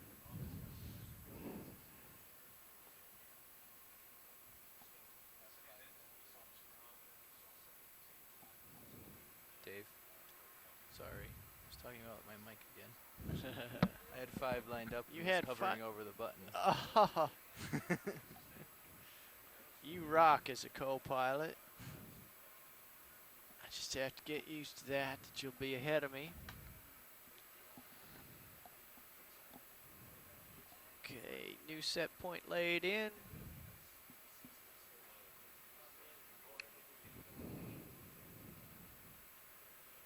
Okay, Rolly.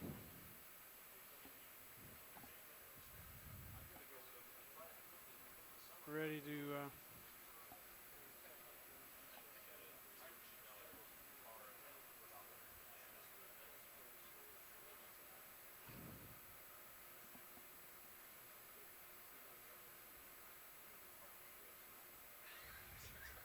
right. Yep.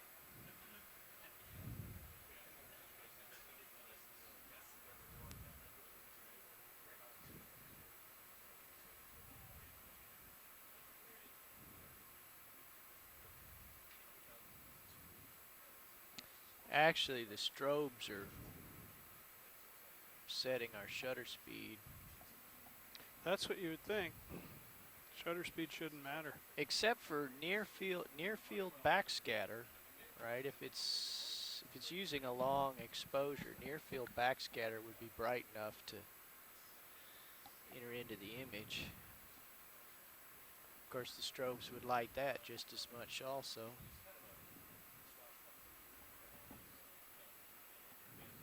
Okay.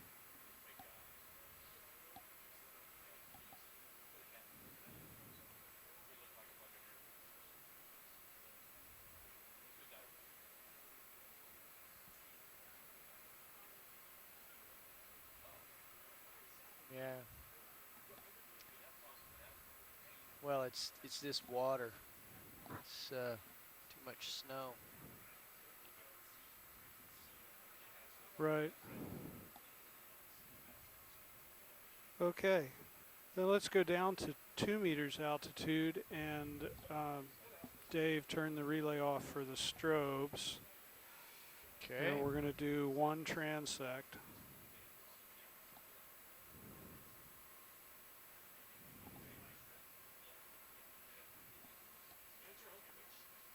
It's probably going to bounce. I'm not going to... Yeah. Well, that's all right. I'll leave the neighborhood.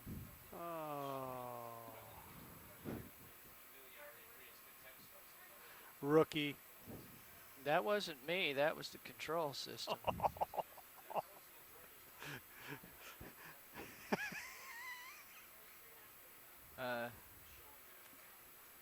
So now clearly this was a co-pilot failure because he should have anticipated that you were going to do this and smacked your hand. Well, the co-pilot laid in the 2-meter set point and enabled it. Well, the co-pilot laid in the 2-meter set point and enabled it. He asked me earlier, should we creep up on it? And at that time we were going up, and overshoot was not a factor.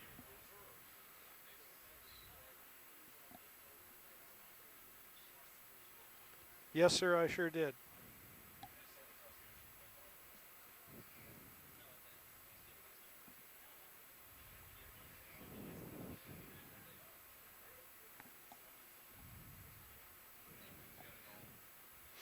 We are 2.2, and I'm sidling back up the hill a little bit, so that's going to perturb it.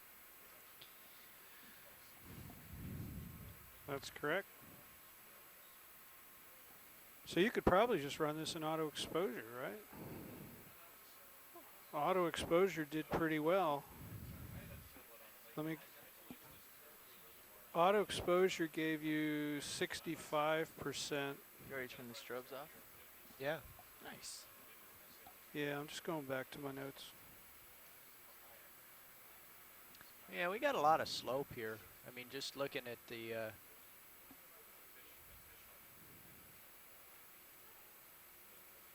Yeah. Probably test would have been a little nicer over here. Yeah.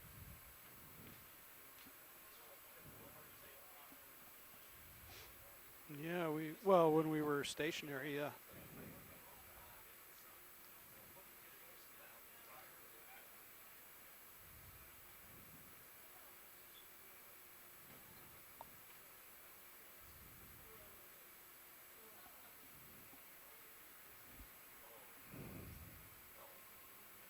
Okay.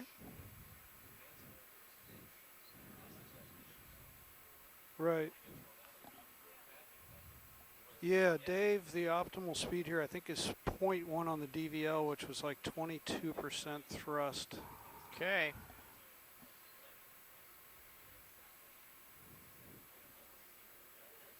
Set points at 2.3. I'm going to push in a little bit. Bump to 2.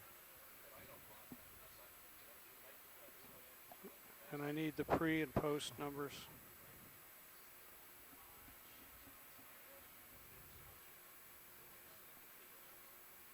%67% and 70%. Okay. Yeah, we were 15% high on that last set. The set point creeped on us. Okay, want to try it again, Rolly? Oh, well, that's right, we're running auto.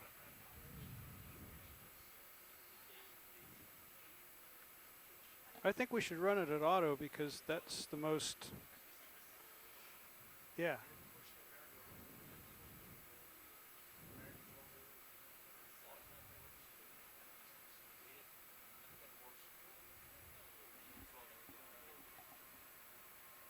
Not quite on the button.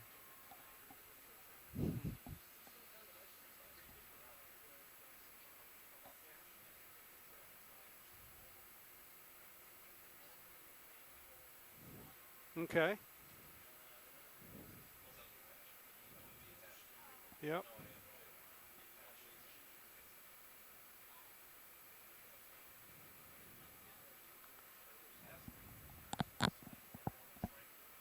So just a note for the future, let's do a test with a resolution chart and see if there's a difference between the video preview and the review in terms of resolution, because I think the review image that we get is downsampled. It looks considerably down, Sam. It does. It never looks as good as the live video. Yeah, you're right. Actually, I'm drifting to the southwest, sliding.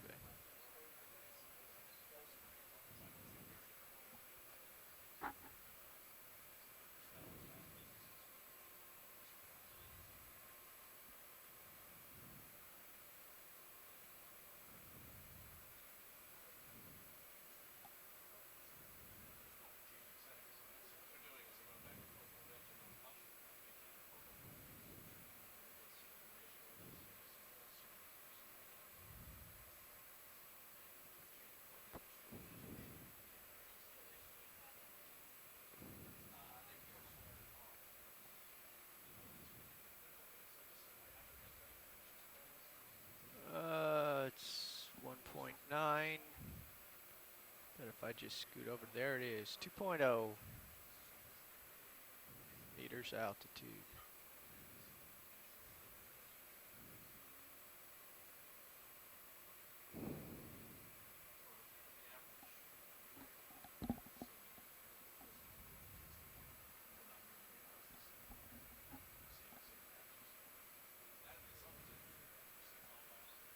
Okay.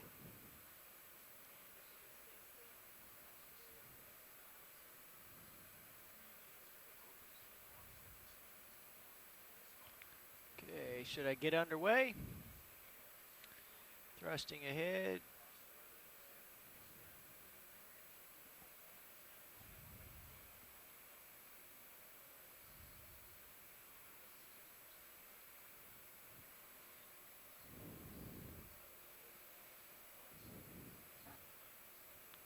You're very close on speed there, Dave. Maybe a tiny bit hot. Okay. Just the tiniest bit. Okay, backing off to 19.5.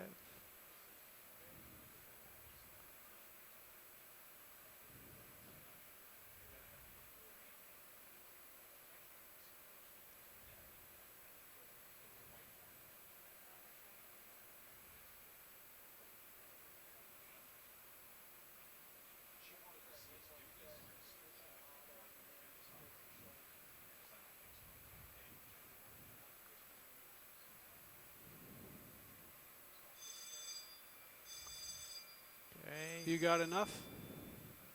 Okay, let's kill it.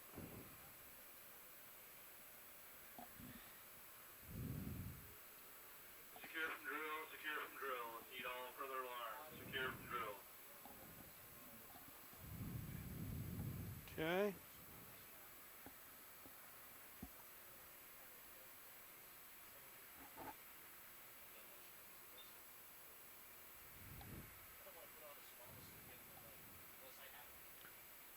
Dave, check your altitude set point. Altitude set point, Cole is still 2.0, but I am lateraling up slope. Oh, I didn't realize that. Sorry. Yeah, there's a general Lag. bit of downslope drift since I'm not in auto XY, so I sidle. A corrective sidling is underway. Got it.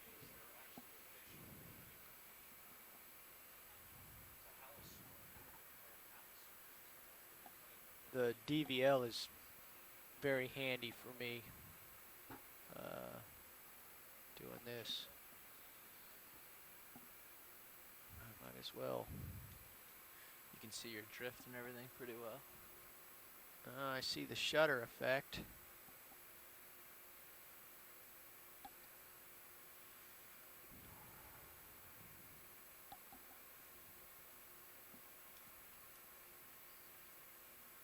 What shutter speed are you going to use there, Rolly?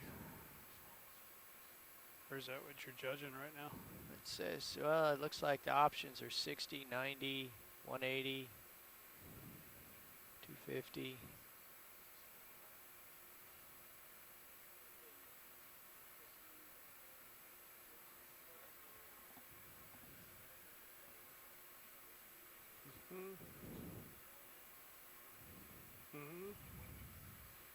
Okay.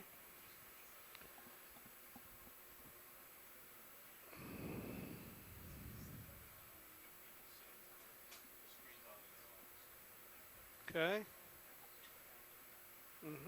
What are you getting for level?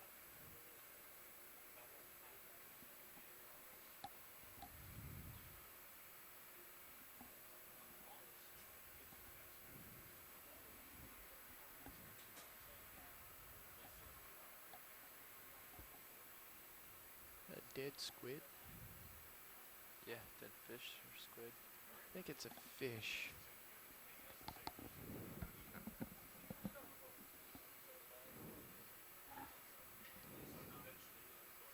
.68% eye. Altitude's Dave, you ready? Dave's ready. Okay.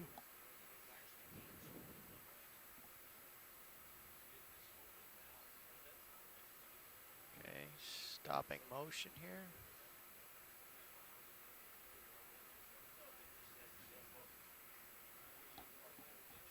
Start it up. Start on one. Accelerating.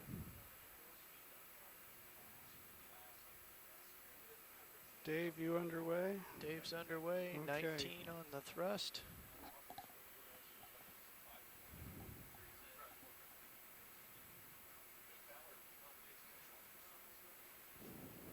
Okay.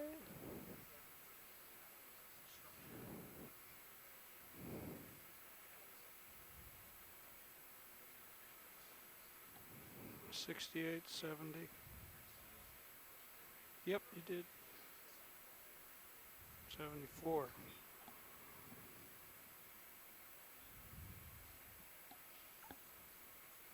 Okay. This is the Okeanos Explorer. We are still at a depth of the D2 ROV of about 645 meters. We've spent the last 5 hours or so looking at one piece of seafloor, and the reason is that we're testing a digital down-looking camera, still camera on the ROV.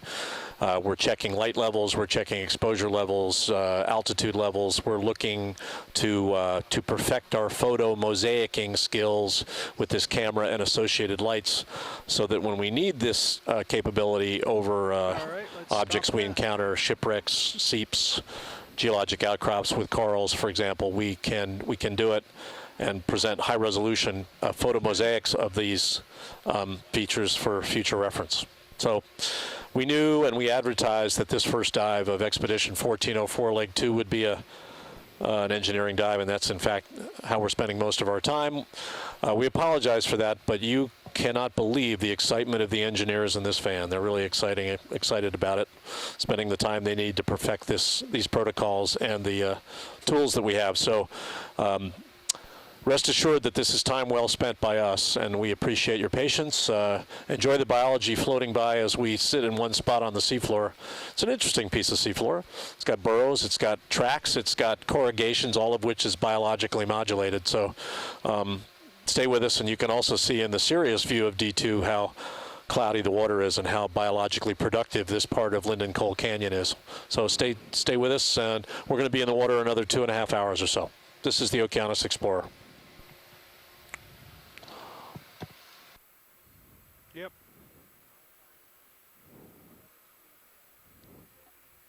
.250, not 60, huh?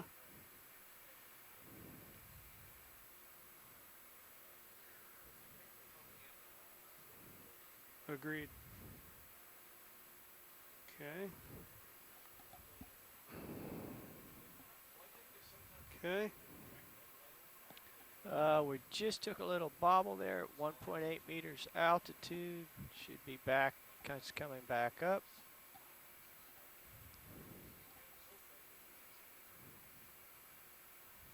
We're there.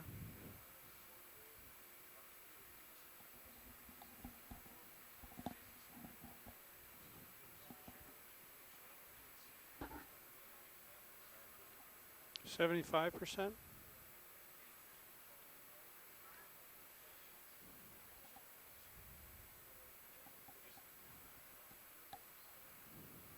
Seeing a squid there on the seafloor, right in the field of view. Why are we getting much higher exposure? That squid might be evading a predator, it might be feeding. Mike Vecchione has occasionally been online with us. Mike is one of the Smithsonian Institution's world authorities on squid, cephalopods, and Where is he when we need him? Because that's a squid accommodating us by being performing it, and some of that can be mating behavior. I believe that Mike has suggested that. I think there's more than one squid in the field of view there in the lower right. Ready.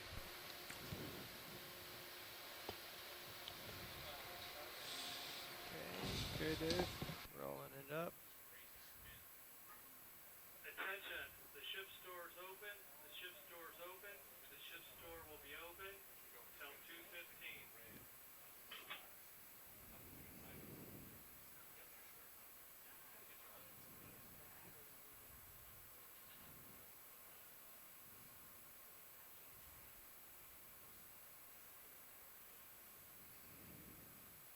What's your thrust, Dave?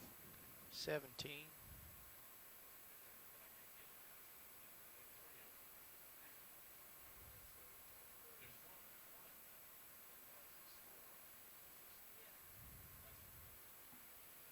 What are your numbers, Rolly?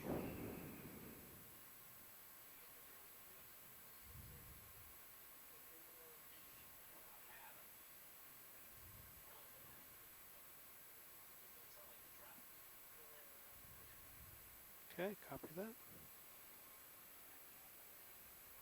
Got enough images to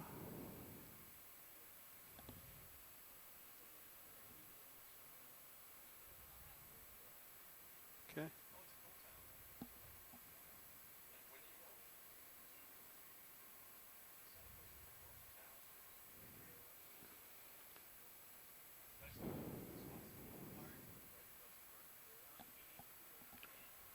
So that completes all the tests unless you want to add any more.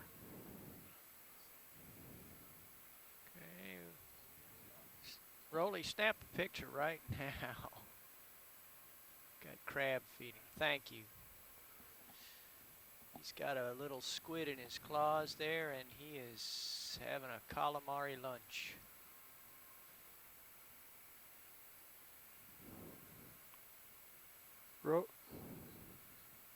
Thank you, Roland.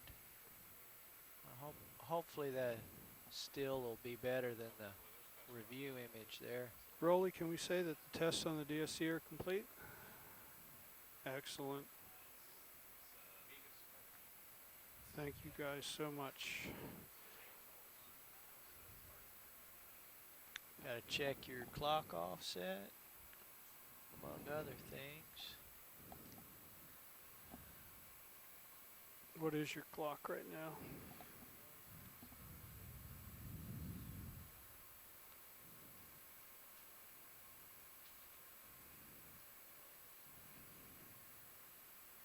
What does that mean?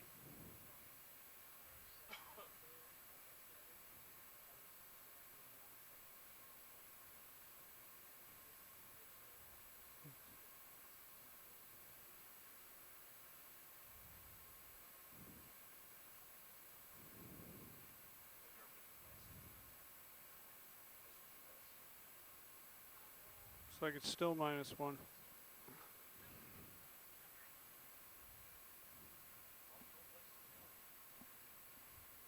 Close enough. All right. Dave. Sir. The pilot cam. Yes. We were able to use the pilot cam to focus in on the connector on the Mini Zeus earlier today. I see that you've got it focused on the temperature probe right now. Yeah. And it's at a pretty high power zoom. Can we say that that's adequate? Yeah, I did some testing earlier as well on the descent, and at full wide we're able to focus from the closest object of interest, which would be the wire bundle on the Mini Zeus mount, out to the bottom, essentially to infinity. At the nearest object of interest, the wire bundle, the maximum zoom that can be used was about 3. Okay. But it's so close, that's plenty of zoom. Right. And its autofocus operation is doing a lot better than it was. Let me bring it up on screen here. Okay.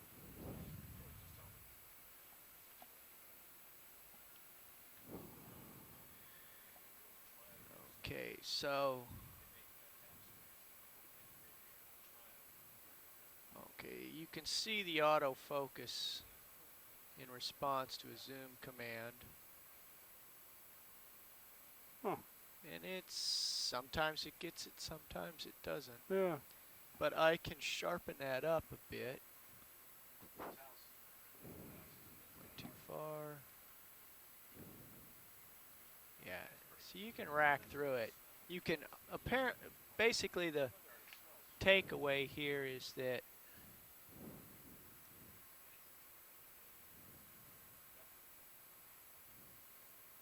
yeah, see autofocus. Okay, now it's doing okay on the mesh on the bottom of the vehicle. Gonna try to sharpen it up a little. Okay, passing through. I think we probably want to get the other pilots in here for the hydraulics testing. That's true. Does anybody know if they're down in the workshop or? I'm gonna reacquire bottom. Workshop co-pilot. Actually, I can see bottom right now.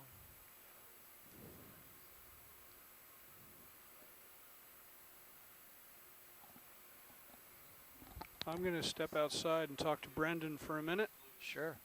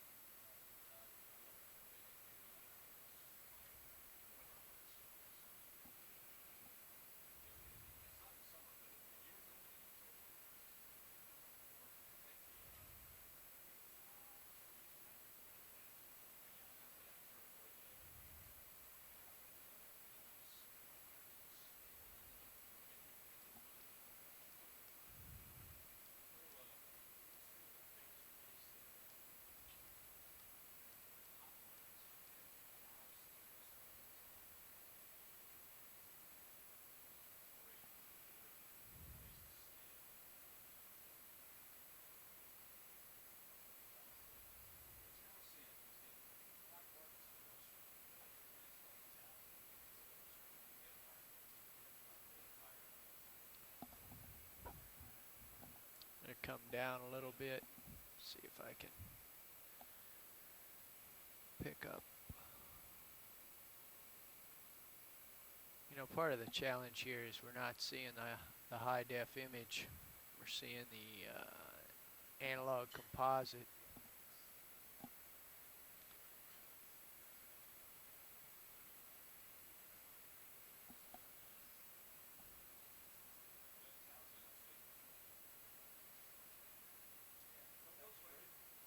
We can focus out to infinity and beyond.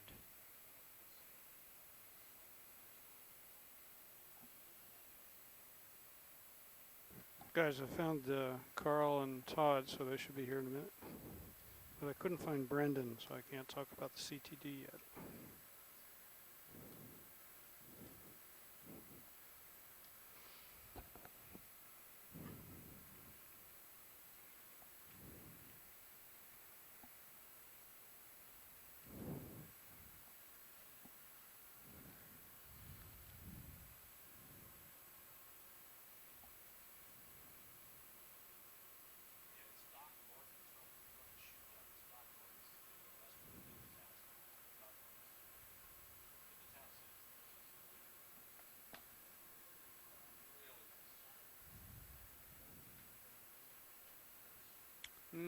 We don't have time right now. We're moving on to other things.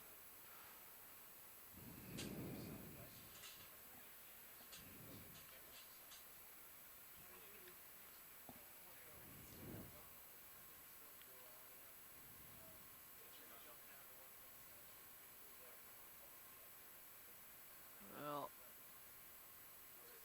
yes, we can focus, but until we get 30p capability, we can't see it in HD, unfortunately.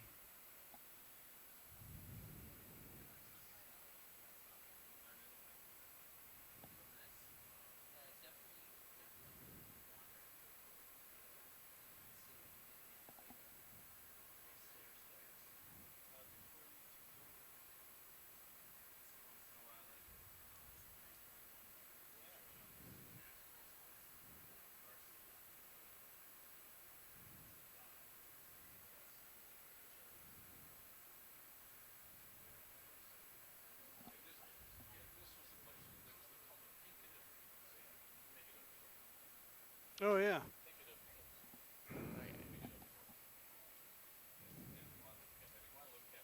That's right. So in terms of procedures, that's a good.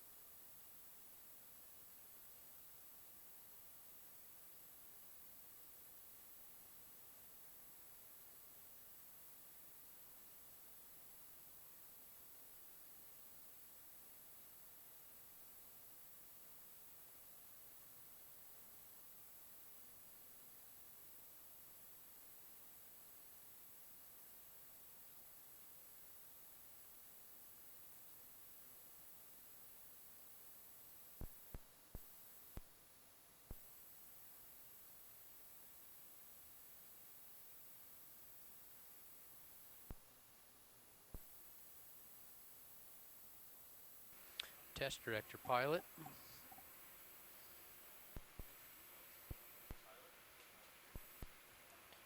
Co-pilot, I got you. Test director, you got us on. Okay.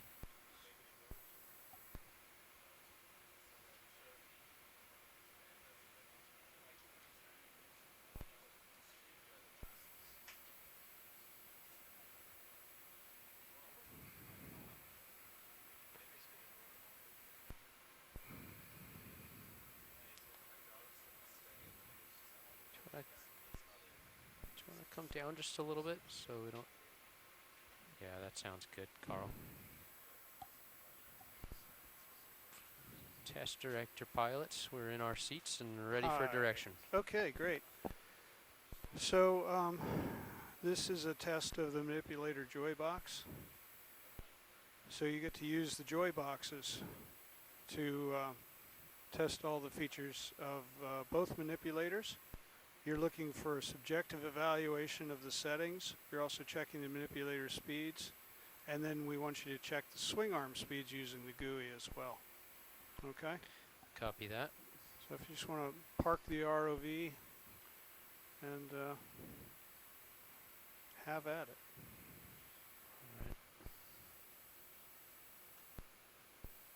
Both valve packs are on. V hydraulics. The motor's already enabled. I think we're good to run it, right? Yeah. Shall I do port and you do starboard arm, or should one of us do both? I think we could each do one, just because we both ran both of them, so. Bang. That should give us plenty of juice.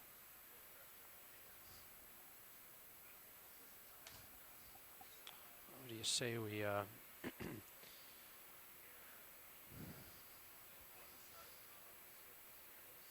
I'm going to be on port side manip, right?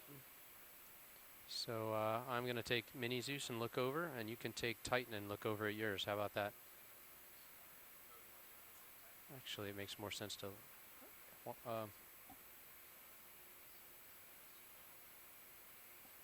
let's do one at a time. The manips are going to go quick. It's really just to assess whether it's the same as it was on the surface. Okay.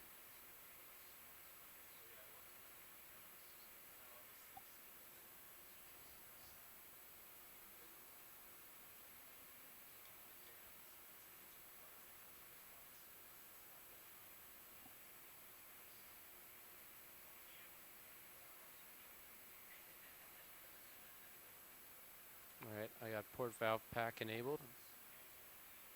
No commands. let's stay up here and just check speeds real quick. Yep. So elbow looks. Ooh, actually, in the water without the extra mass of the arm, with the apparent mass being less, it's much slower down, which is very nice.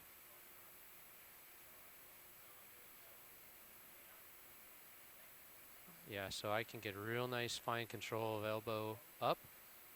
I can get slower speed on down than we had on deck. You can see that. You see how slow that is? That's nice. And I can crank it right back up if I need to. All right, I'm going to do some shoulder yaw. Sorry, shoulder pitch. Yeah, we can get that going a little bit slower as well. That's nice.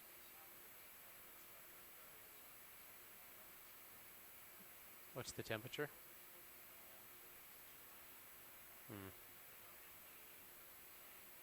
Temperature of 12.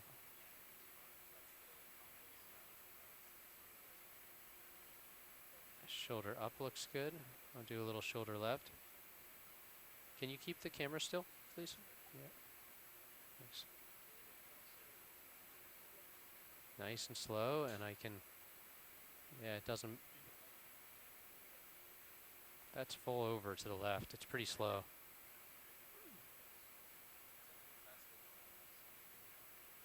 I bet you the center's drifted. Can you bring up PCOM's mapper? And just look at, see if the,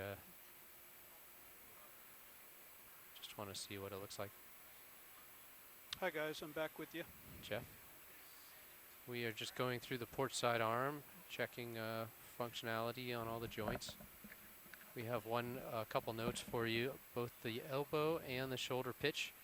We can get it to go slower and smoother in the down direction in the water than in air, as expected. Okay. Because the apparent weight of the arm is decreased by the displacement.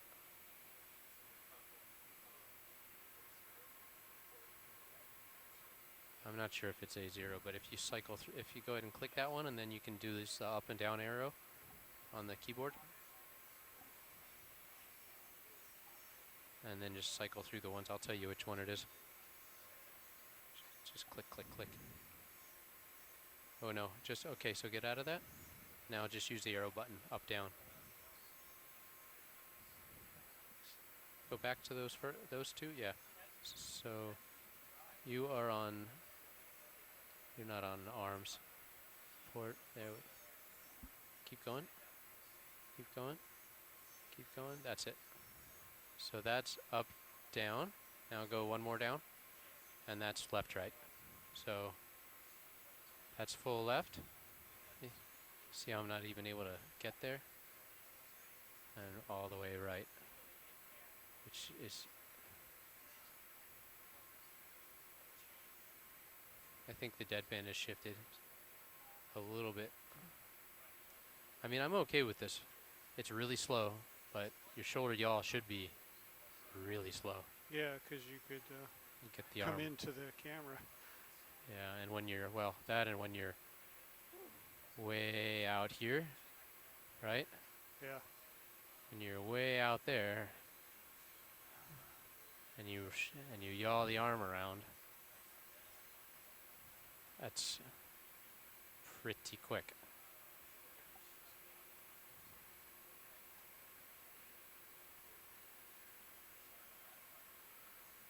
Yeah, that's actually really nice. So when you're out there about to poke something or grab something, you want it to be. That's nice control. That's good. I can get it going a little quicker, or I can. Well, that was me laying on it. It's that's it right there.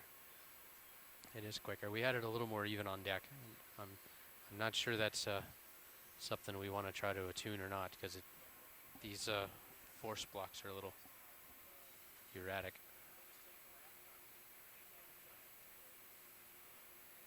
So we got the farm roll. Nice and slow. Nice and fast. Ooh, you're right, isn't it? So let's try that.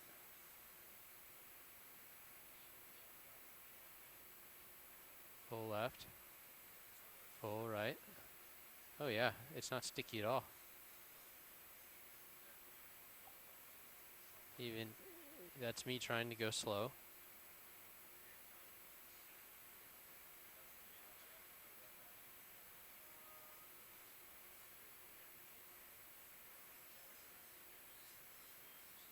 And it doesn't stop, so. And full right, nice and slow. I think you're right.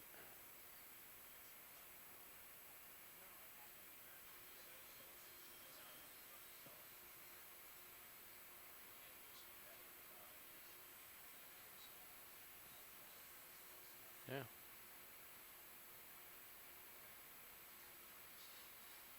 Excellent. Okay. Does anyone want to wrist left, right? Yeah, I played with that a little a minute ago.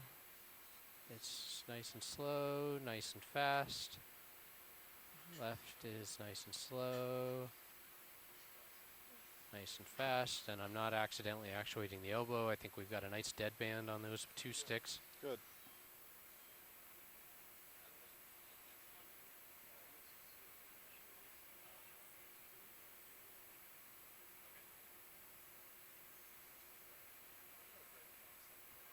Hey, Todd. Yes, Jeff.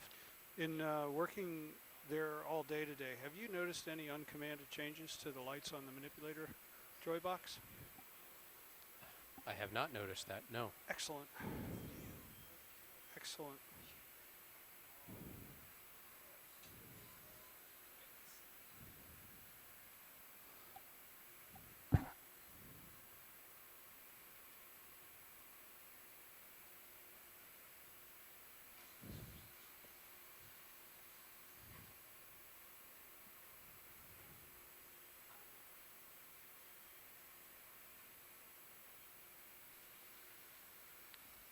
First impressions? I think it's great. Yeah. It's a big improvement, having spent a little time tuning the PCOMS mapper and having faith in the control to begin with. You want to try to measure the temperature of something in the dirt? Reach way out and put it down, or are we just doing a check all systems and? We're just checking functions. I'm comfortable that the arm is an order of magnitude more controllable than before. Awesome. Arm is off. Shall we do the starboard arm? Port valve pack disabled. Starboard valve pack is enabled.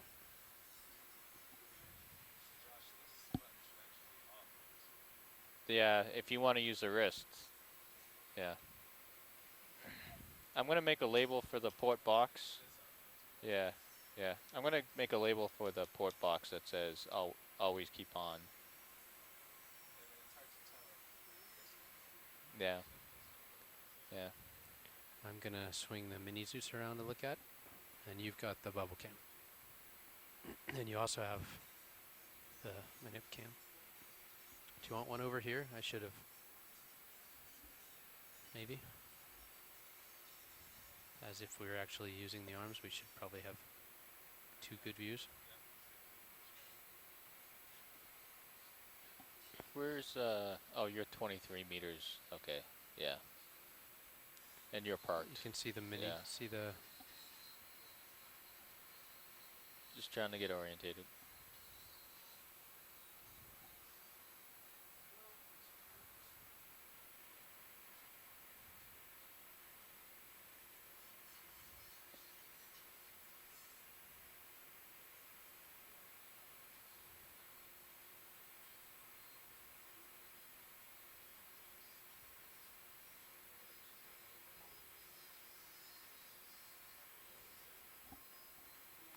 Oop, watch your jaw against the bumper. Actually, you're okay. Yeah. Did it? Or? Okay. Human induced runaway. Okay.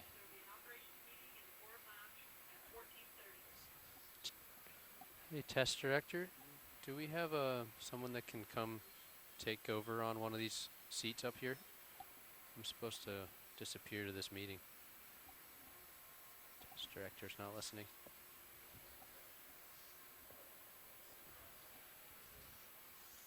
It's training, right?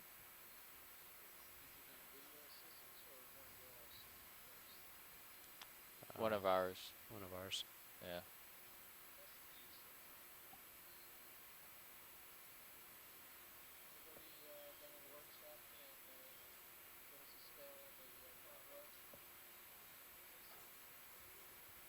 Test lead is not listening, Bobby. Trying to reach the control room. Go ahead, Bobby. That'd be great. Yeah, Bobby, do you want to come take one of these seats? Okay.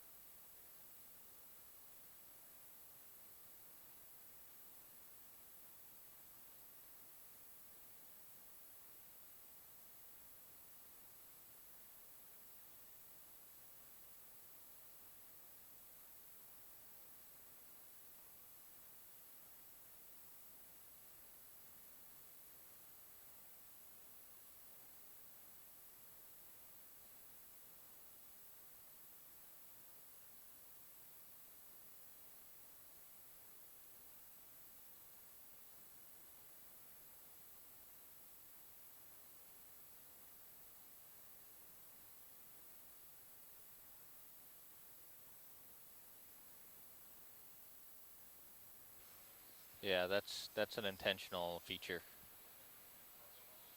Also, the max speed is pretty slow for the shoulder motions. But you can do very slow, fine movement, Carl, with those shoulders. You just gotta sort of work up to it. You gotta find the edge of that dead zone.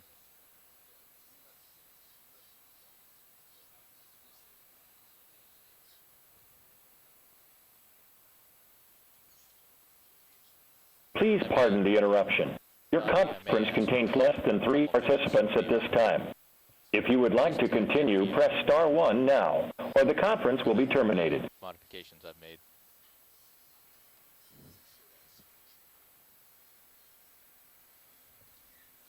Hello, front row. I'm back again.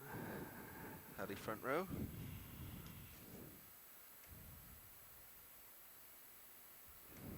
Carl, what can I help you with?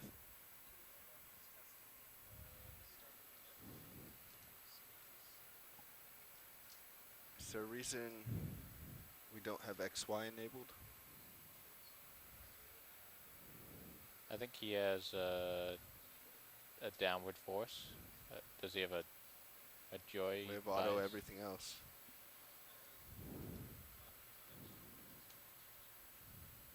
We are now.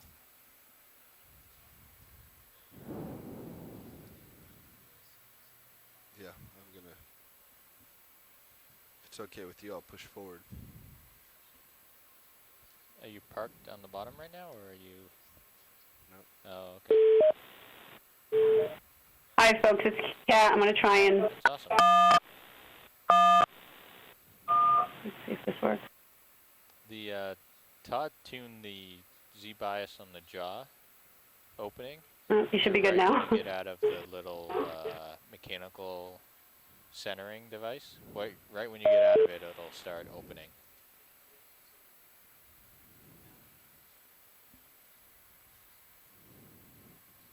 Have we noticed any bumps on the rotator? Not yet. Excellent. But we also haven't been zoomed in on many things, and that's when it's the most apparent.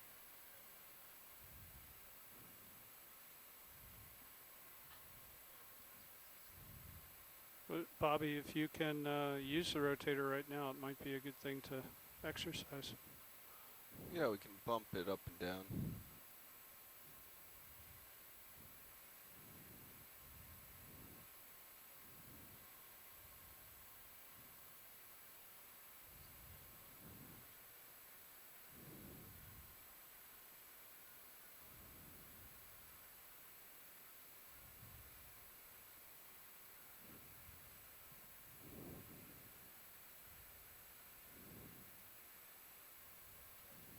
Yeah. The increased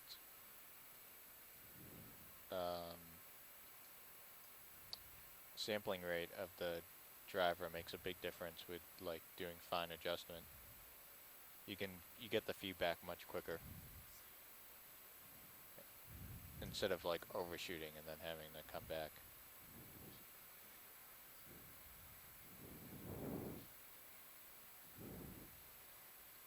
Hey, Bobby. Yes, sir. Do you want to go ahead and play with that rotator a little bit while Carl's Yeah, I doing can. this? I was pushing us out forward because we were hanging out underneath Sirius. But I can do both. Co-pilot, your camera's going to be going up and down. Don't let that confuse you.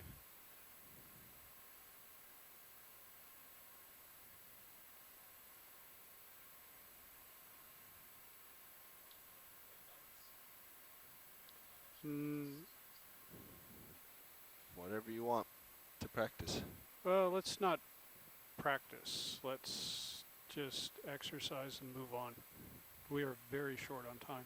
Understood.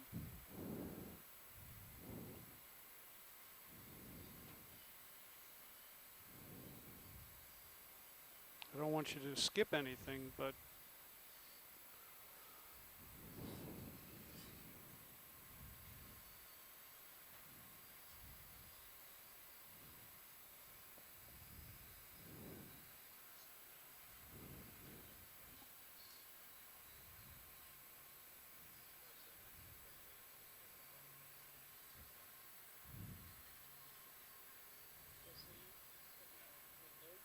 yeah, go ahead, video.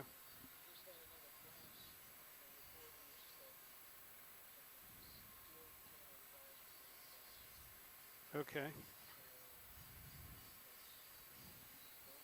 Repeat. Is that what you want tilted down? Oh.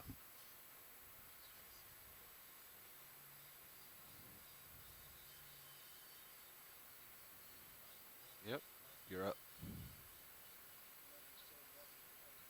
Yes, sir. Did I got you tell it. me to tilt down? I got the note. Okay. I was curious what you were wanting me to do.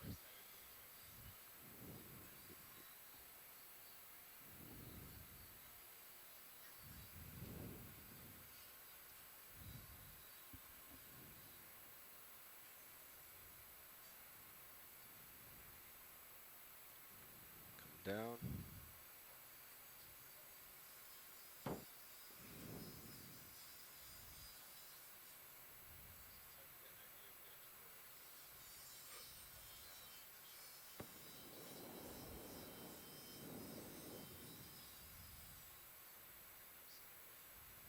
No, you're too far out for the manip cameras. That's why we need the wide angles. HD wide angle. Yeah. Yeah. Pointed. Yeah. Yeah.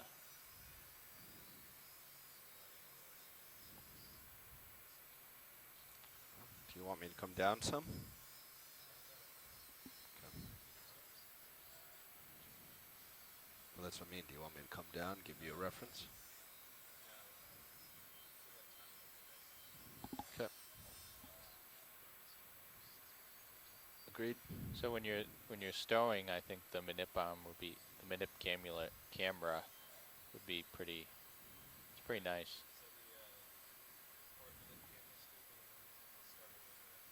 Oh yeah, it's too far. I'm not sure you can. Where it's mounted. I think one of the electrical guys is gonna have to look at it because to turn it more, it's bending the whip pretty significantly.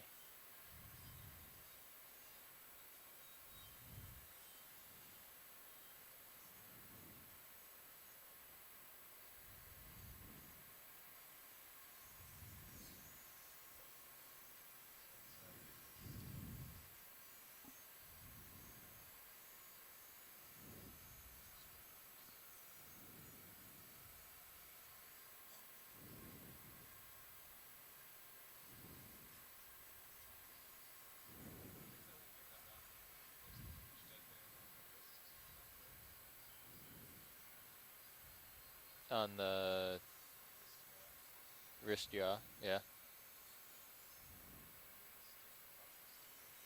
Yeah, I think the reasoning behind that is to not accidentally hit that when you're operating the elbow and vice versa.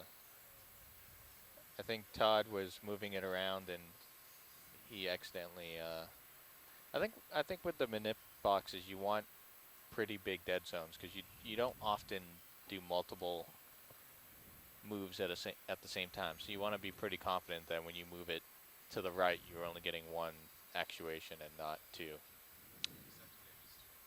Yeah. We should Yeah. get to the point that we can do multiple moves. Yeah, but I still think you need big dead zones. Not saying that you shouldn't do multiple moves, but you should purposely do them. And I think you need to close your jaws a little bit, and I think you're home.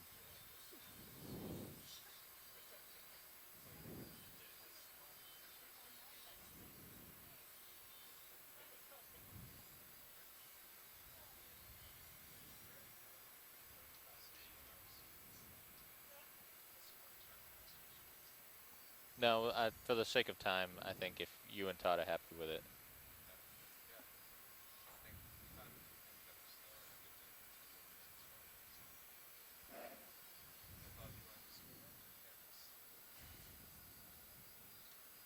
It doesn't matter to me. You choose. Just an FYI, Carl, your box is still on.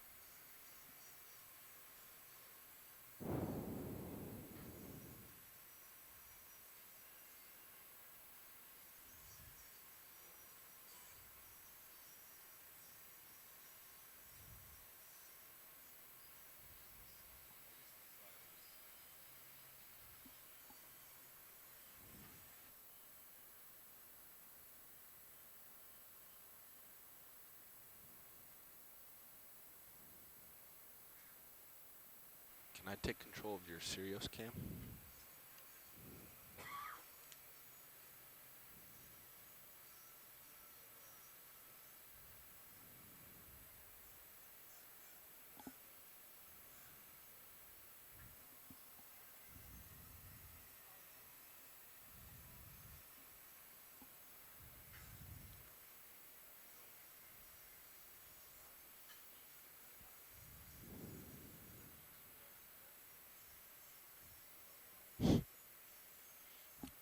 Let's go down first, then bring it right. Or left.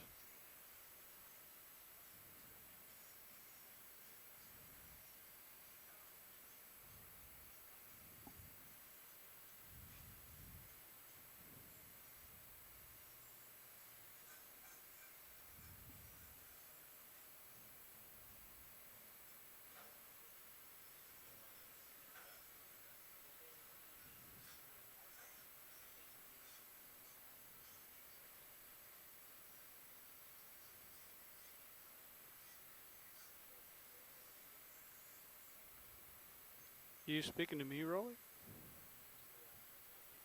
The other watch lead. We're interchangeable. Oh, I think your microphone might be muted. Which one are you? That one? There you go. Can you talk to Roland now? Roland, can you hear me? Nope. No, pressing down on media. Top side. How's that? Now you've mute. That's mute. Now you're muted. Oh. I'm sorry. Rolly, she's on the top one. There you go. Rolly, she's on the top one.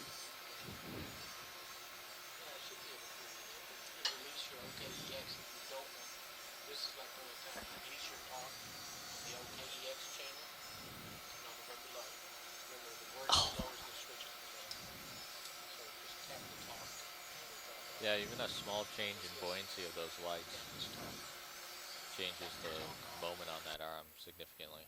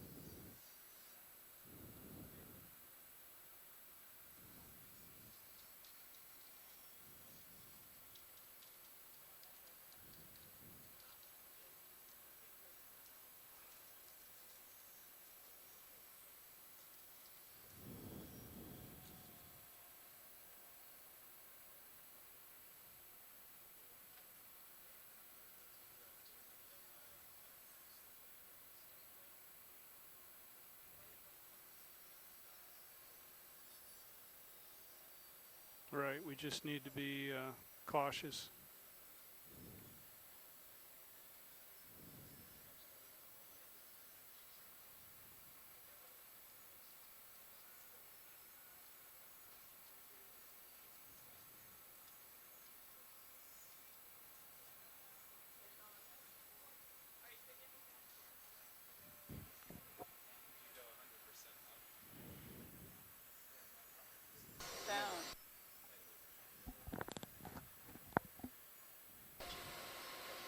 And you'll want to tap these thumbs. That's my missing, and that's my talking. So if you want to talk to me, That would take a lot. I think you could hit the foam or hit the lamps on the foam, hit the comp, damage the hydro leak. That's probably most likely.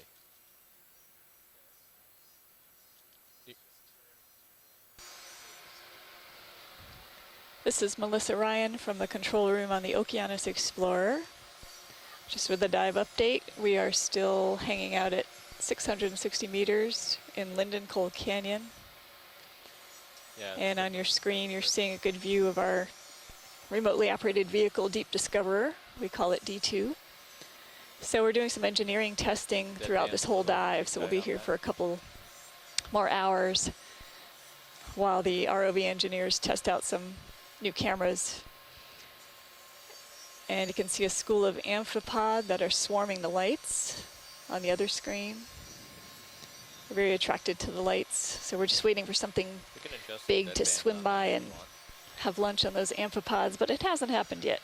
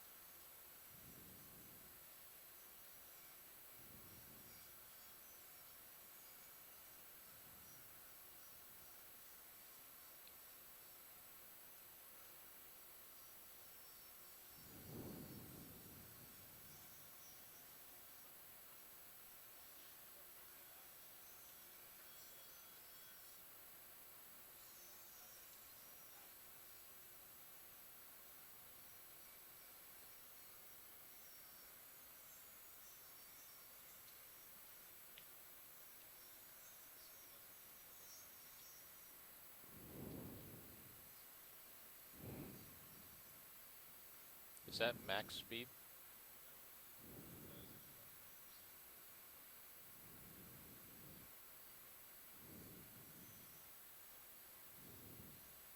That's really fast.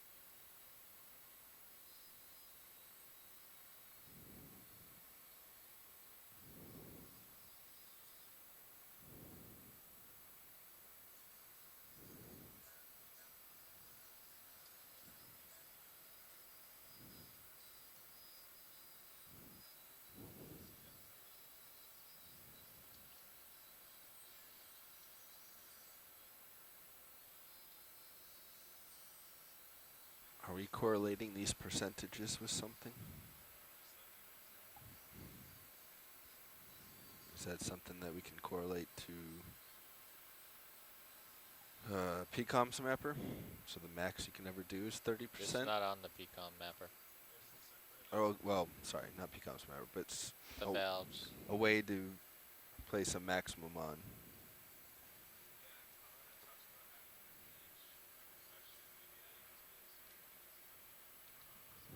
Yeah. Okay. There's a file that limits that? No.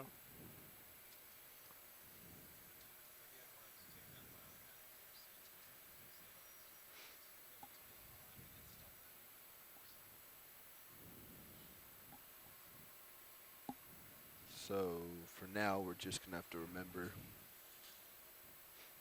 30%. Well, I think you just go, yeah, you go slow and you watch it, right?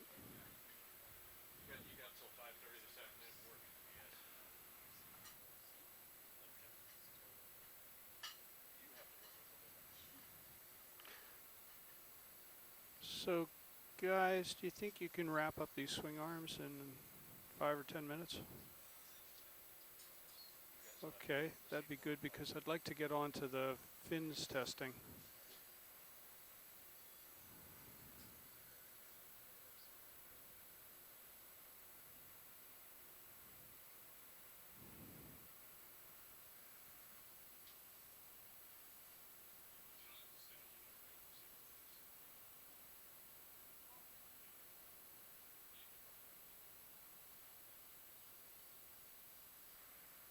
Hey everybody, we just got an extension on the dive. We don't have to be off the seafloor until 17:30, give or take. So please continue as you were.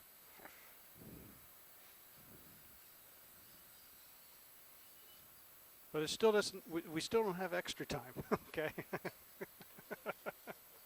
And Jamie still wants to go up this canyon and across the next ridge and down the other side, okay? This is the Okeanos Explorer. Sorry for the long silence. We've just had an operations meeting. We're going to extend this dive because of engineering concerns until off the seafloor at about 17:30 Eastern Daylight Time. That's another 2 hours and 45 minutes from now. We want to try to get as much engineering done as we can so that we're not impacting potential science in dives 2 through 4 later in the week. So that's the story. We're still doing engineering. We're still at about the same depth, 645 meters with a deep discoverer, but we will be on the seafloor longer for engineering. So stay with us. This is the Okeanos Explorer.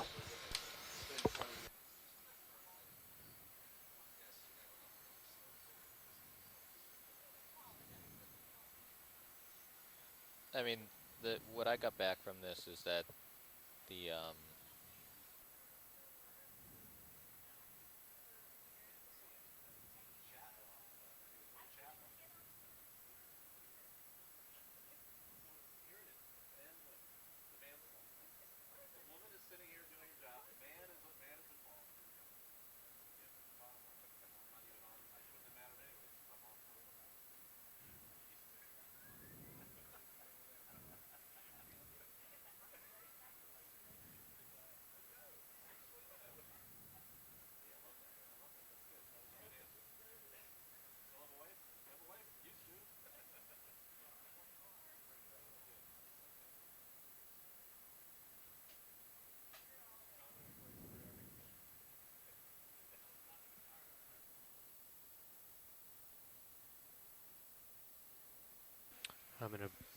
I'll do cameras. I'm gonna bring the HD all the way up so you can see what you're doing up there.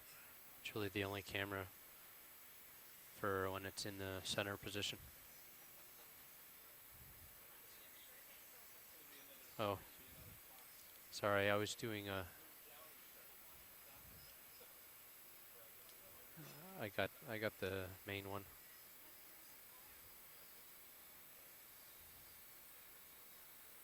Okay, do you want to go ahead and we've got a port valve pack? Yeah. Tell you what I'm going to do. Hang on 1 second. Port main. I'm going to turn port main off just so you can see better.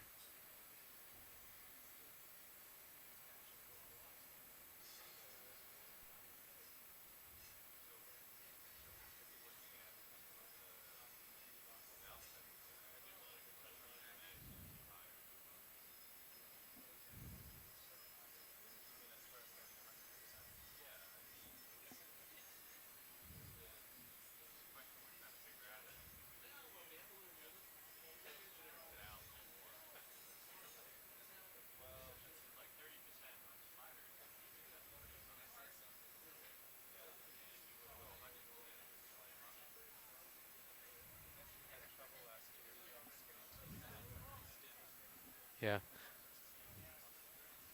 So yeah, part of what we were doing, Boppy wondered what we were doing. Part of what we were doing, some of them were just too slow, right? And we'd have to just sit there for like a minute until they completely. So we tune that. We want to make sure they're still working, right? And then yes, you're right. We could go into the PCOMS mapper and limit the max and mins if we wanted to from here. Is this in the PCOMS mapper? Oh. Oh, I see. So do you want to record? Does our test director want to record the max that we really wish to see? That reliably move at depth? Is that useful?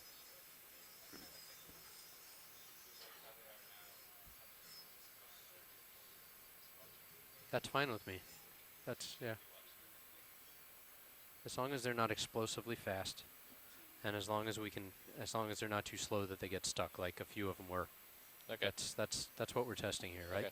So that's Front row, this is test lead. Test lead.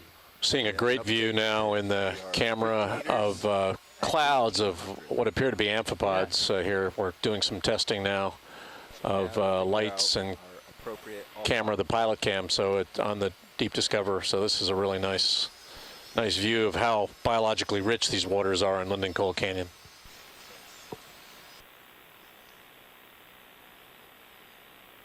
There you go.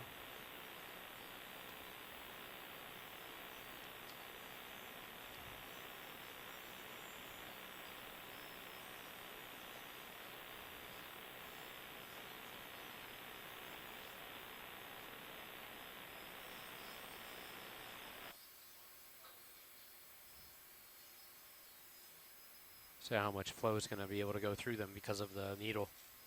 Yeah.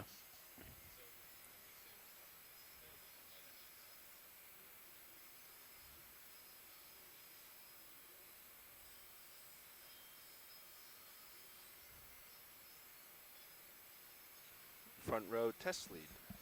We're getting reports that we're seeing CTD noise right now. Are you guys doing anything out of the ordinary that wasn't happening before?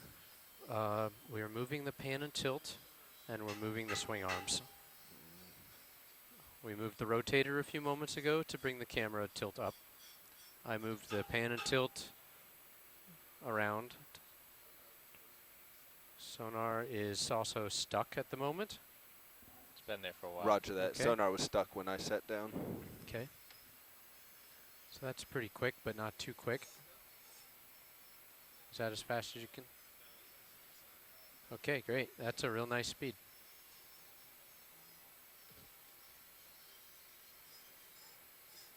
So the starboard lower, the one that gets stuck, was it okay? And did you still have to get it going a little fast and then slow it down, or is it a little more controllable? Okay. Okay. You still have to slow it down.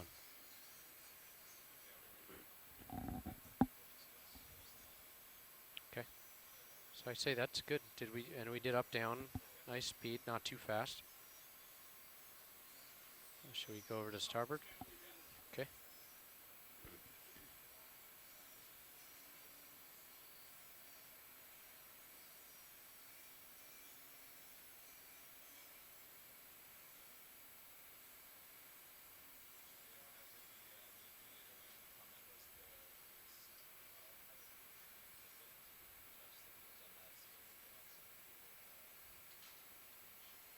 That's right. Yeah, which we were.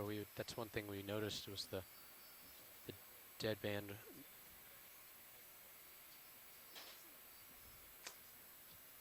Yeah, unfortunately. So I am going to turn off starboard main so we can see what we're doing, and I'm going to turn off starboard lower. That Test didn't- lead? No, that doesn't work This that is way. navigator? Yeah, right. Can't turn it off then. Go ahead, Nav. Yeah, one other. Is he seeing it on all the channels or just one of the channels on the Not CTD? clear to me. Okay.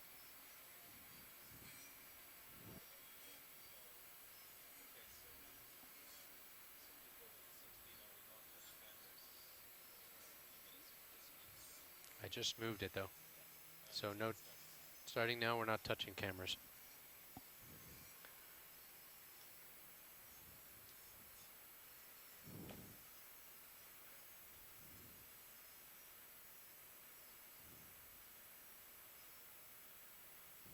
So that's reasonably snappy, but not explosively snappy. That's a good speed and it stows properly.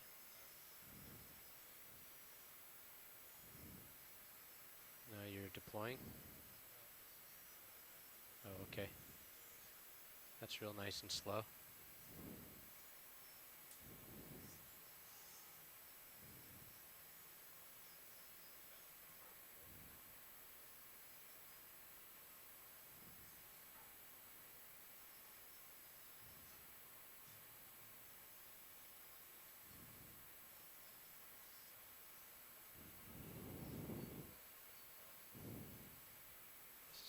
It'll speeding up. Right.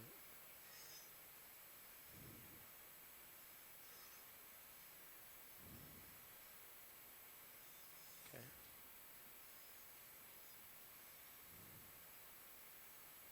Nice and slow.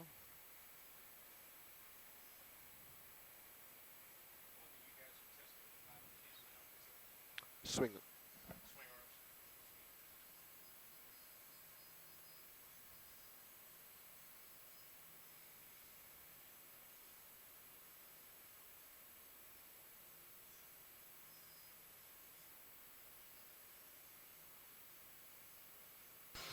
Brad Stevens is letting us know that those organisms I called amphipods are more likely euphausids. Thank you, Brad. I certainly will not claim to know. So, but it looks like we've actually got multiple organisms. Perhaps we've got snow in the background and the euphausids in the foreground.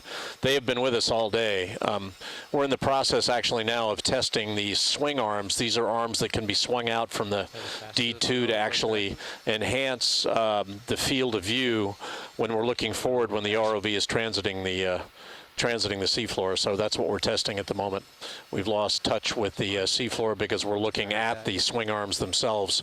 We're looking up at the swing arms, so we're looking away from the seafloor to do this, but it does give us a nice view of the water column and the organisms in it and how rich that water column is here in the Lindenkohl Canyon. This is the Okeanos Explorer. We tried to turn those way down and they're still fast, right? Yeah, so.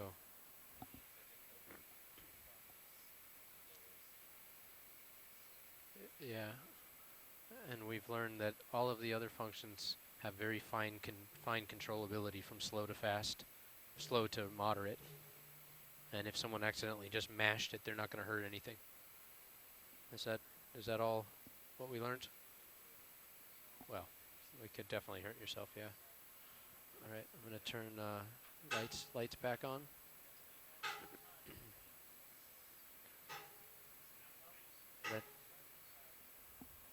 I'm going to move the camera back to center. Test lead. Pan and tilt. Test lead copies. Move the camera. We are continuing to do maintenance on the vessel in preparation for our docking in Baltimore in the middle of next week. We apologize for the noise. They're trying to minimize it, but we are doing some sanding, some painting, and it provides unavoidable bell-like characteristics in the control room below where they're working. We apologize. This is the Okeanos Explorer. Yeah, because we're looking up and trying to see the arm swing out with the main Zeus Plus, so I first turned the port off before we started moving it, and then turned it back on when we were starting the starboard side, and then I turned the starboard side off so we could see what we were doing over there. Copy that. In addition to the camera moves that we already told you about. Should we do those independently right now, isolating everything else? So, port main is turning off at 190230, right?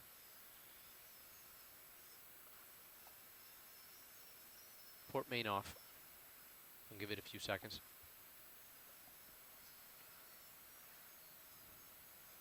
Okay, I'll bring it back on at 190245. Port main is back on.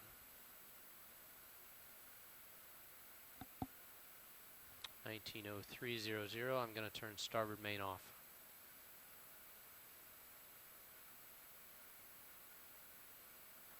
Starboard main off.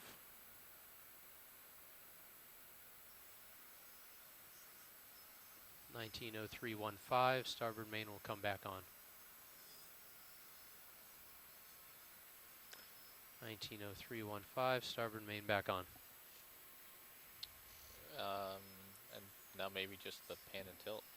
That's the only other thing we're operating, right? Okay, and when we reported that the CTD gave funny data, I was looking over toward the left and up, so I'm going to go do that. Okay. 1903. This is with ROSPT25, looking over to port and full up. Independent of the lamps.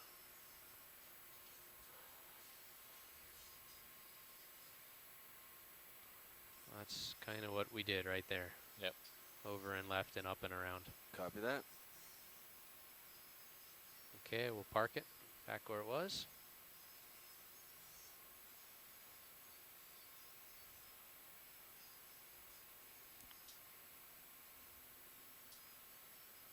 Thank you, Brendan. Brendan reports he did not see any other repeats. Okay, main Zeus plus tilt is going down, back to where it was.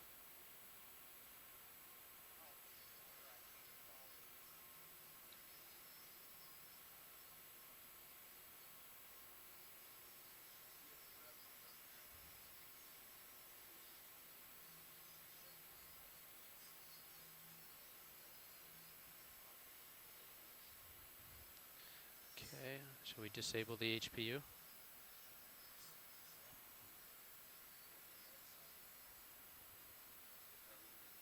Okay.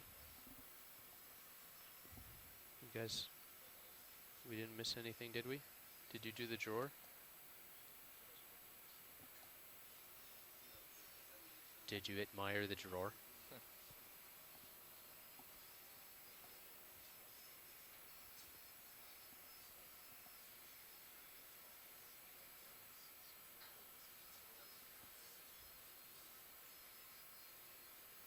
Main HD, looking down, fold down. Zeus, mini Zeus. Ooh, that's absolute pressure though. Isn't it? Crank it up, see if it goes above 3.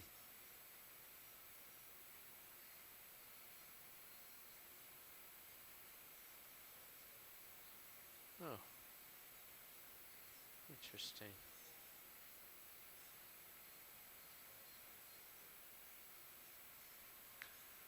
Pilot, this is test lead. How are you guys doing on hydraulics? We have one more very critical step in this process, Bobby.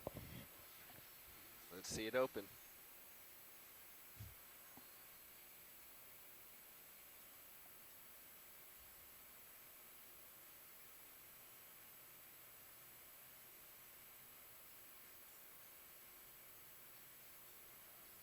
Wow.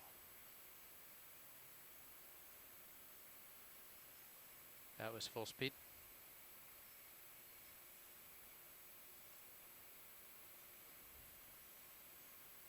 Did we even have to tune it? I feel like it was just always perfectly tuned.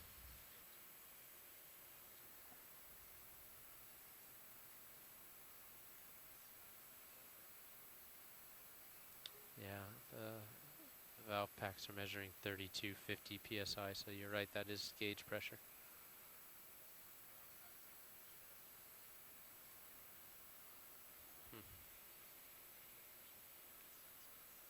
So if we bring it back down, it's, yeah, it's still 2,000. No, it's not. Yeah. Right. Well, perhaps because of the more viscous fluid, you have less leakage across those orifices in the pressure reducing valves on the two manifolds.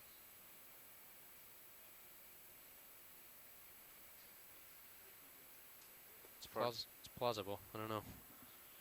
Front row. Test director. Jeff should be here. Be back momentarily. But the next move is going to be was going to be a thruster test to check for errors on the CTD. I imagine they'll still want to conduct it, but the plan was to give small bursts at full throttle, so really work the thrusters.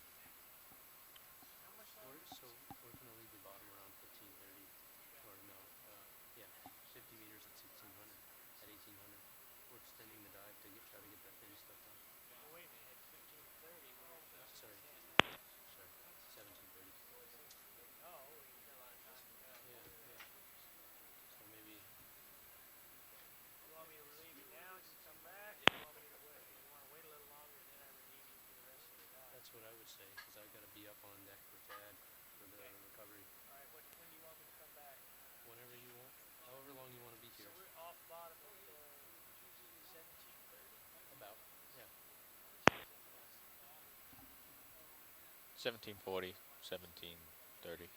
It's about 20 minutes to 50 meters. Okay, I'll be back at 3:30. Okay. You guys good?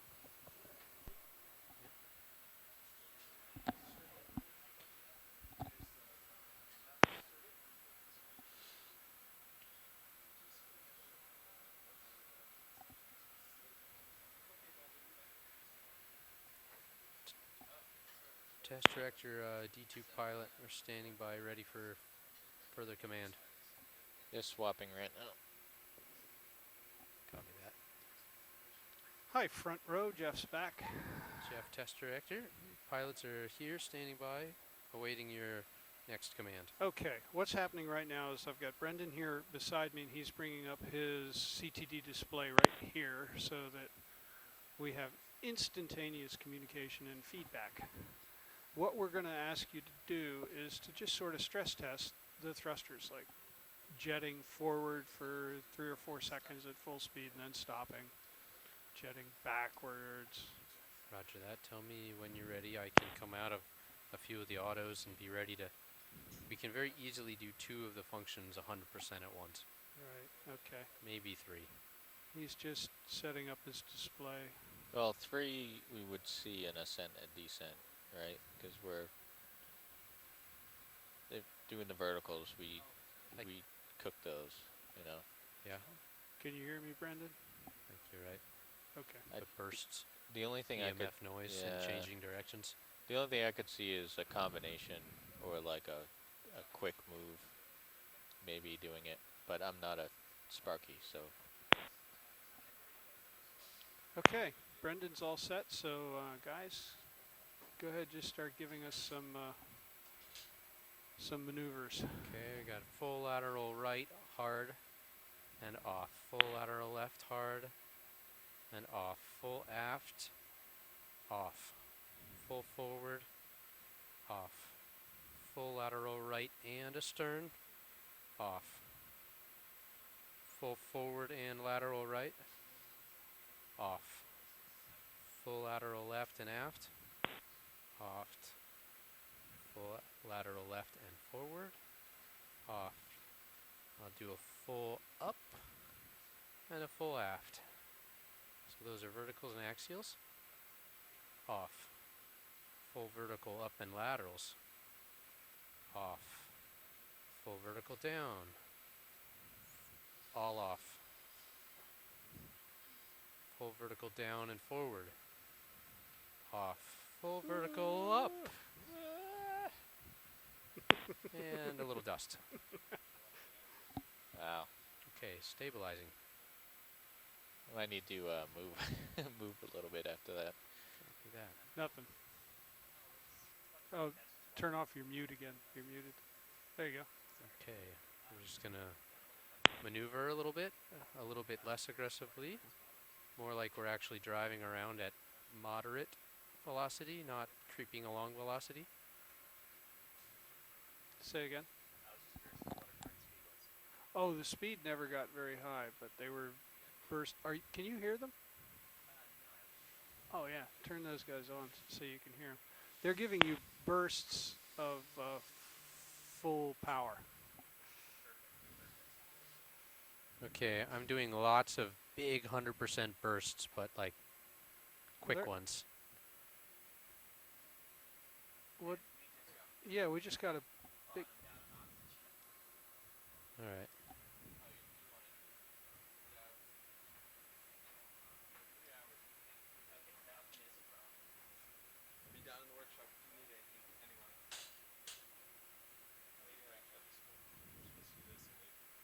Yeah, we did kick up some sediment at the end of those big bursts, Jeff and Brendan. Yeah, I'm gonna come up.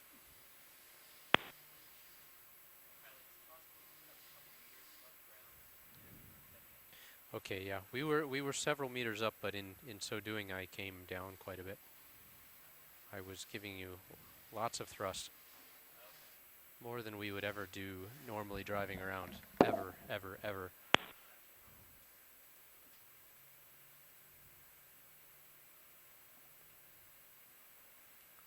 All right. Ooh.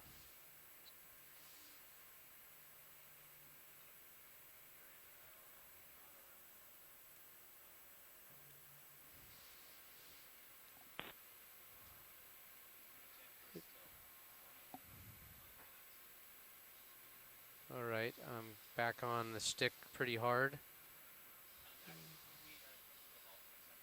Copy that. At the moment, you have absolutely zero thrust. Yeah, what's happened is the dissolved oxygen Not true. I have some Z-bias on. has dropped like almost off scale and is still decreasing. So it was after the dust up. After the dust up, and it just like fell off a cliff, and now it's sort of exponentially tapering off. It's almost like the base level of the oxygen has changed. And we also see a shift. Actually, I can see a shift in conductivity and temperature as well. I am 8 meters off the bottom at the moment. That could also be an attributing.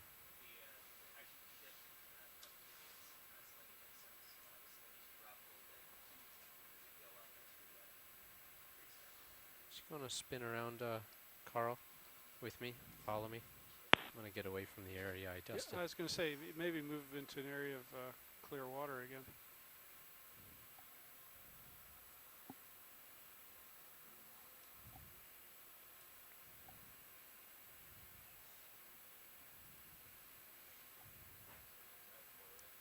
Yes. DO dropped by about 30% during that exercise.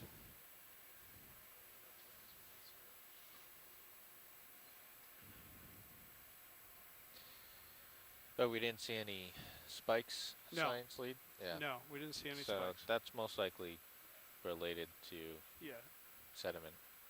Yeah. Well, let's be careful to use the word spike. It wasn't anywhere near the magnitude of what had been being observed previously. On all channels or just one channel?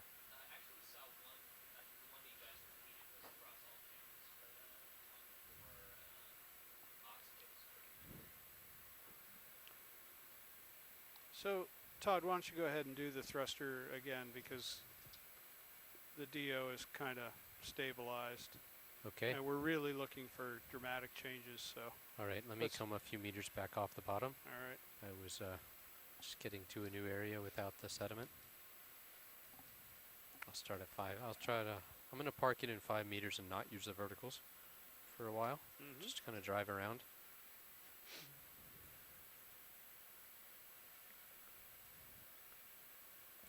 And I want to spend about 10 more minutes on this, and then I want to move on to the next thing. Okay, full lateral left. And stop. Full lateral right. Get the vehicle moving.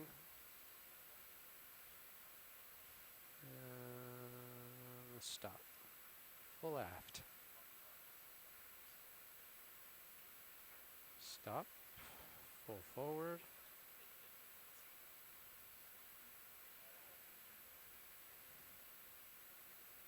Stop. A little bit of maneuvering.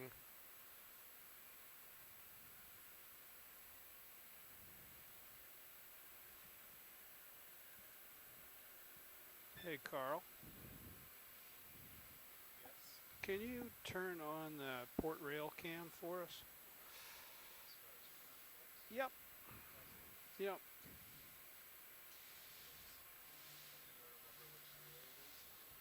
It says port rail cam, doesn't it? It's one of the ones that are labeled. Yeah. I think it's the first page, maybe. I might dust up here, sorry. Or Got a little utility. bit close. This might be a dust event. Maybe not. Nope, I recovered before it dusted. Well done, Todd.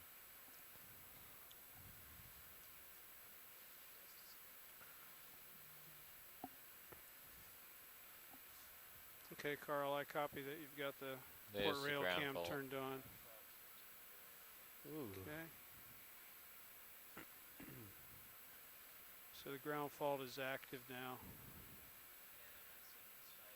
No.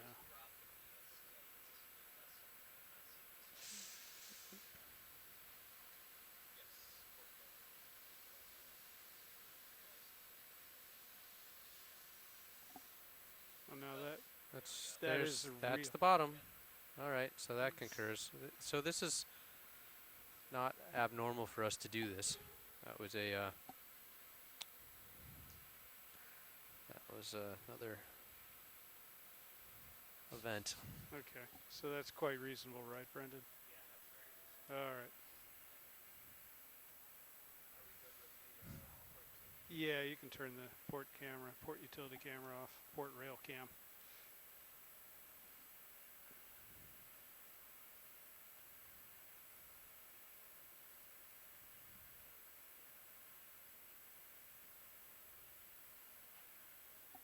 Can I recommend that maybe we get the ship to move 20 meters so that as we set up for the next segment of testing, we'll be ready in clear water?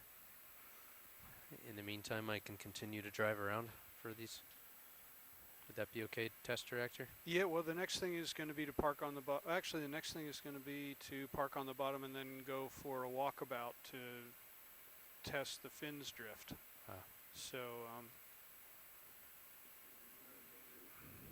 yeah, to make an imprint. So if you can just find an area with some clear water. Are we finished the CTD evaluation? Well, you're still using your thrusters and such, but we haven't been able to perturb the CTDs at all, the CTD values at all here. Okay. Brendan, what do you think?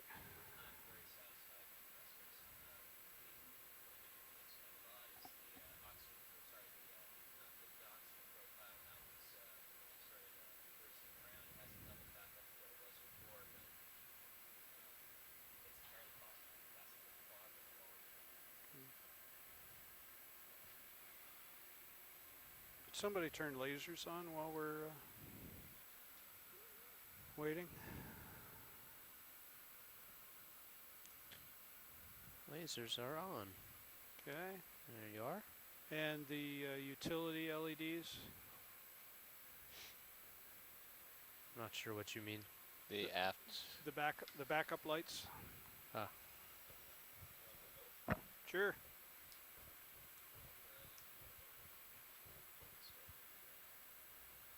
Nope, they're on.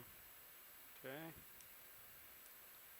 Well, I'm pretty sure we've turned everything on and used everything in the last 45 minutes.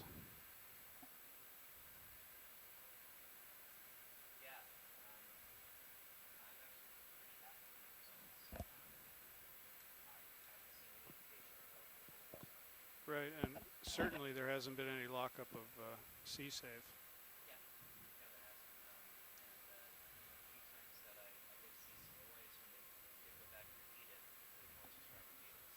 Right. And the noise that did appear was much smaller noise than, yeah.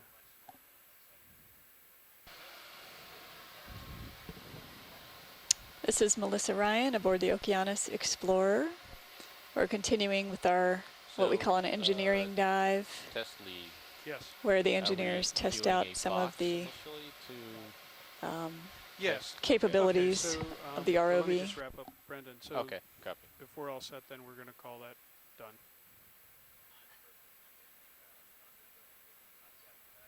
Yep. Cool. Lovely. Thanks for your help.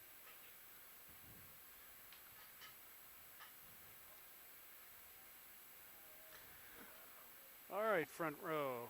Yeah, so what this test is going to consist of was we're going to measure the drift of the fins as it is right now. And we would actually expect it to be very, very good right now because it's been running for so long. Okay, so what we're going to do is we're going to make an imprint on the floor. Gently. And while we're on the floor, we're going to record the latitude, longitude from the fins. Then we're going to do a box, roughly a box. It doesn't have to be precisely a box. We're going to do a box of about 5 minutes on each side and come back to our footprint and position ourselves right in the footprint again. And write down the new latitude and longitude. And that'll be our measurement. The idea is to have the same amount of time underway for each of these tests. So we're going to try to do 5 minutes on a side for the box and be back in the footprint 20 minutes after we lift off. Does that all make sense? No, it does not. That's correct. That's absolutely correct. So I'm pushing the vehicle into the seafloor. Since it's not perfectly flat, it's hard to hold it 100%. Okay, well, that's pretty steady there. Well, I'm just going to be writing down your latitude and longitude here. Okay, joy lock on. Got about 88% thrust down to really park us.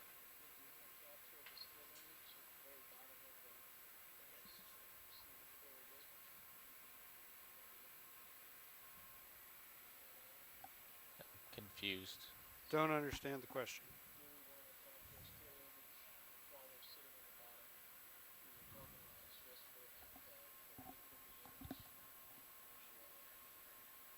Up from the still camera? After we lift off, you mean?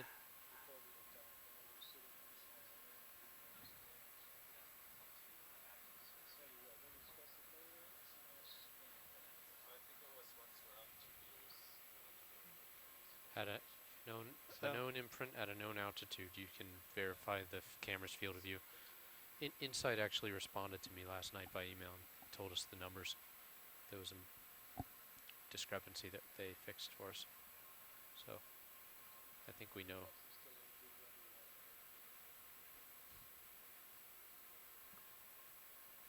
So I'm just writing down your speeds, which are not 0.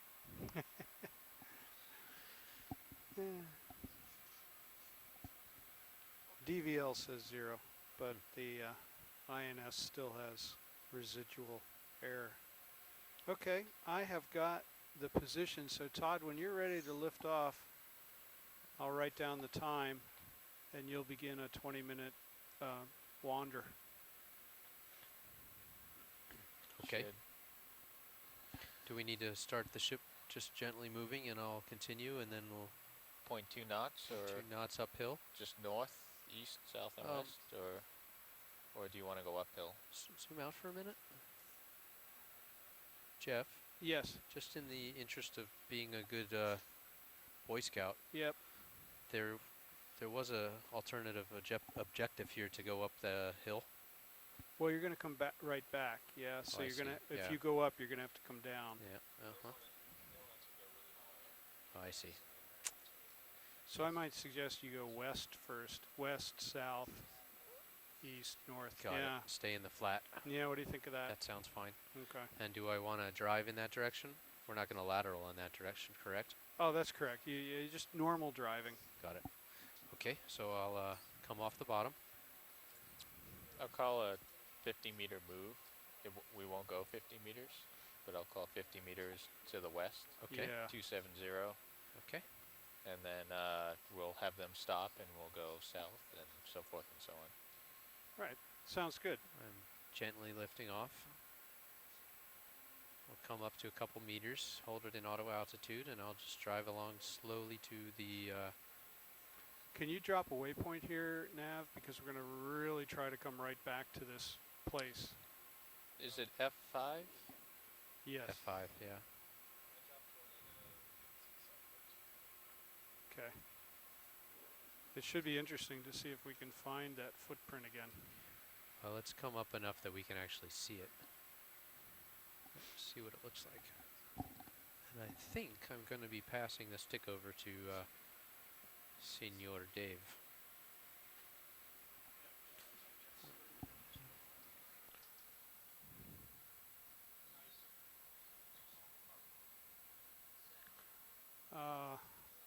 Okay.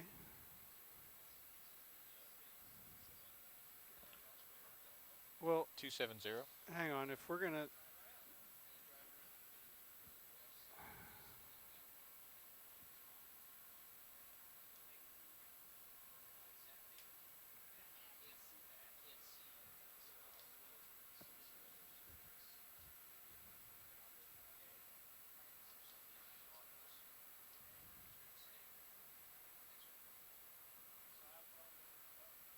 Five minutes.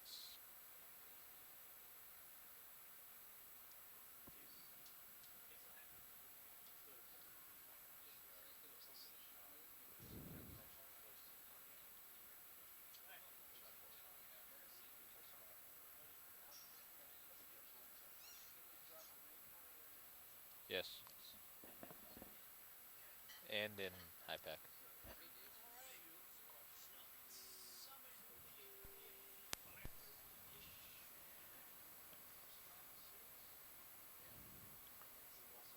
So,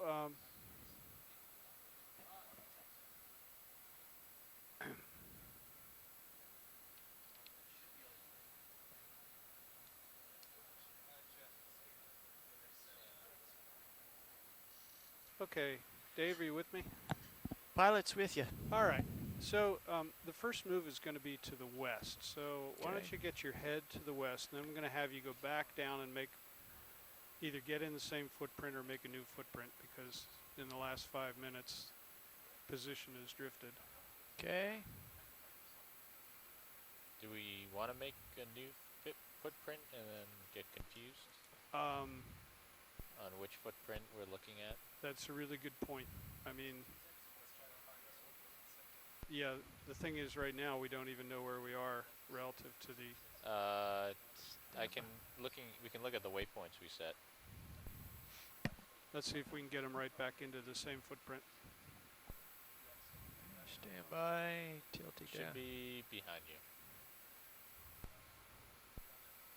Backing up.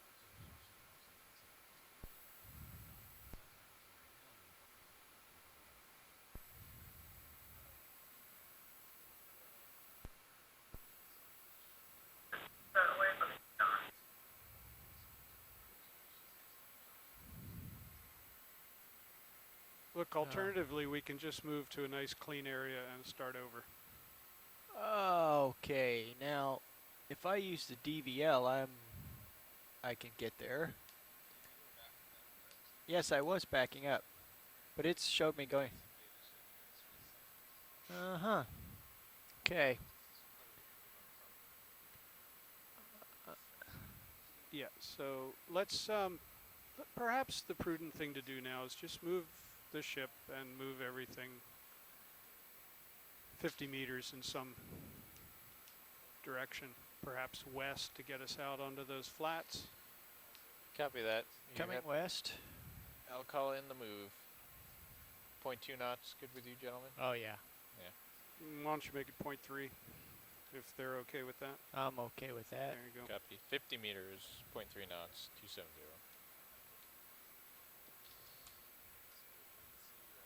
Bridge. This is ROVNAV. Okay, I'm going to move ahead just a little bit to see what it says here. My heading is west. We'd like to request a ship move Okay. at bearing 270 for 50 meters at 0.3 knots, 0.3 knots. Okay, I'm going to lateral to the right, move north. Correct. Thank you. Going to back. Ship move is called in, gentlemen. I may have actually been doing that, though.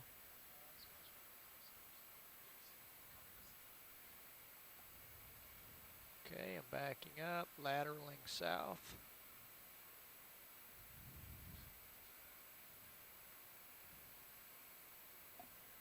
Now, I did take it out of Auto XY for whatever that's worth.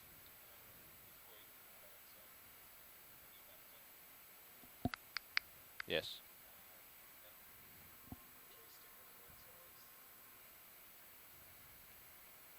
Okay. All right. Well, here, I'll just put it right back into Auto XY. I'm in Auto XY. I'm going to back up. Should move me east. Now, is that... Where are the thrusters? Well, that's interesting. It put a big lateral on, so I commanded moving south.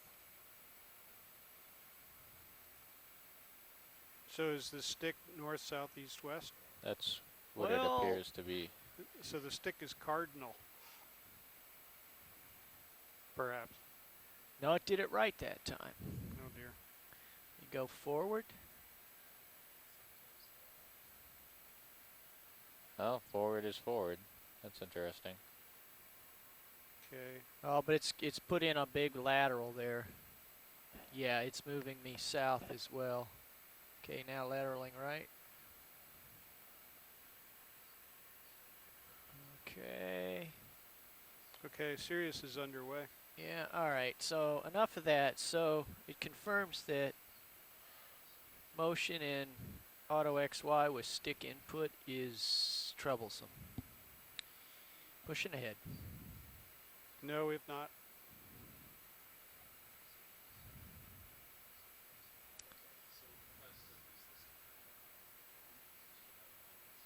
Yeah.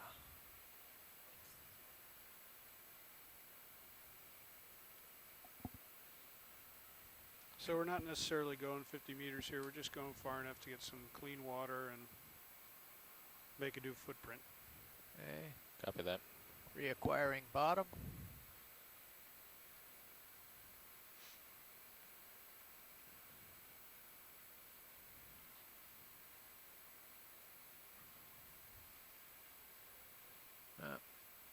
Stopping.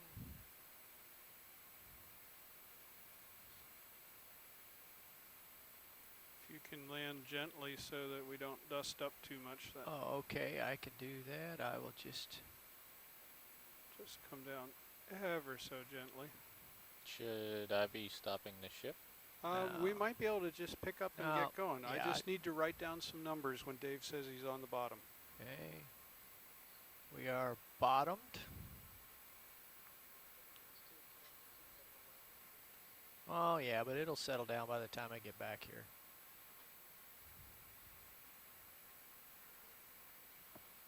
Okay, Dave, when you're ready to lift up and start moving west. Just tell me that you're moving.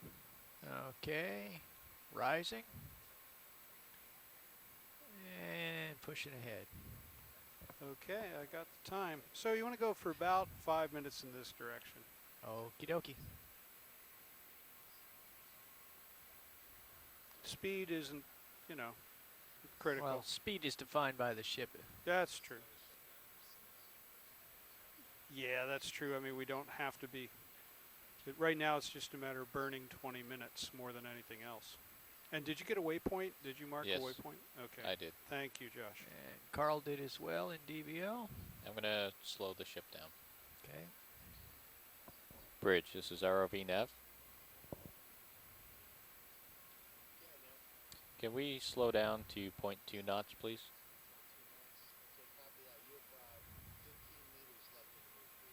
Copy.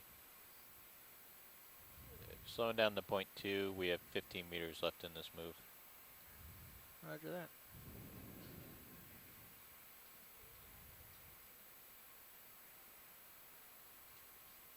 So you'll have to extend it. Yeah, a copy. bit.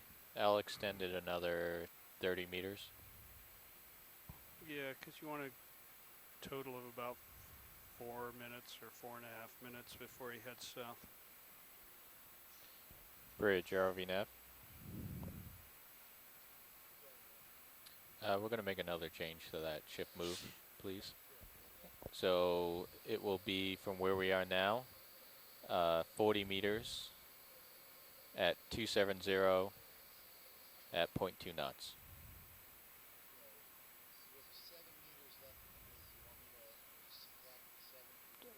You can just tag that 40 on to the 7. Thank you very much. And Carl, if you could restart sonars for me.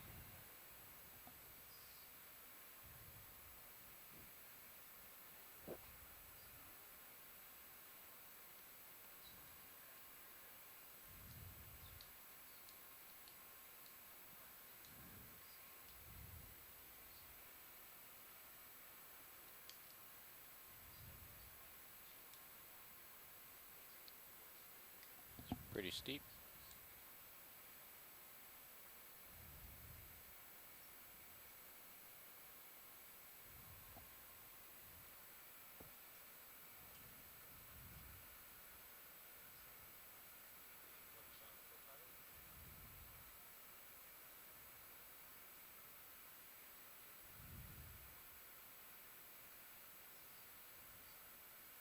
Dave, your altimeter is saying 0. Is that reasonable?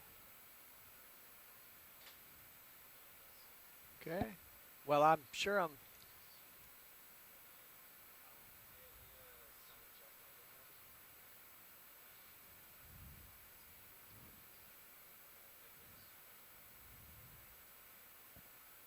Yeah, if we're... Do we lose DVL if we're very close to the bottom? Not yet. Okay. I did lose altitude briefly. I was just trying to maintain visual at the bottom because it's really murky out here. No. I wonder if you're going to even be able to find your footprint again. Yeah, if you get me close, I'll find it.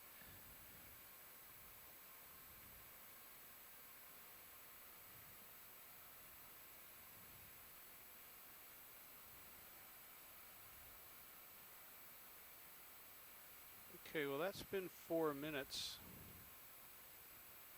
So Josh, you might want to have the ship come to an easy stop and then start south. Copy that. Bridge, ROV nav. I think Z-bias might be a little bit off here. Can we bring the ship to an easy stop, please? And then I'm going to put in another ship move here. Dave, you want to swing your head and start 50 south? meters Okay. at bearing 180 at 0.2 knots.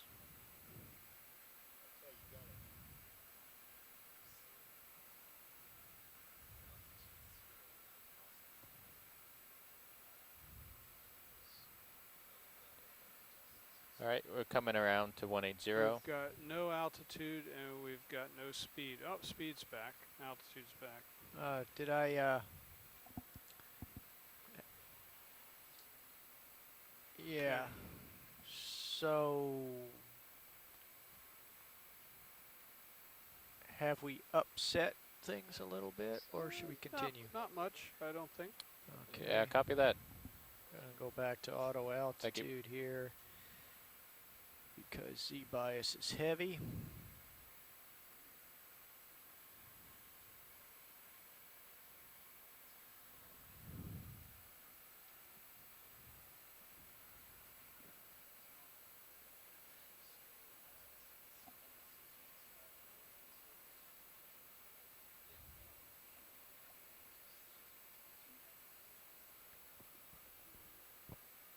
Okay.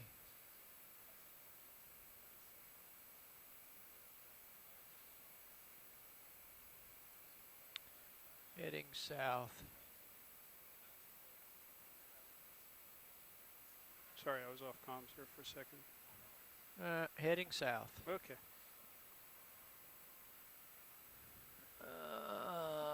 We have a V-belt on the bottom. Or something that looks like a V-belt. Oh, yeah. Or it's either that or it's a gasket from an oil drum. Probably a gasket.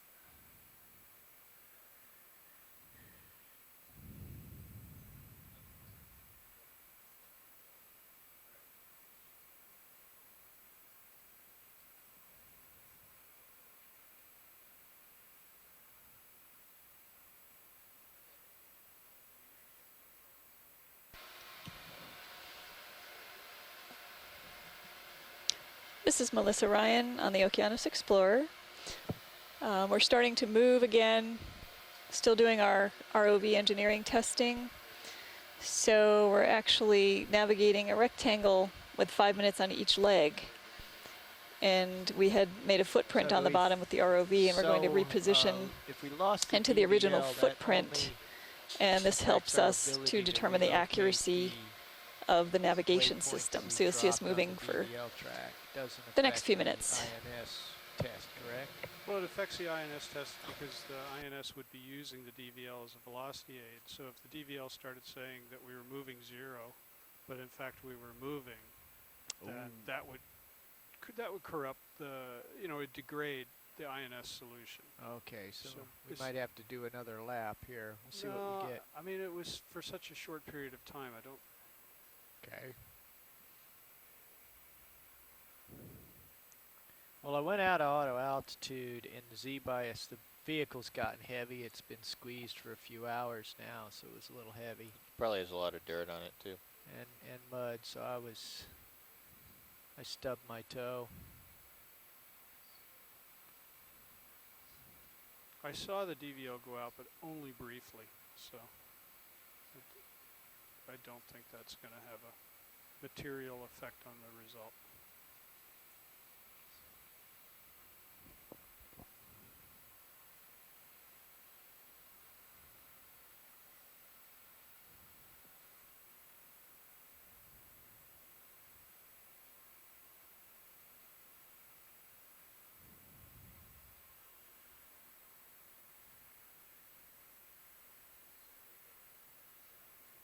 I am.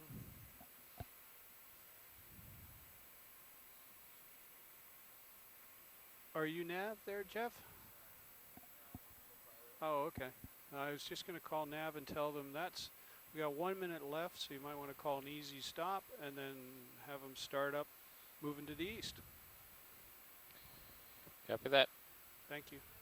East may not be what Sirius needs to stay with me, though.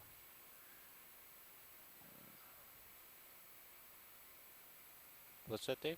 I don't understand it. Yeah. Yeah. Bridge, ROV nav. Can we come to an easy stop, please? Thank you. Come to a stop. Let me know when you guys are ready. Yeah, because I'm going to come back past him.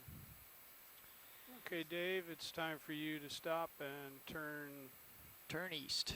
Turn east. Coming east.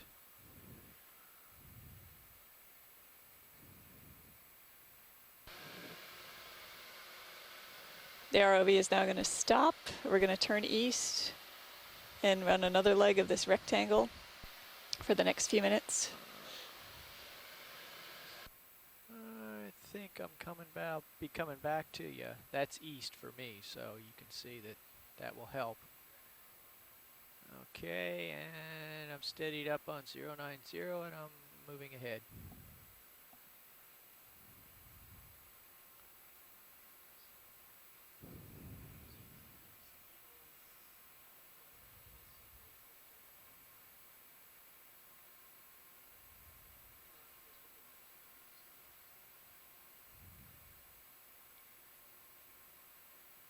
With strobe or without? Okay.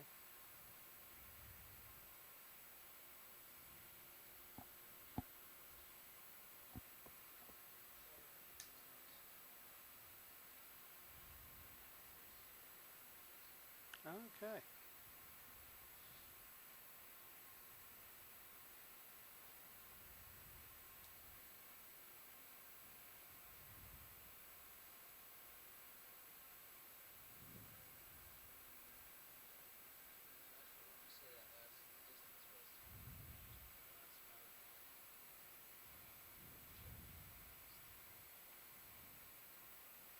$25.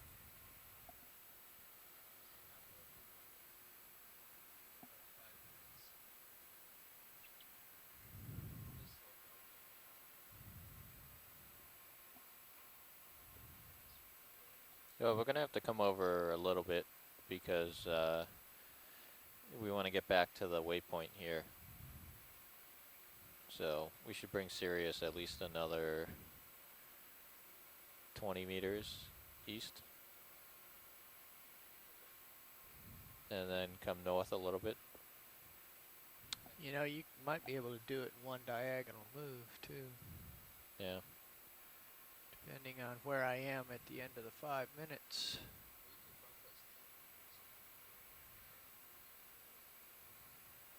I'm going to start the ship moving and if you guys are comfortable.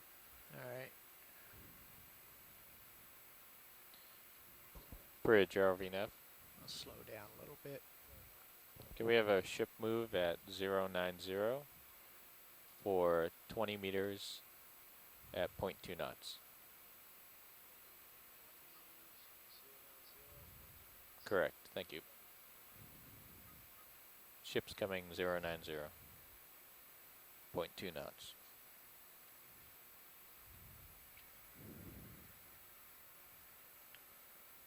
What is this?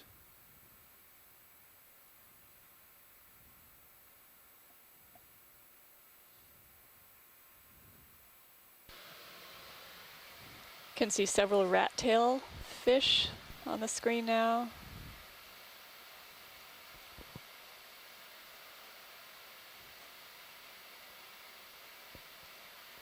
They seem to be one of the more abundant species in this canyon, along with the red crabs, occasional hake.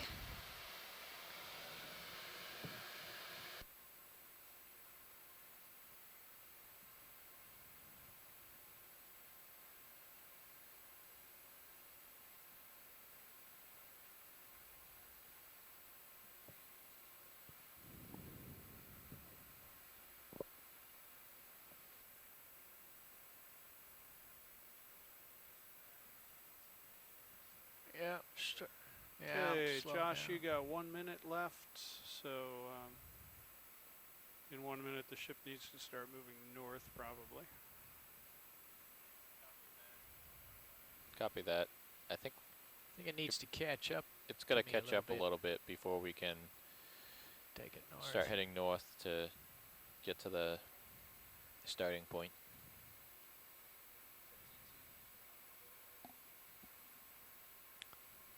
Yeah, just call the turn. It's a little bit of a current. It's pushed me north here.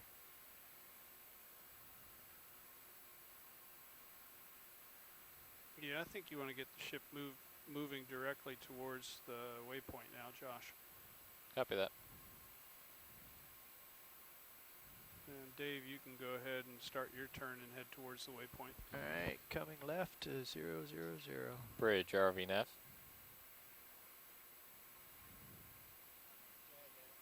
Can we come to a stop, please? And then we're going to enter in another ship move.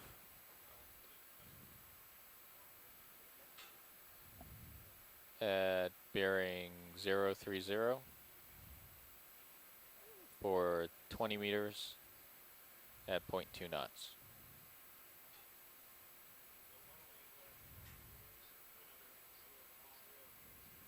Correct, thank you. Okay, moving north. So Dave, your goal is to find that footprint and park yourself in it. Okay. You don't have to have the same orientation. Okay. So you don't have to be pointed west. You can be pointed north. Ship is heading 030. It's going to work out wonderful here. I love it when a plan comes together.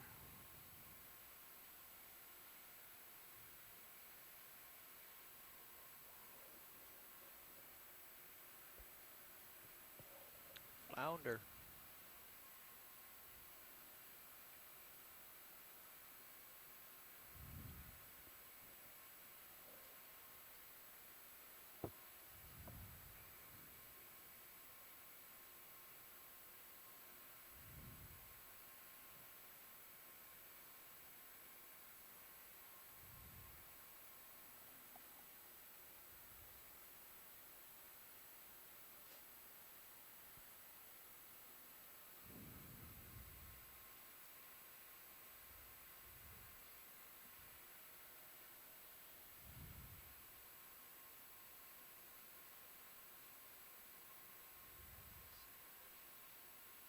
Okay.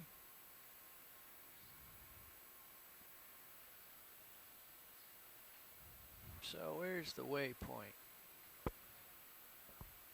Okay, yeah, I thought I was sliding a little bit to the left. I'm gonna put in a dash of lateral here to get over there.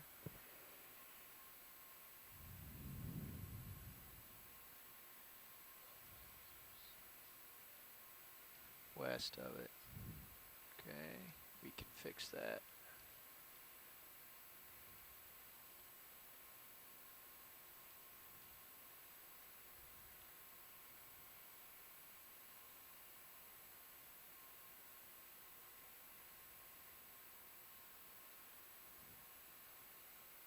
Yeah, you're getting pretty low altitude too there, Dave. Yeah. I slid up the hill. It's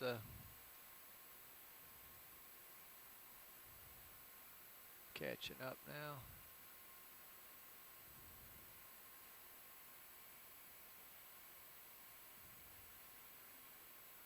I got about 12 meters to go.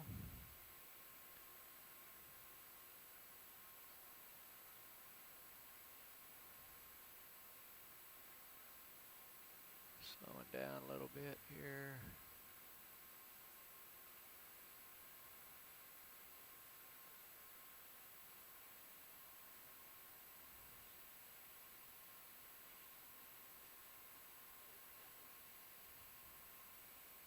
Copy that.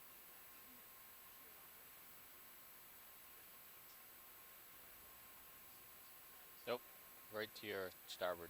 Left. The starboard side, you just went by it. Okay, stopping. Lateraling right. And come back. Okay. And you should see it. Thank you, Josh. Well, don't thank me yet. Just make sure this is it. Yep, keep coming back.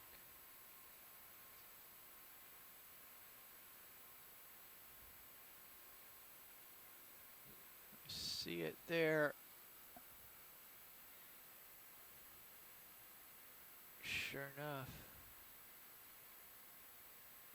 Okay, and just for the sake of completeness, I'm going to rotate and drop into it. We're seeing our own ROV footprint, which was our goal, to make that footprint and make a rectangle and come back to it. So it seems to have worked out pretty well. Coming up on 20 minutes in 10 seconds.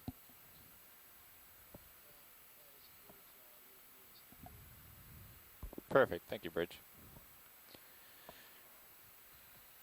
That's interesting. There's only 2 skids in that impression. That's sloping down. Okay, video, brighten me up, please.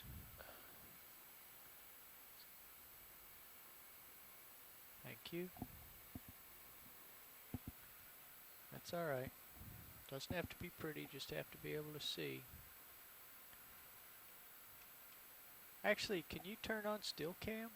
Or is still okay, here we go. Oops. There we go. Okay, if you can stop the intervalometer, please.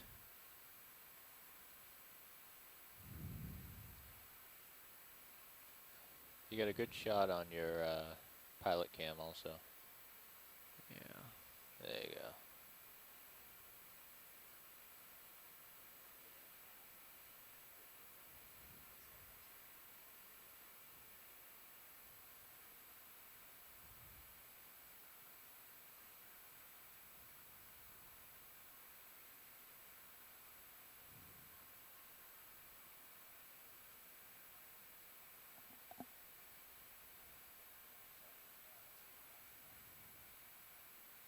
Yeah.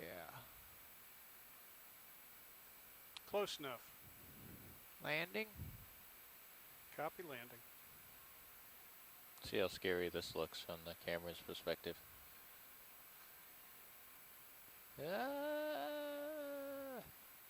On the bottom.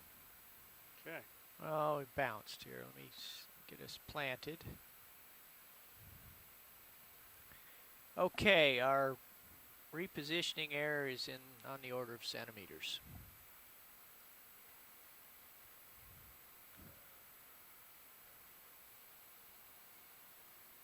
Yeah, it's lost the DVL, so it must be getting that from the INS. Or maybe that was the last velocity it got.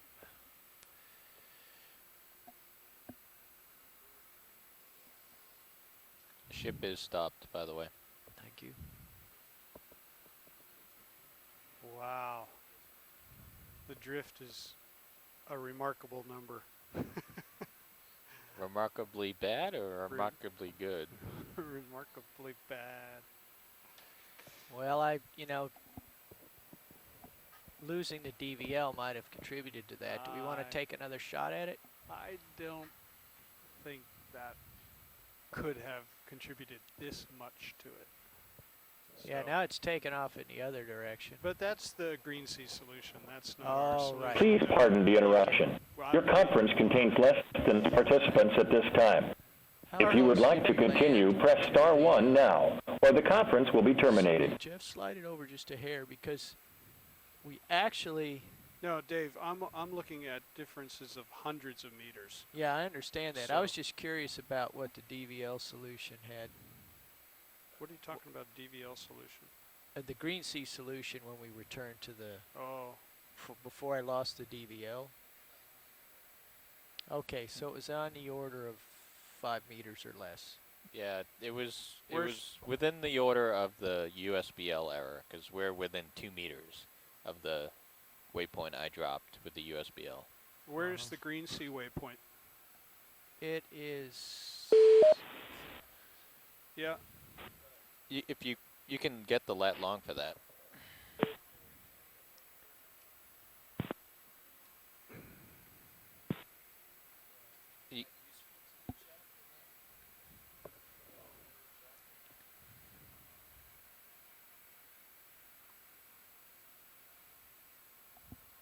Oh, I see it there. Okay.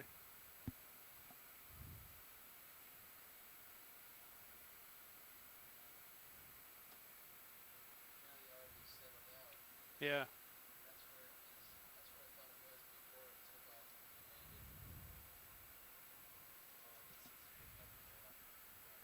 Yeah, I bounced a little bit.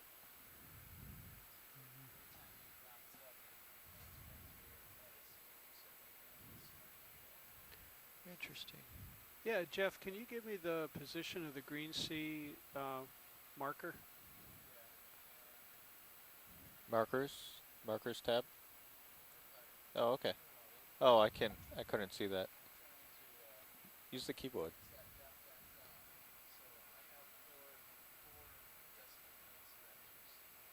I need a little more than that.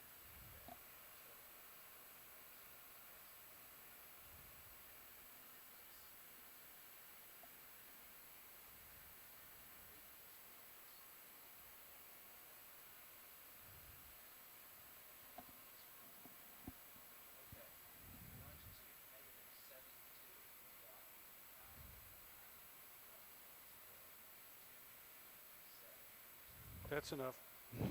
Thank you. Yep. I just wrote it down. Yeah, no, yes, thank you. I got both. I see it. I got it. Yeah. So now what's the position of the ROV right now?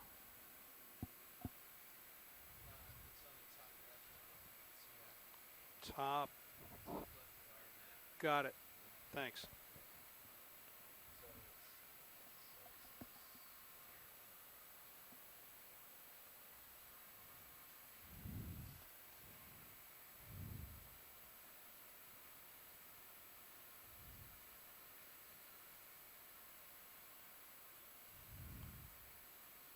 Even though we don't think loosening the DVL would have contributed that much error, I wonder if we should take another swipe at it, time permitting. So we have another hour and a half. If we take another swipe at it, we can't do an on-bottom. Understood. Yeah. So what I'd like to do now, if you're comfortable with this position, we'll just keep using this position. Okay. We're going to restart the fins. Okay. So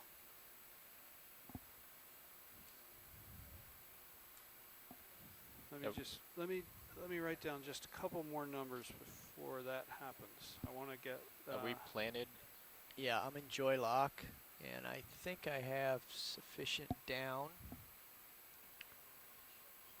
Don't seem to be creeping.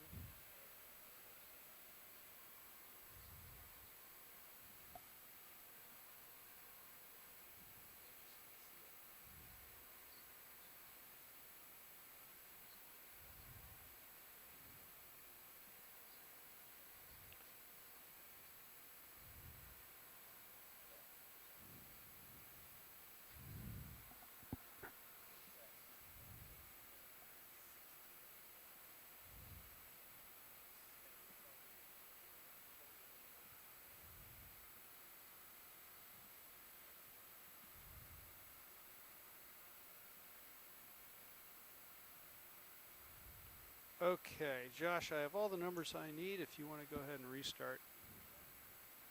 So I need to enter in a position, Yeah, correct? and you want to use the current position being reported on the green sea. On the green sea. Yeah. Okay. Jeff? I can read that to you. Okay. So latitude is 38. 38. 0.793408.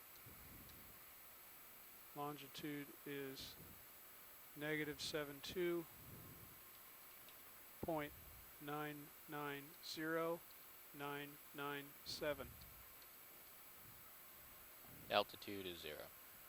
Altitude Sending. is 0. Yep, and restart.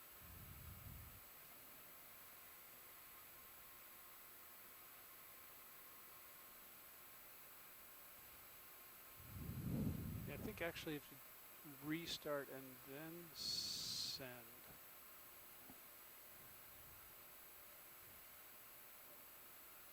Yeah, right? You have to restart and then Restart and then send? hang on.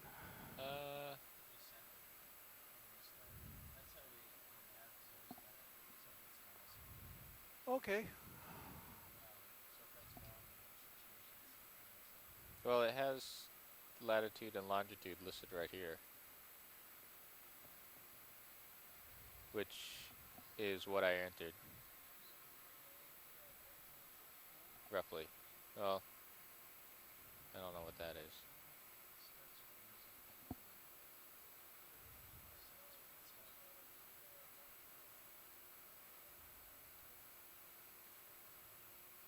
I can send it again. Would you like me to send it again, Jeff? Let's look at the events viewer there, Jeff, or Josh. Yeah, that events viewer. What's the most recent message? Altitude invalid, I believe. I believe that.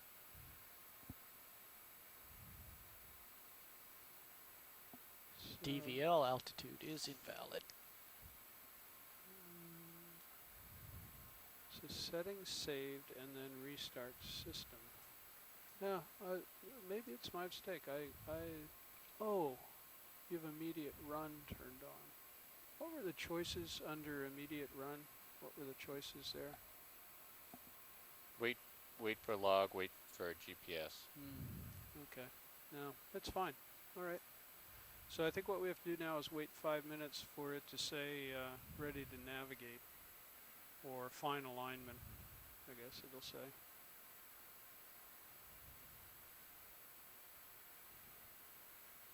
So we're just going to sit here for 5 minutes. And then what we're going to do, this is the test that Bobby recommended. What we're going to do is as soon as the course alignment is finished, we're going to pick up and navigate for 20 minutes and come back and check. Okay.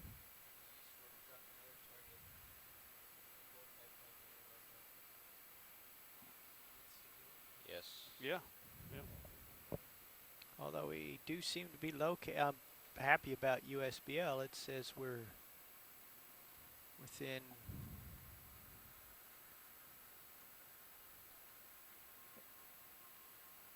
a fraction or two of a meter.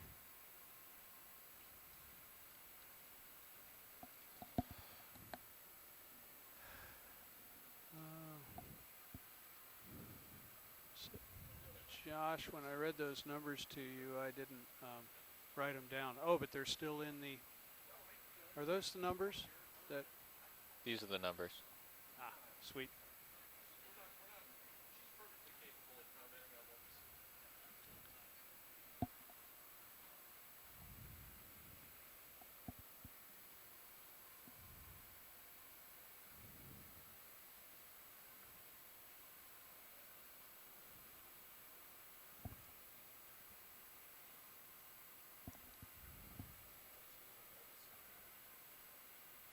Oh, I was coming to look for you. Josh suggested we take the laptop. It's loaded on one of the laptops, right? Let's just take it back in the rack room and unplug that computer from the KVM and plug that laptop into the KVM and try that. Just run off the laptop.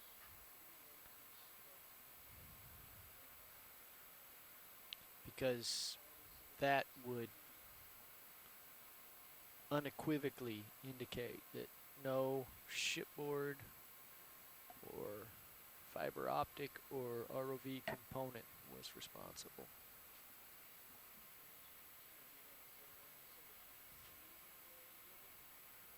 And control it. There's a beautiful siphonophore going across the screen right now. Well, we need to It's actually a back colony there of to pick up the animals. serial connections for the.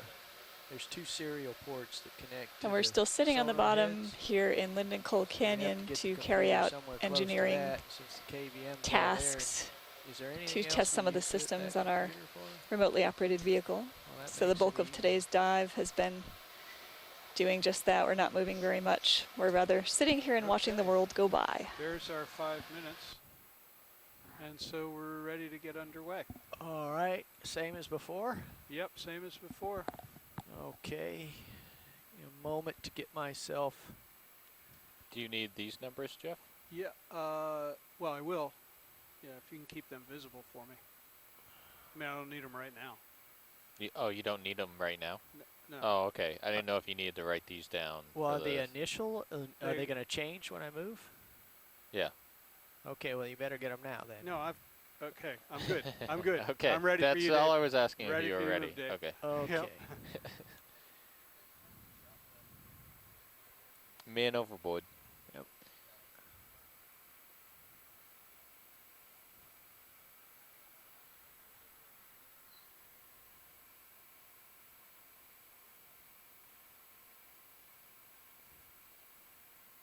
You might have to delete the existing one.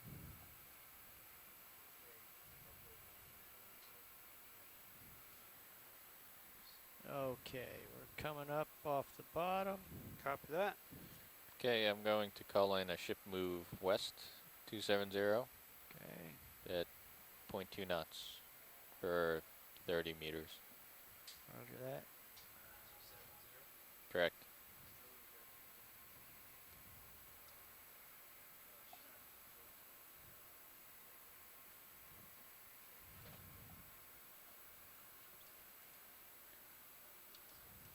Bridge, RVNF. Yeah, it is. It's very cloudy down there. I'd like to request a ship move. 30 meters at a bearing of 270 at a speed of 0.2 knots. Moving out. That is correct. Thank you.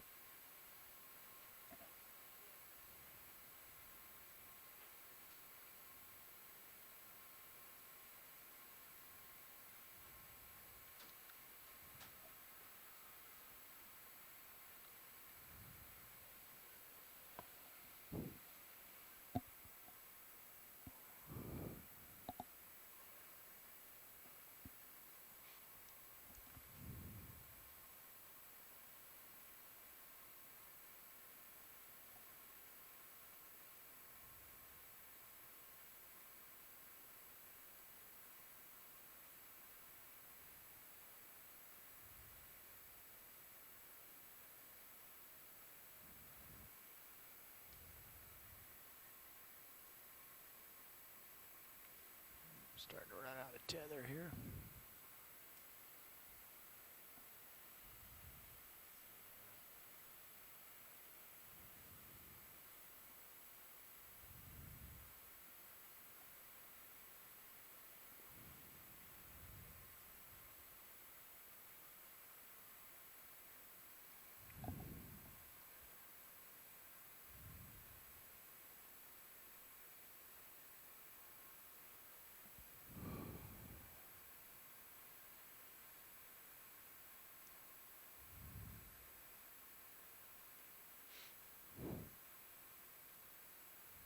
So I've gone about 35 meters here.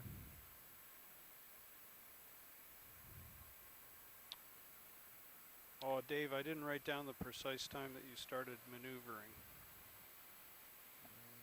I may have that in this target. Okay. 20:08. I think. I mean, no, that's not correct. No. It was after 2011. I'll just call it 2011. I'll just call it 2012. Yeah.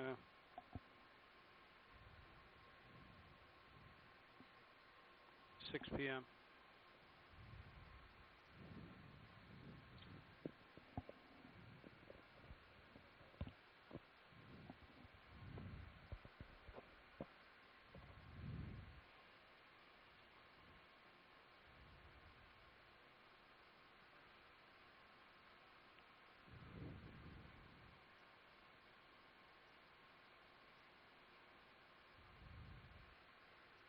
All right, Josh, he's got 1 minute left in this direction, and then he's going to turn south. Bridge, RVNF. Can we come to a stop, please? And then I'm going to request another ship move. 30 meters at a bearing of 180 at 0.2 knots. Correct. Thank you.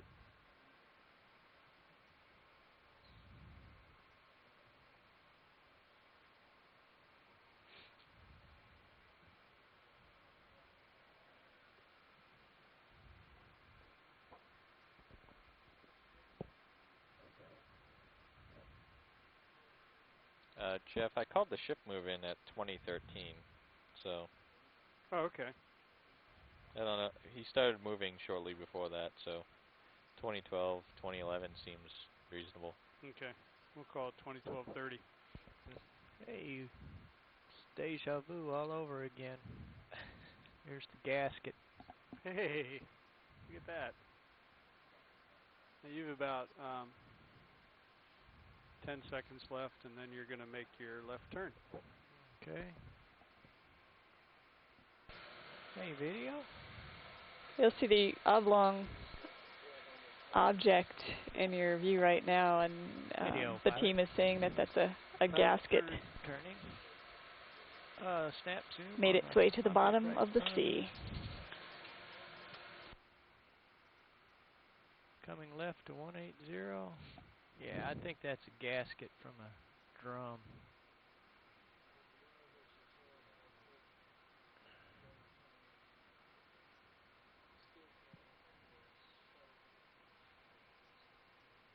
Okay, you can come wide again, please. Nope, you gotta get moving. Ship's outrunning you there, Jeff. Dave. Here I come. Just remain calm. All right, you're good now. You're safe.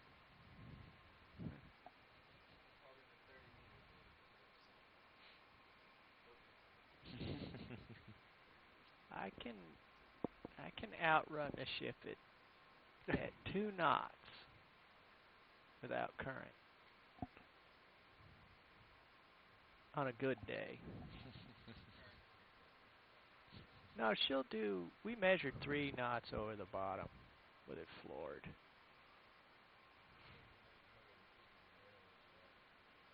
Yeah. Well, there's a lot of inertia. Yeah. You gotta get that mass moving.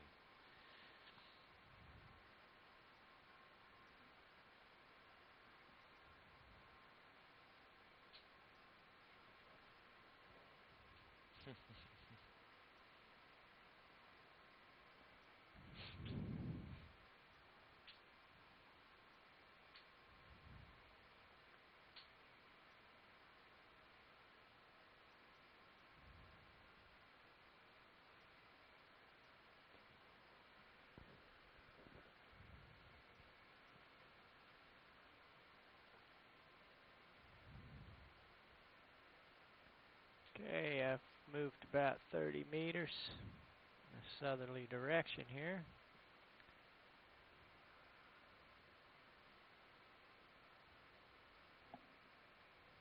As you can see, I'm starting to outrun you. I will slow down.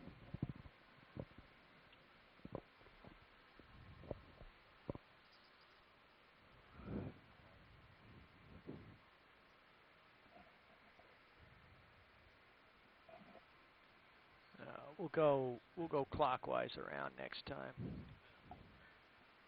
There's been a full turn the whole. Oh, the other direction.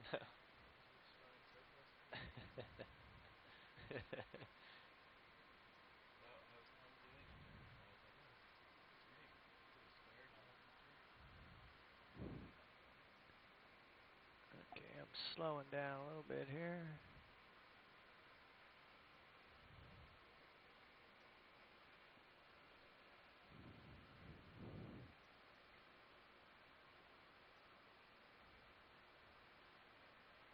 Well, it looks like there's a little bit of current from the west here.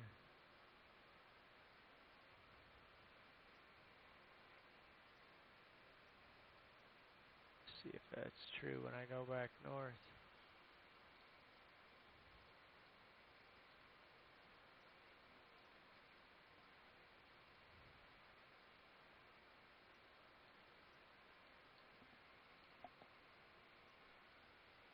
Josh, he's got a minute left and move in this direction. Copy. Bridge RV nav.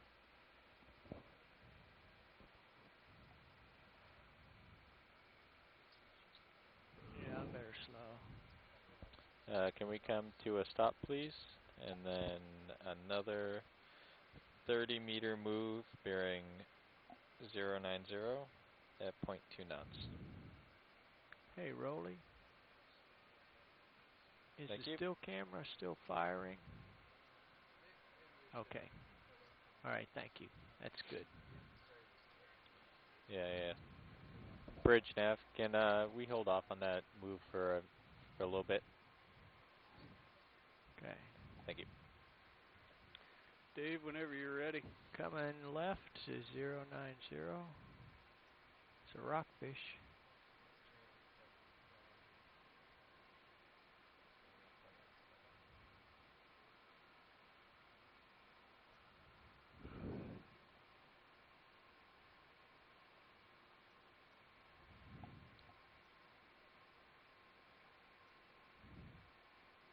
Okay, steadied up on 090, pushing ahead.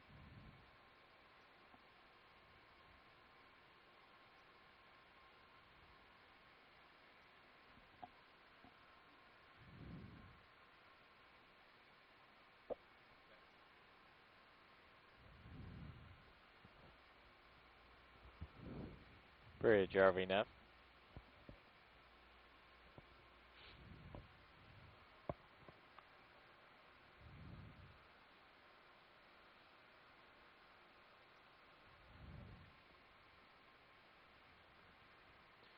Bridge, ROV nav.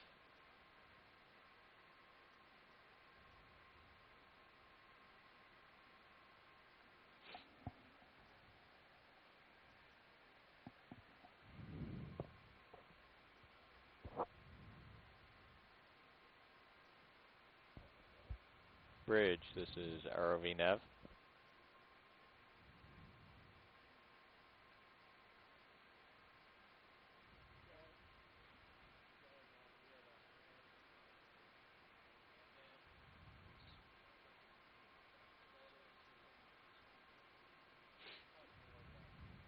Yeah, no problem. I'll go on that previous ship move, 30 meters at bearing 090 at 0.2 knots. Thank you very much. What was that video?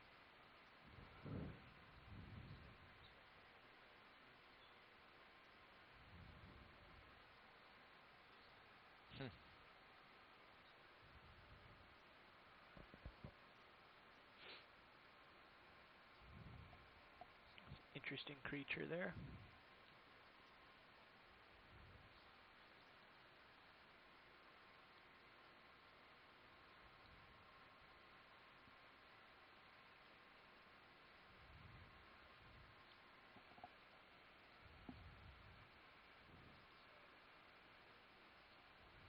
I'm pretty far south of you, it looks like. Better slow down.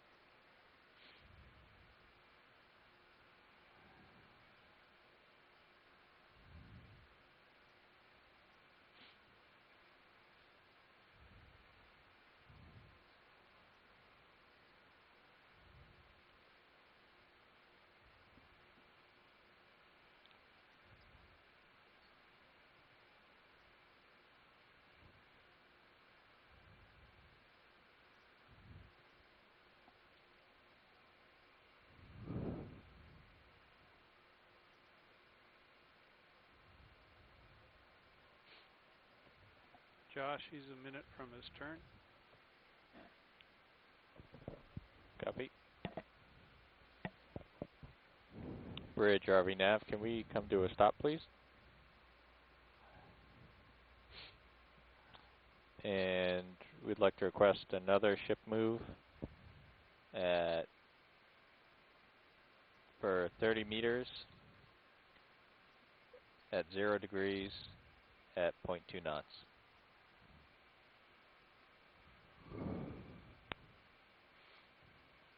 How copy?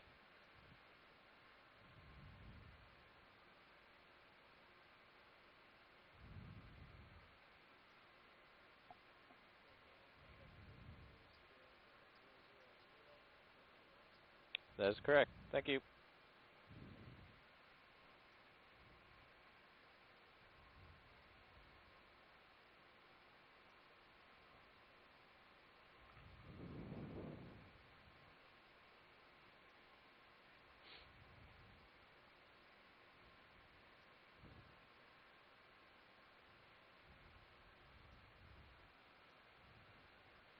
an interesting creature. What is that?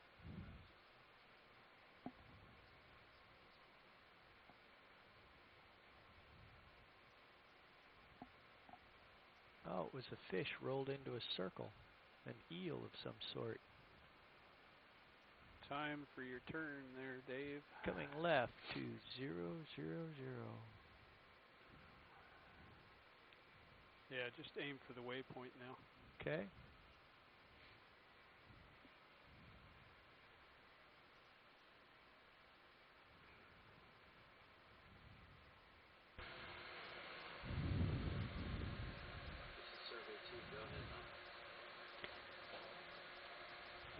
This is Melissa Ryan on the Okeanos Explorer.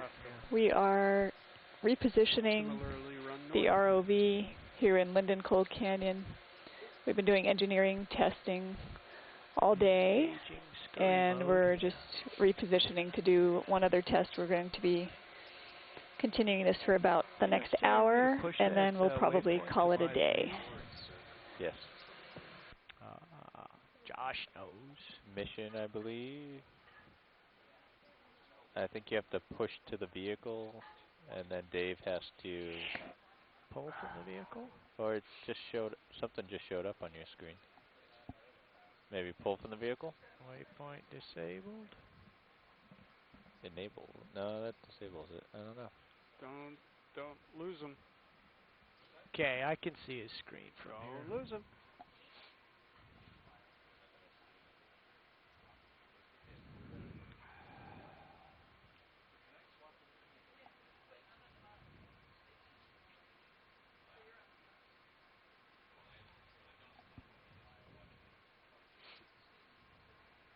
So, Dave, you're looking for your footprint. Yep. We'll get it.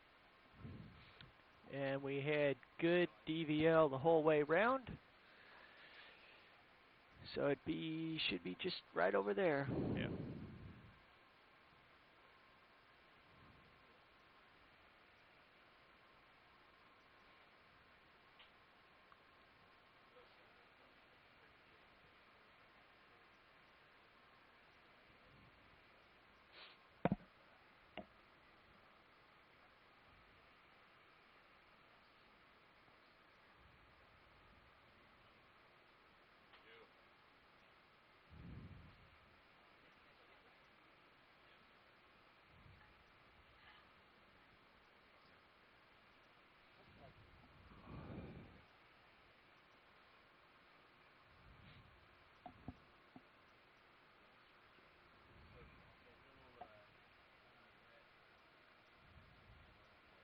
Okay. Okay. Alright. Well, you can zoom me in a little bit now that I'm... Yeah, okay. Should get me within visual range. This dust cloud is a clue that I'm in the neighborhood. I guess the currents aren't too strong today.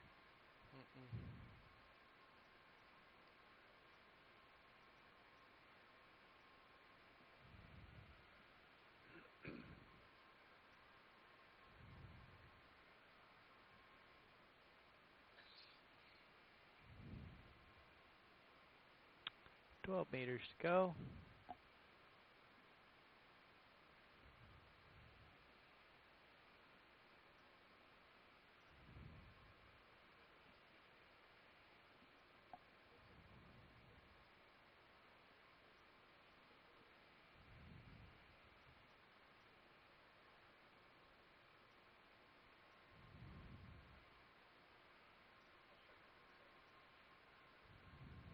Marks to your left. To my left. Coming left.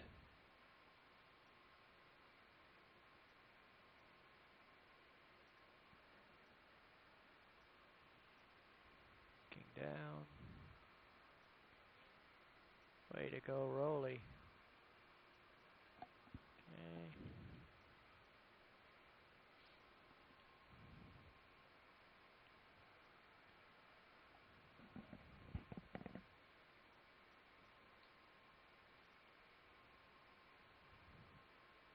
Right on schedule. Bridge, RV nav.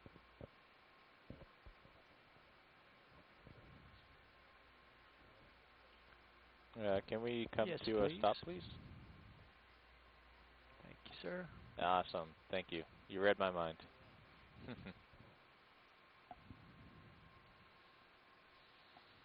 Wow, look at that footprint.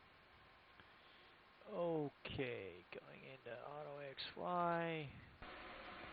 The markings that you're seeing on the screen on the seafloor are actually the footprint from the ROV where we started out. So our position testing is going very well. We shall see. Aligning heading.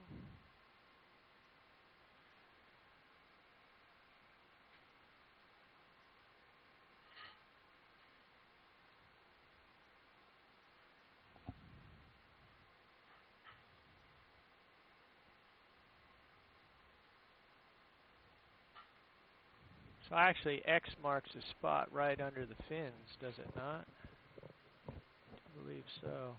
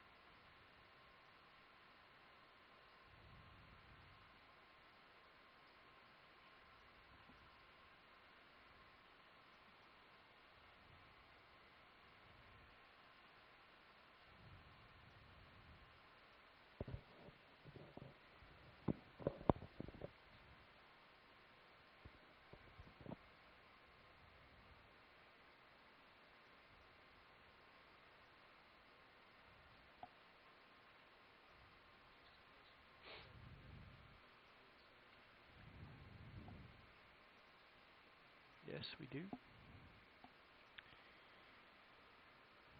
Okay, I'm thinking.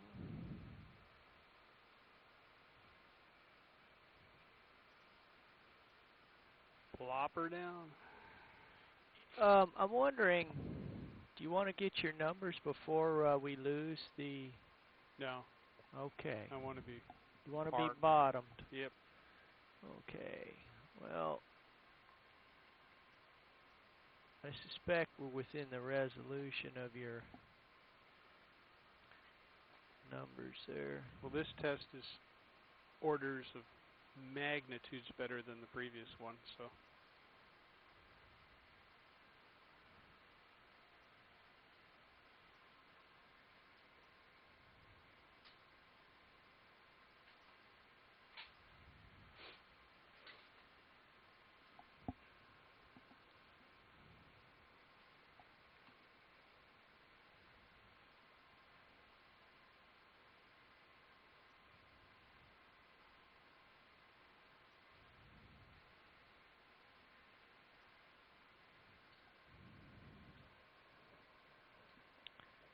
The Beagle has landed.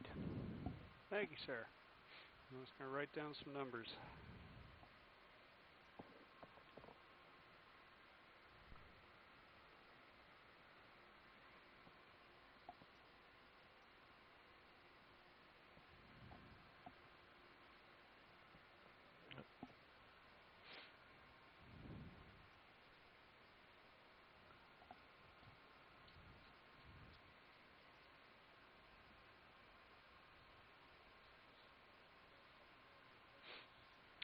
That indicates that I have locked the current state of my control sticks. And I did that after I had sufficient vertical thrust to push me down into the mud there. So I don't have to maintain pressure on the stick.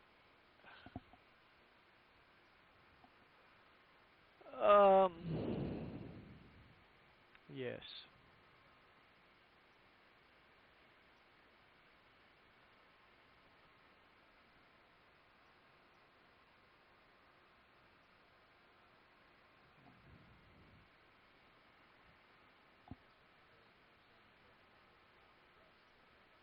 Right, because it's a cube relationship.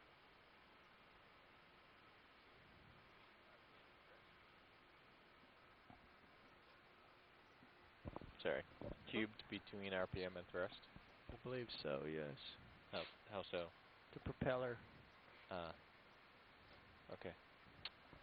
All right, I have all of the numbers from this, and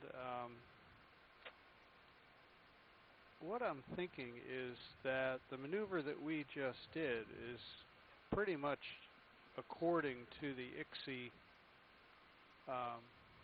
standard for doing an alignment. Yes. So if we were just to pick up now and run our circuit again, yes, then we would be looking at whatever improvement our alignment provided. Right. If we discount loss of the DVL in a previous. And that one doesn't. Shouldn't matter. No, because we we restarted. Yes. And since we restarted, there's been no loss. Oh, you're saying just go around the box again and see. That's what I'm thinking. Of course, Okay.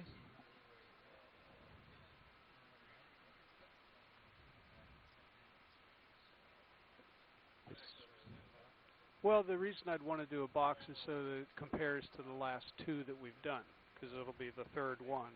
So I'd like to have the same maneuver each time. I see. Okay. Now, what's interesting is you're still on the bottom, right? Yes. If you look at the ICSI fins data, you'll see that latitude and longitude are changing. And that gives you a visual idea of the... So we're still it's still drifting. Yeah, yeah. What kind of rates? Oh, it's showing like 0.1 meter a second. That's stinko. 0.2 meters a second. So there is a feature in it where you can tell it, hey, look, if the DVL is reporting a number less than X, then you are stationary. And that feature is probably turned off right now. So we should probably... Well, right now the DVL is saying 0, but... Okay. But the... 0 or no data? Well, that's a good question. I think a data invalid flag is set because we're too close to the bottom. Yeah, so we may want to enable that 0 update feature.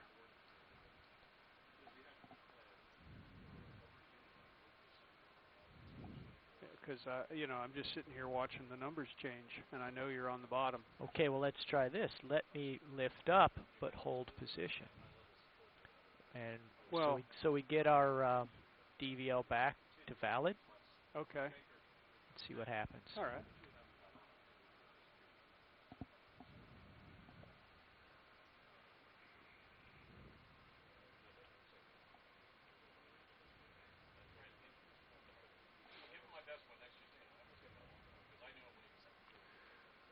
Josh, what's our time off the bottom? We need to be at 50 meters at 6 p.m. Well, Jeff, it's about 19 minutes at 30 meters per minute, so 1730 to 1740. Okay, great. So we have 45 minutes left. That's not enough time to do an alignment and a maneuver, so I want to make sure we can get one more maneuver in. Okay, I am off bottom. We had valid DVL, and I'm in auto XY, holding position. All right. And so but velocities are going to see a little bit out of the DVL here while it bobbles around. Yeah, and so now the speed as reported by the fins has decreased dramatically. It's now down to 0.05 knots. Well, 0.07, 0.06. The speed. Oh, okay. Yeah. Yeah. So there is definitely a difference between it getting a very, very slow speed from the DVL and getting whatever was being reported as 0 there. Because when it was getting 0... Well, I think it was invalid. Yeah. because it grays out, and that means no good data from the DVL. It also seems to be creeping to the right, which it should not be. Well, now that's, but the creeping to the right, that's the green sea solution, which has nothing to do with the fins. And Okay. you are drifting a little bit. Well, okay, I So see. So when you hold XY, that's a green sea yeah, task based right, on a right. green sea solution. Yeah. Well, either that or the position that it had when I went in, it just returned to. Maybe I had too much velocity when I went into Auto XY, and it.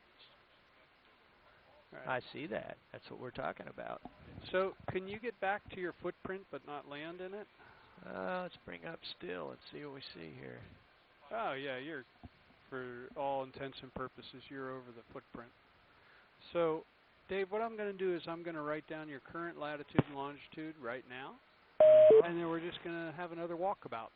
Okay. All right, so give me a minute. Actually, I'm going to just because I can, line up here with the footprint.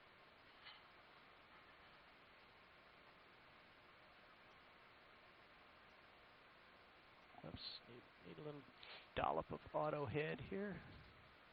You tell me when you're stationary. Okay. I am ever so slightly west of my footprint, like half a vehicle length.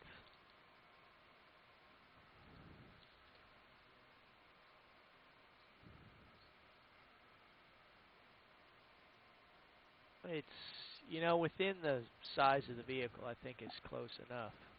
Yep. Okay, I got all the numbers I need.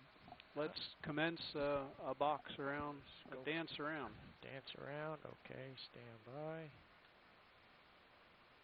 Let's get a little bit more auto altitude here. All right, I'm going to put in a ship move for you guys. Now, is this the same box as Yeah, before? same box, please, yeah. Okay. 270, 0.2 knots, 30 meters. When you're ready. Hi, everyone. This is the Okeanos Explorer. We've got about 45 minutes left on the seafloor. As you probably are aware by now, we've spent the entire day doing checkout of various systems on the Deep Discoverer ROV. This has been a very convenient place to do that.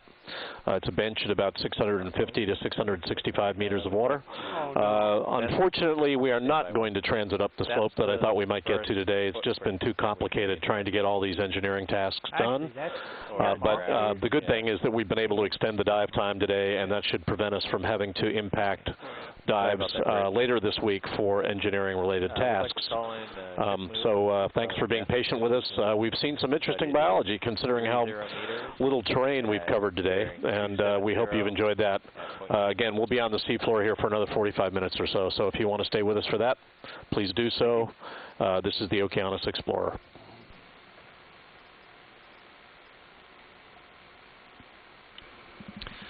This is Jesse Ausubel back with you from Rockefeller University and Woods Hole Oceanographic Institution, co-lead on the scientific team with Jamie Austin, who's been guiding us through most of the day.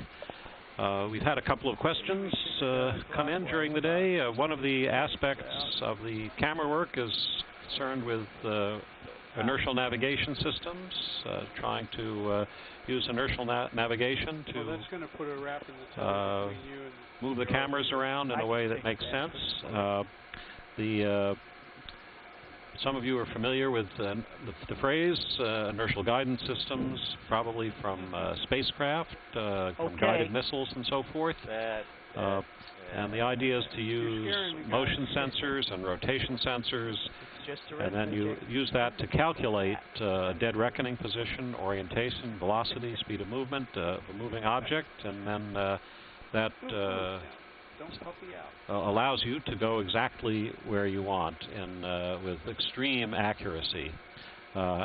Accuracy matters, of course, because we're moving around a 9,000-pound vehicle, the Deep Discovery, and we're moving it around inside canyons with steep walls and over obstacles like rocks, and you don't want to navigate a 9,000-pound object worth several millions of dollars and miss. Bangs, bumps, falls can be very, very costly mistakes. So precision really counts, and also just the exact locations matter. The Earth is finally pretty big, and if you want to revisit some place that you've been, you want to get exactly there. You don't want to, even if you're 10 or 20 meters off, if you're trying to find some particular site, whether a shipwreck or a forest of deep corals, that matters. So recording positions exactly, moving vehicles that take images exactly is a pretty important thing. So some of the work today has been directed at calibrating these inertial navigation systems, so the Deep Discovery can move around and do things just exactly right.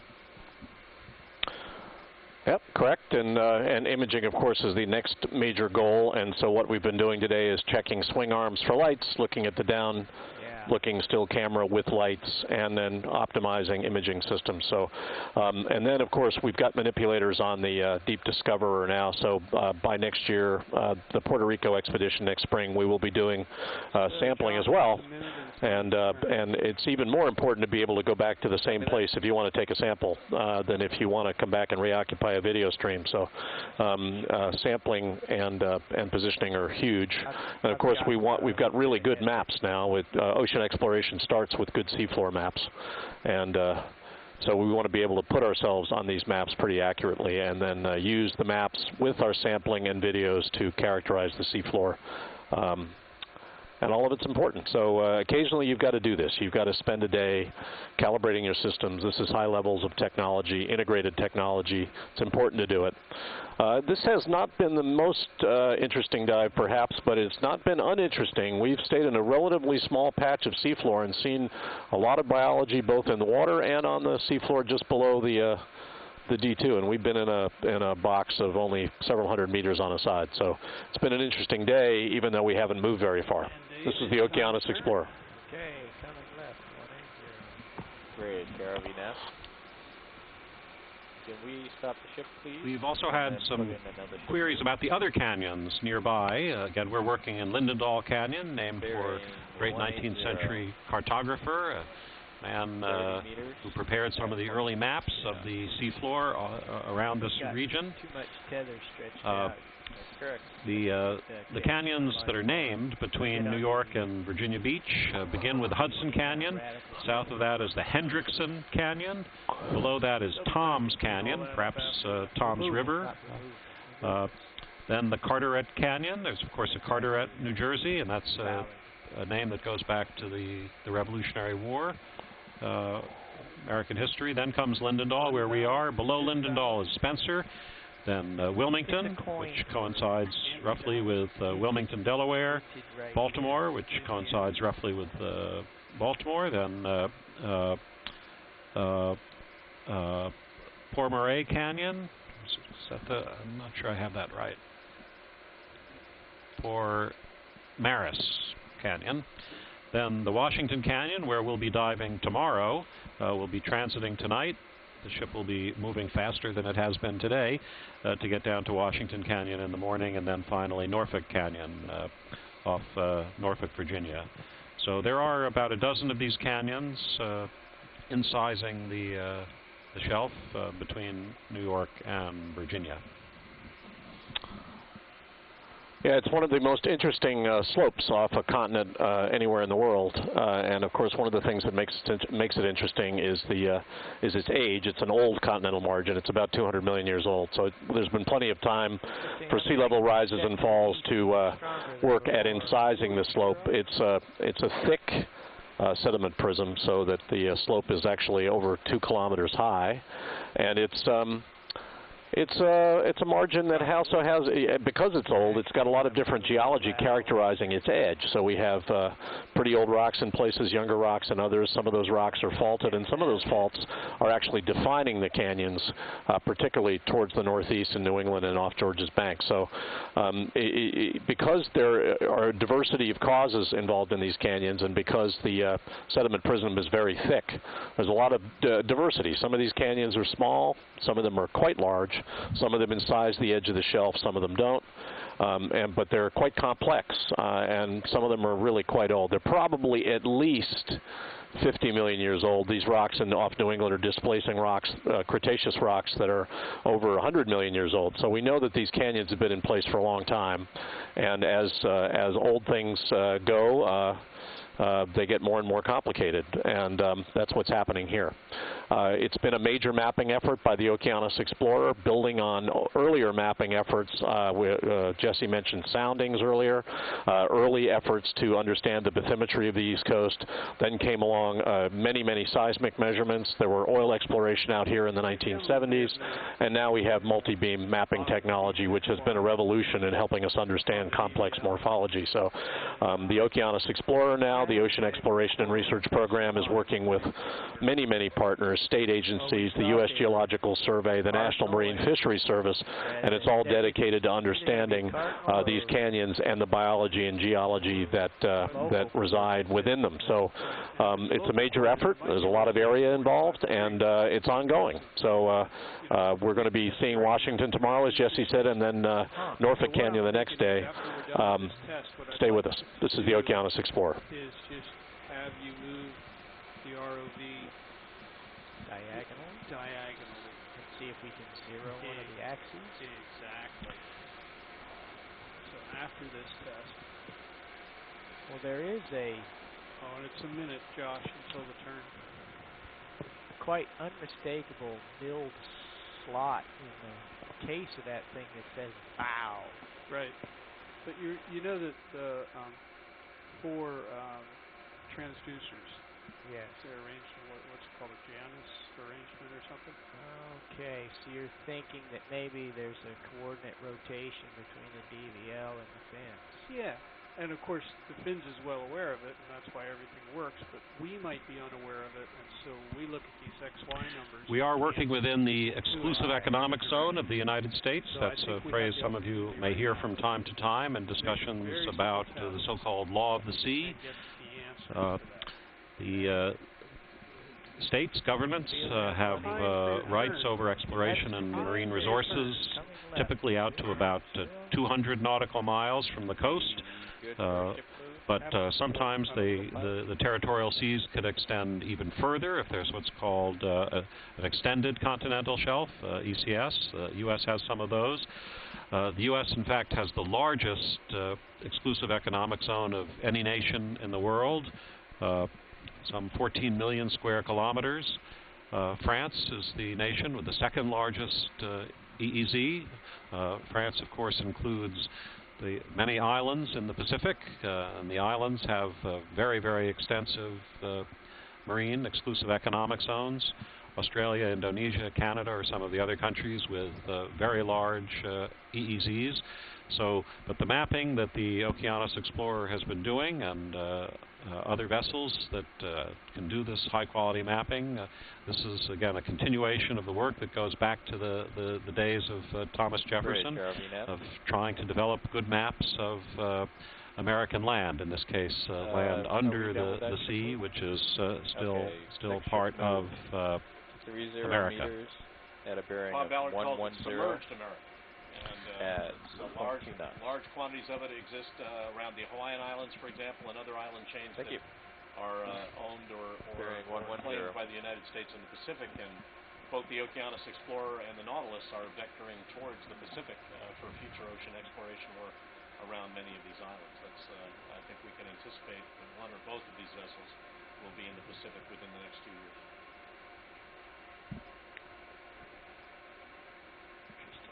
S-shaped fish.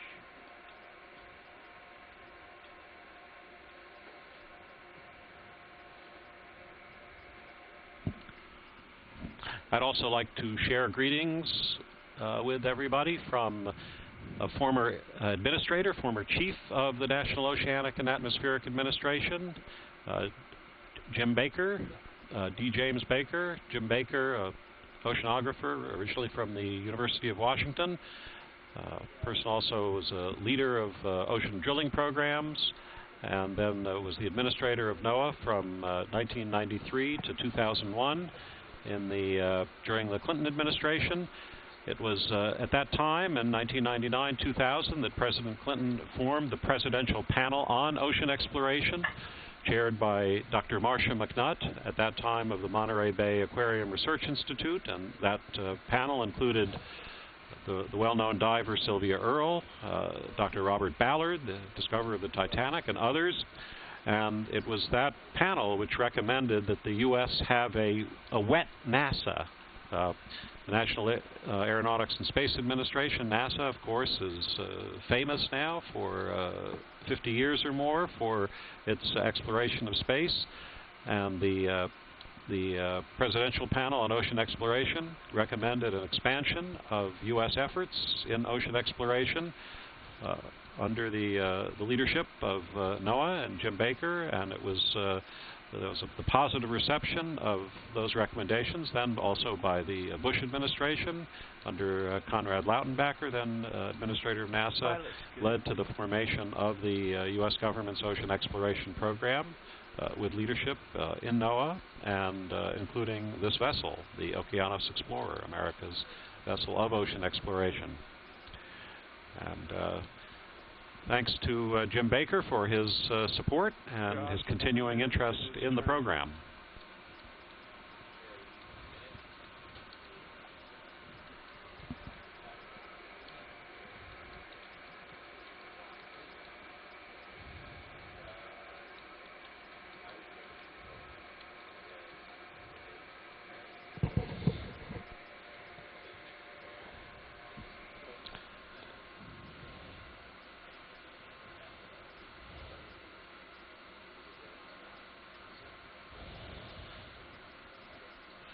Those of you watching the videos see a lot of crabs. Obviously, whatever is falling from in the water column is to the liking of these animals. Dave, it's about time for your turn. Coming left to 000. And Brad Stevens has told us that this is a commercial species that is harvested in water depths between 500 and 700 meters. So we've seen a fair density of these, which must be near the lower limit of their harvestable range. We're in 665 meters of water here. That would be pretty deep water for commercial harvesting. So I think that most of the fishing activity here, at least ground fisheries, are in the 500-meter range and not a lot deeper. We purposely stayed seaward of 500 meters because there is also a fair bit of fixed gear, fishing gear, and near the heads of these canyons in those water depths from the edge of the shelf in, 130 meters or so down to these 500-meter depths. So we've stayed seaward of that. Got a lot of fishermen around us though all day.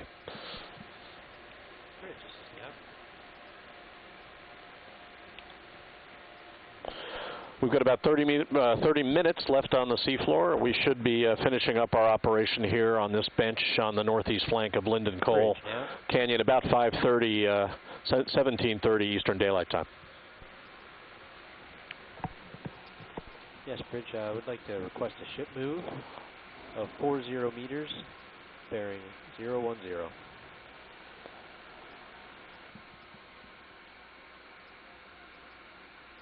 Some messages have reached us during the day from friends of the program around the United States as well, from some schools, from some people in the New York area watching, and Washington, D.C.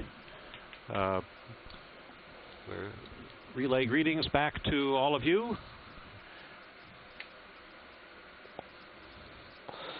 Jesse apologizes for not being more attentive to his co-op duties in New York City. For those of you who are his neighbors, he has an excellent excuse. I'm willing to give him a written excuse for why he has actually been recalcitrant in getting you his feedback on whatever issues are facing your building.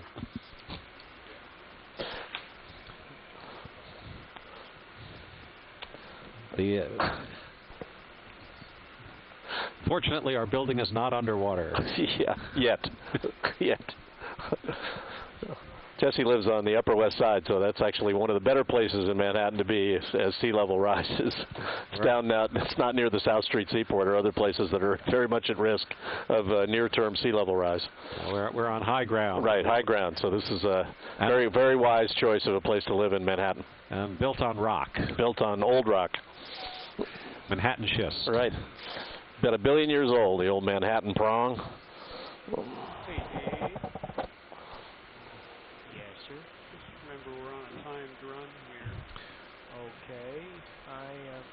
Some quite large, deep burrows there in the soft sediment. Slow down. Okay. Pushing ahead.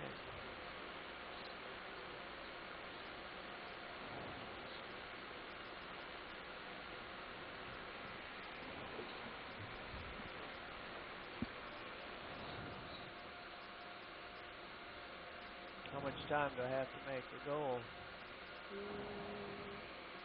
Minute and a half. I need to go much faster. What are those, 1 meter? How did that happen? Actually, a good quality of light now at this angle. There's a nice kind of spectrum of blues in the upper left of the screen. Yeah, it often happens when we're tilting. The vehicle's moving a little faster, and we actually move our lights a little bit more ahead of the vehicle, and it gives us more of a grade. Rather than slowing down and looking a little bit more down with our cameras, we look a little bit further ahead. See how many crabs there are on the seafloor here, though.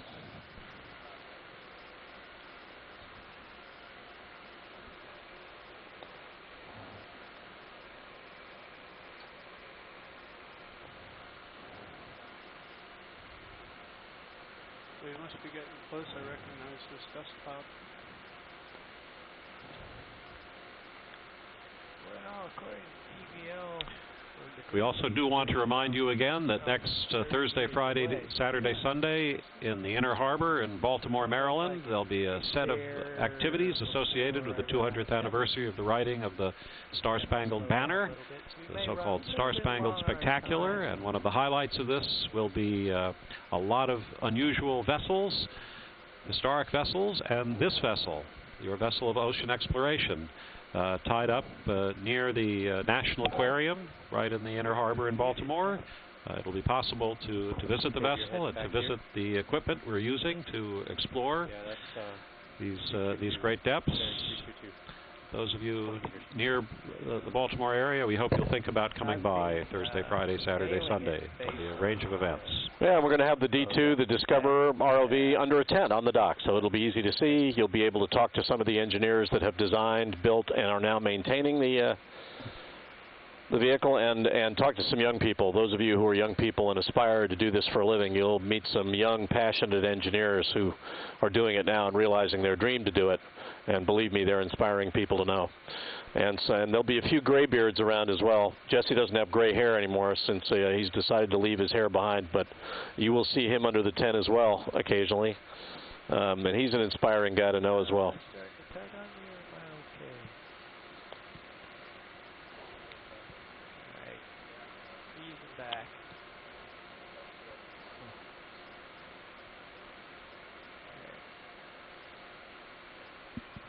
Now that looks like it might be a spider crab in the foreground now, a different species. Most of these look like the red crabs, but was that a spider crab? I think they're all chase young crabs. I think there's a color difference between the males and the females, I think.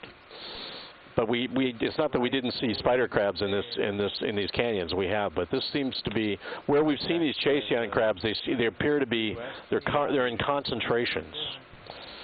And we saw a lot of mating pairs when we were working in this area in August, and that may still be going on. I think they saw a mating pair earlier today. Our colleague Brad Stevens just wrote in from. We use abbreviations in our event log, our scientific notebooks for what we see, and the abbreviation for a red crab is CRARED. Craw red. Craw red, multi, meaning more than one. So we're on the money here. I don't think we've seen any crabs other than Chaseon crabs today. At least not when I've been in the control van.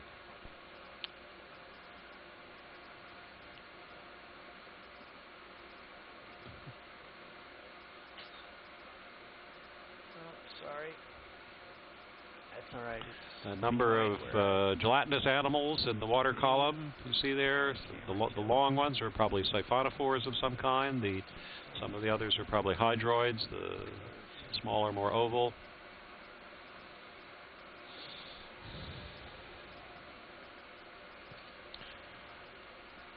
Now, Jamie, it looks like there are some lines in the sediment. Well, there. I believe it's an area on which the D2 is set down before. Okay. So I think we're looking at former skid marks.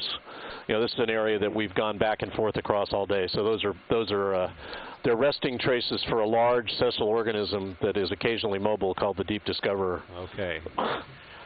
Our own footprints. That's right. You know, we have gotten excited occasionally and then realize that we're looking at our own footprints in the sediment. So I'm pretty sure that's what we're looking at there. The Deep Discovery itself has no DNA. It's not a living organism, right. although it sometimes behaves like one. There are times when I think we think it is a living organism. That occasionally goes off on its own. An interesting fact that some people are not aware of is that there is quite a lot of DNA just floating around in the seawater. DNA is a very tough molecule. And so, of course, it has to be, to be the molecule of life and to have survived all these hundreds of millions of years and achieved all the recipes that it has. So when organisms decompose, there's free DNA that's left from cells that that is in the water column and in the sediments. So if you were to take some of the water or take some of the sediment, you could get the DNA out of it, and in some cases, on the basis of that DNA, you could identify the animals that were here in the past, that lived in the sediment in the past, or that traveled through the water column at one time. And of course, this was the root of Jurassic Park. The notion was that you could actually preserve genetic material through tens of millions of years in a rock like amber. Actually pull dinosaur blood out of a mosquito preserved in amber and actually regenerate the dinosaur. That was the entire basis for Michael Crichton's book, Jurassic Park. And it's not so far removed from reality because they are talking about reintroducing extinct species now. In fact, there was a big article in the Martha's Vineyard Gazette not too long ago about reintroducing the heath hen. The last surviving heath hen in the world lived on Martha's Vineyard and died in 1932, and they're now talking about taking its genetic code and reintroducing the heath hen into Martha's Vineyard. It is a topic of some controversy, of course, since people aren't sure that's actually a good idea, but it is being discussed. And so what Jesse's just talked about is now being extended to the point where we might actually look at organisms that are gone and ask the question whether or not we have the technology to reintroduce them through procedures related to the toughness of DNA. There is a group called Revive and Restore, which is interested in trying to use DNA that's from organisms that have gone extinct but may be preserved in natural history museums. Good quality DNA, and you can take that DNA and introduce it into the egg of a cousin, so to say. So you could take the DNA of a heath hen and put it into the egg of a prairie chicken, removing the prairie chicken DNA first, and what would grow up would be a heath hen, we think, at least, and you could breed it that way for several generations, and after 3 or 4 generations, you probably would have something that's very, very close to the original heath hen. Of course, that was the problem in Michael Crichton's book. The DNA they got from the mosquito for the dinosaur was incomplete, so they filled out the codes in ways they thought were appropriate with amphibian DNA, and then they ended up with an interesting organism that looked and acted like a dinosaur but bred like an amphibian. So that created real problems for the fictional characters in that book. But these are the kinds of processes that are being discussed now. Whether or not cloning is a good idea, whether or not re-speciation is a good idea. are social topics with some legal ramifications, but in fact, scientifically, it's looking more and more viable now as time goes on. Well, if you want to get yourself pointed north, then we'll give it a try. But the field of forensic DNA is a big one. Of course, the police are interested in finding DNA at crime scenes, but you can think of all of nature as a crime scene. As Darwin said, nature is red in tooth and claw. Everybody's eating everybody else. And in areas where the temperature hasn't gone very high, say above 50 degrees Fahrenheit, chilled soil or the deep sea, DNA does remain quite intact. So DNA, even from hundreds of thousands of years ago, will have stayed pretty much in the right order, so to say. So you can sequence it and learn what species were there. And some very interesting work has been done by biologists. For example, the Danish biologist Eske Willerslev has taken cores from cool soil in southern Greenland and extracted DNA from that, DNA that might have been in feces or in urine or just in flesh that decomposed. And he's been able to reconstruct the ecology of southern Greenland from hundreds of thousands of years ago. And the kinds of deer and rabbits and birds and other animals that actually live there. And that could be done with the seafloor as well. One could take sediment cores and then date the sediment cores in various ways using isotopes, carbon-14, carbon-13. Northeast. And then trying to move 045. Try that. Identify some, obviously not all, but some of the species that might have lived in the particular area of the sea hundreds of thousands or millions of years ago. Populations, of course, are changing all the time. We're used to the idea of the human population explosion, but there are bottlenecks for many populations at one time or another. What's around us today are the recent successes, the animals that have thrived in the recent climate, other conditions. But obviously, in earlier geologic times, the species that were plentiful were different from the ones now. And in the next 30, 50 years, I think ecologists, paleoecologists, people interested in what the landscape was like in the past, will be able to reconstruct quite accurately the animals that were there. Pollen also is used in that way. Pollen falls into lakes, for example, and you can use pollen to reconstruct past ecology, past landscapes. In the sea, we don't have quite so much the equivalent of pollen, but the DNA in the sediments may increasingly play that role. Well, and of course, we're finding out that what we call the deep sea biosphere is by no means restricted to the seafloor. The drilling program, the International Ocean Drilling Program, has begun to document bacterial life, microbial life down hundreds of meters below the seafloor.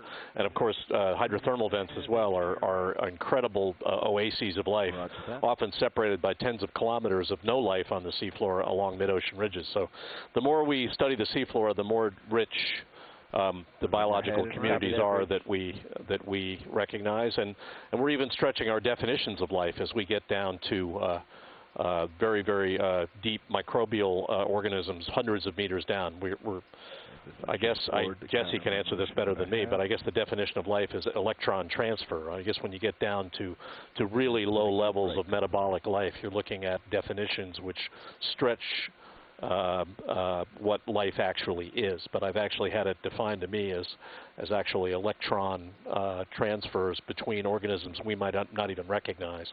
Metabolic rates being astronomically low because nutrition is virtually non-existent, and yet life is there.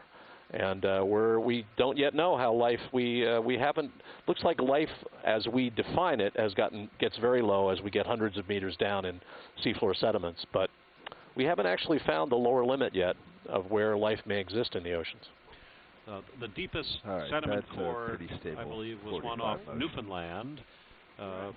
French oceanographer Jean-Claude Sibouet and others recovered sediment that was, I think, 1,700 meters deep. So imagine mud a mile deep, and the mud from the bottom, from a mile under the seafloor, still had living microbes in it. Yeah, and you know, some of this is based on our improved ability to have clean environments where we get these cores, where we're not contaminating our ability to actually assess whether the life exists or not with our own biological material. So, but we've gotten better at this, and our techniques are getting better, and we have a community now that look at these cores with the expressed purpose of trying to assess life in these deep environments, and we're finding life. So it's very exciting.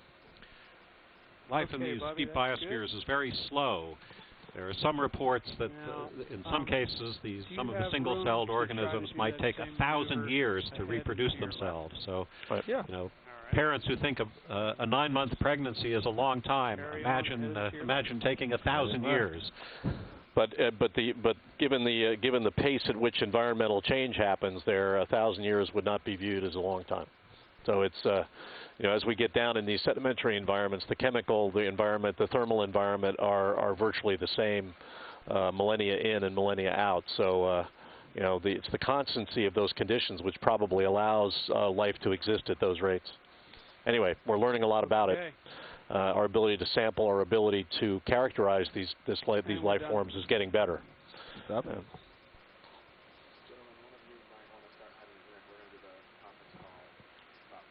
Gentlemen, that completes all of our tests.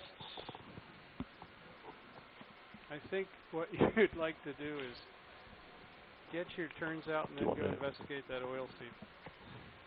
Yeah, I'll go. Right. Well, you guys get your turns out. I'm going to look through the test list to make sure I didn't miss anything here. Keep coming back for more discs. Okay.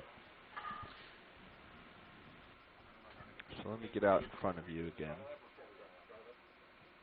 Or at least center on your screen.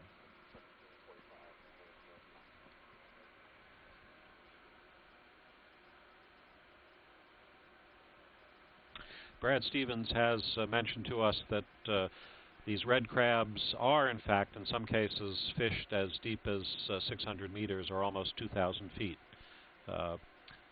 There's, in fact, red crab boats that go out into Norfolk Canyon for multi-day trips. Nor the rotator. Recover these animals. I've been sitting. Really? That's a bonus. I like that.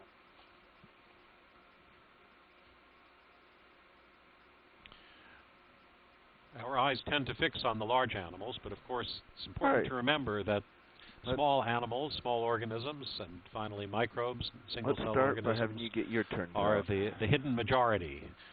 If one sieved all life in the oceans, about 90% of it would be very, very small, the microbial kind of life. Only about 10% of all life in the oceans by weight would be the big things that we normally think of when we think of ocean life, of let's find your crabs and larger fish. Tether? Is your tether well below you? Snails and so forth. Yeah, okay. Looks like Guys, we've just stirred up some sediment on Thank the you so much. seafloor with the movement of the Deep Discoverer. Go have a little dinner. Thank you, test lead.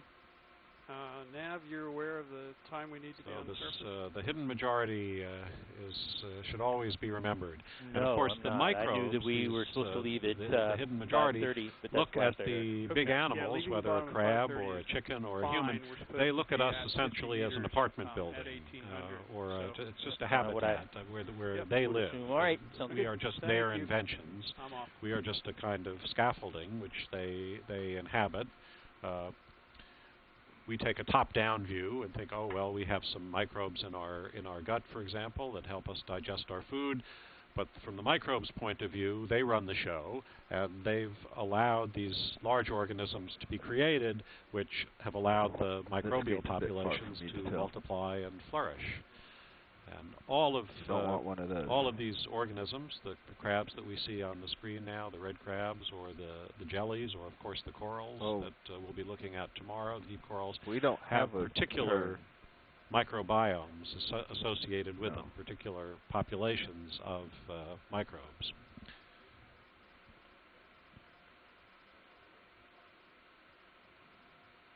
Chris.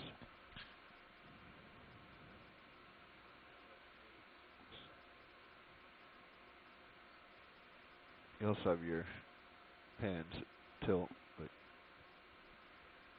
So a blue whale, the largest organism on Earth, from the microbes' point of view, it's it's like Versailles Palace, or it's the largest house they built.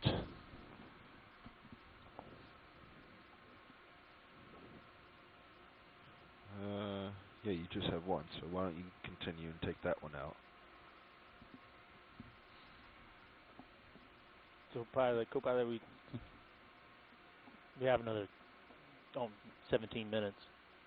I don't know if you want to do anything with it, but we definitely don't want to be early. The microbes, of course, do a lot of the hard chemical work, too, the crucial chemical work of taking nitrogen in one form and making it into another form that's available for energy.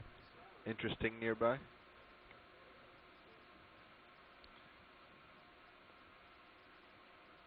Might as well look around. There's a school of thought also that some of the microbes that like hydrogen and like methane, natural gas in particular, which is CH4, munch away on the H's in these hydrocarbons, and they thus leave behind oils. So you could start with natural gas and some microbes, CH4 and some microbes, and if they ate some of the microbes, ate some of the H's, you could end up with CH2, which is oil, kerosene, jet fuel.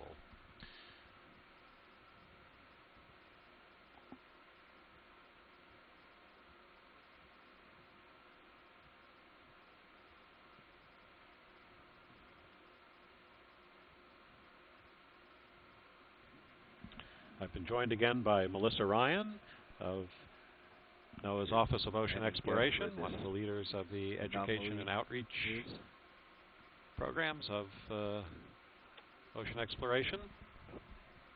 No, I see a bunch of snow. We're coming to you from the Okeanos Explorer in the Lindenkohl Canyon at a depth of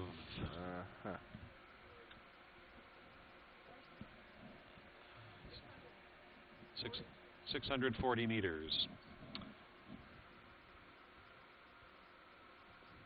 We started the dive at about 8:15 this morning. Main purposes of the dive have been to test various new features of the cameras and the devices that carry the cameras around. For example, the ability to create photo mosaics of lots of still pictures that we would take using strobe lights every 4 or 5 seconds. And the ability for the remotely operated vehicle also to move on its own in ways that would follow tracks that would accomplish particular valuable paths and trails. Video, have you gotten to Zoom at all today? Yeah, we got to practice some video. All right, let's do it. And I have a sense from the people here in the control room. Go ahead. The camera experts, the optical experts. There we see a crab happily resting in the sediment.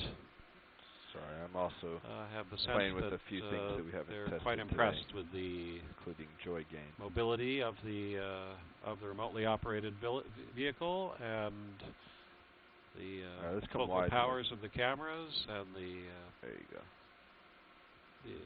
The effectiveness of the lighting. So this bodes well for future. All right, why don't you future cruises, future expeditions, future tracks. As mentioned, we'll be in Washington Canyon tomorrow, and then the following days there's a wonderful close-up of one of the red crabs, and then that's probably. Can we put the laser lights on that to measure the size of that crab? Co-pilots, I think they want lasers. Co-pilot lasers, please. probably about 6 inches across, I would guess. Yeah, here are the laser lights. That's 10 centimeters. 10 centimeters is about 4 inches, so the total width of the animal would Go be all the way 6 or 7 video? inches. You don't want to spend a whole lot The of main time part of the body on this is guy, about but 4 enough inches. to let you play.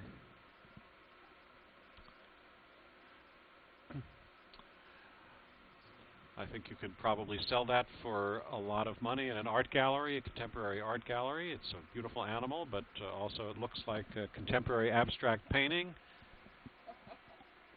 The crab is gesturing to us, so you can see just the fantastic resolution of the cameras that the engineers have developed.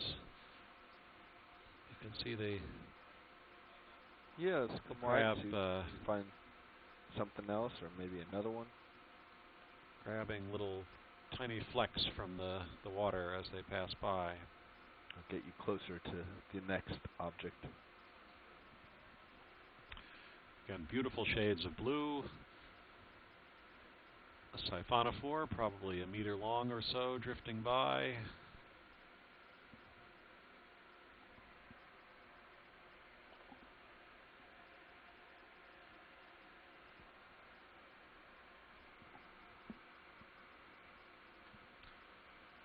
So as mentioned, we'll be in the Washington Canyon, then we'll be down in the Norfolk Canyon for a couple of dives, Sunday afternoon, evening,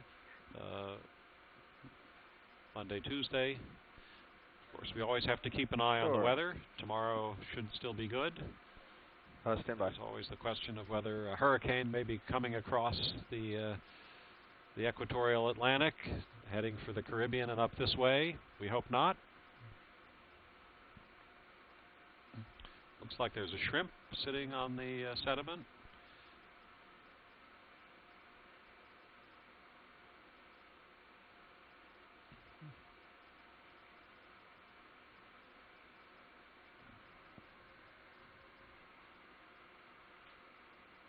Go ahead.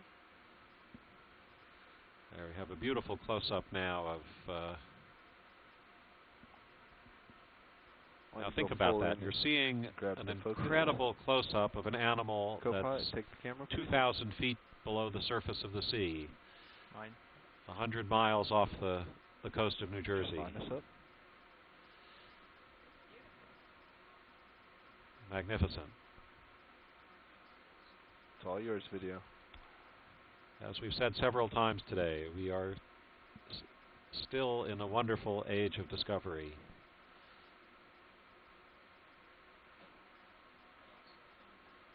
We have sharper eyes than we've ever had before. We can see things we couldn't see, and we have memory. We can store the images. We can store the video. All right, moving on. So, of course, many of the great explorers saw amazing things, so they would make sketches in their notebooks. They would try to describe in words. Let's follow this guy. The richness of the visual documentation in 2014 is just a kind of miracle.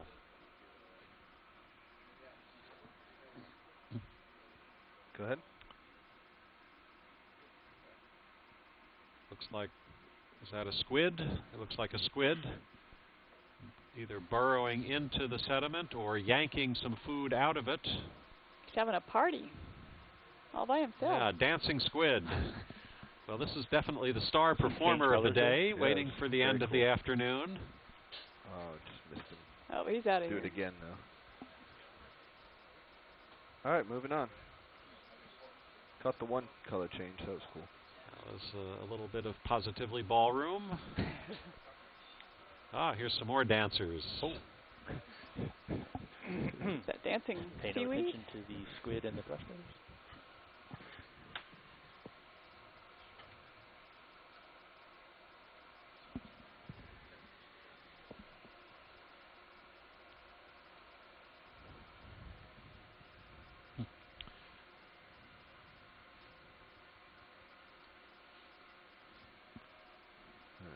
Not going to catch you. Jesse, if you want to go ahead and go grab dinner, Lewis and I can wrap it up.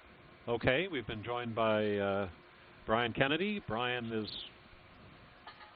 really the person who brings together everything on this ship, and he is the glue.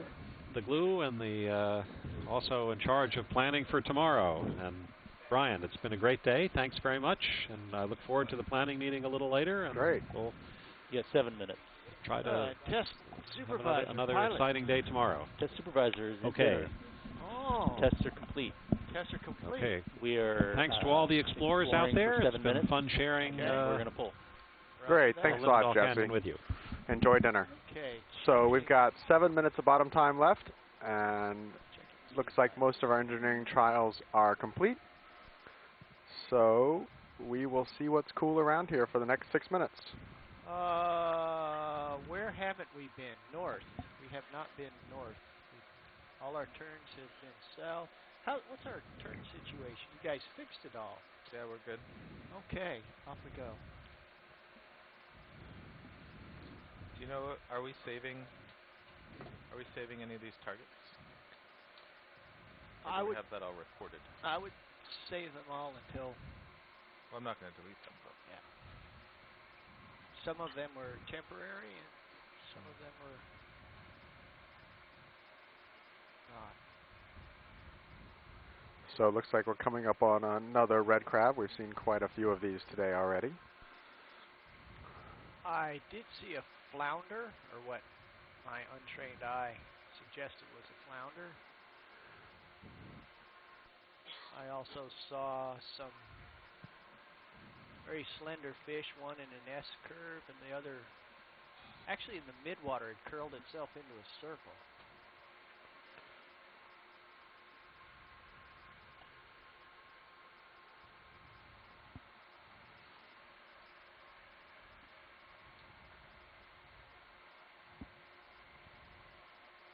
That bottom is just covered in crab tracks. Yeah.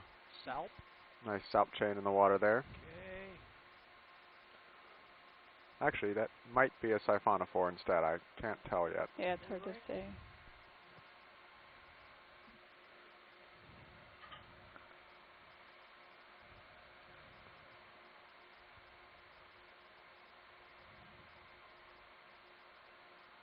There's 3. Oops.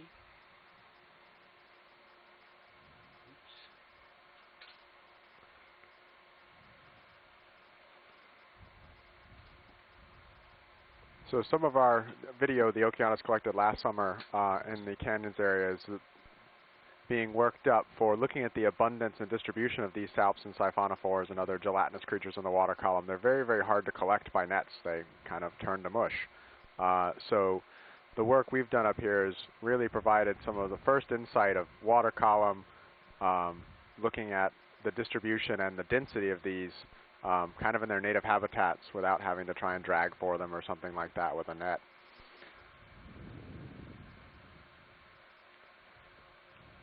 Let's get a partial zoom rolling. If I get any closer, I'm out of the light pool. North or south? No, Jared, excuse me. Hold that, please.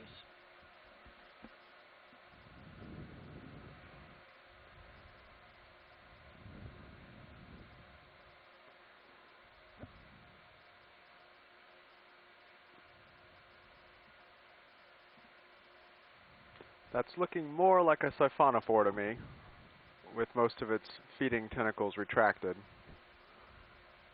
How do you tell the difference? Salps generally don't have the same kind of tentacle structure, so those red little balls, when they're in a feeding mode, will actually extend out.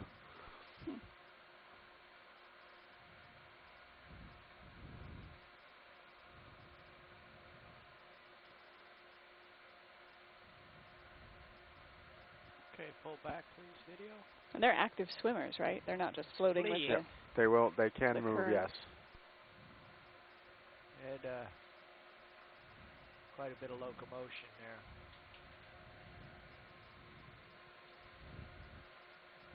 Another one.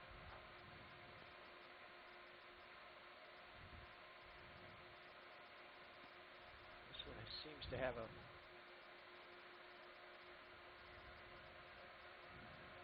much more prominent front end.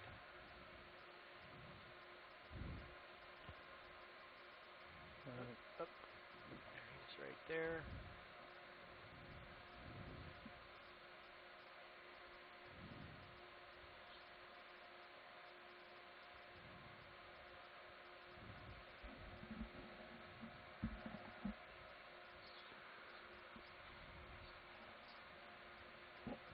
We picked up quite a bit of sediment in our testing, and sitting on the bottom, leaving footprints, and now it is coming off the vehicle as we maneuver.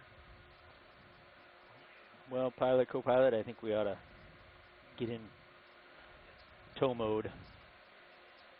Okay. Is the ship going to be heading this way? Yes. All right. So that's going to be the end of today's engineering trials. Tomorrow's dive is going to be in the head of Washington And when Canyon. you're ready, I'll ask the ship to start moving ahead. So the pilots will take another minute here and get set up into tow formation, and then we'll pull off the bottom. We'll Here, have let me the turn, dive planning conference call here in just the next couple of minutes. Let's call it 10 minutes from now at 5:50. We'll have everything set up on stream 3 to see the bathymetry, and we'll start discussing tomorrow's dive in Washington Canyon, and we'll take a cursory look at Sunday's dive in the head of Norfolk Canyon. So thanks everyone for watching at home. We'll talk to you a few more minutes on the sciences. All right. Have a good night, everyone. And I'll request ship start moving forward. I think so. We're just there's see each other. I have a negative turn in. Says here. I have 0. Okay, I have. It's coming out. Is it coming out? No. No. Okay, I gotta go fix that. Just take a second. Yeah. Oh yeah, we were both at -0.5, so I fixed mine, and that put you to -1. Yeah.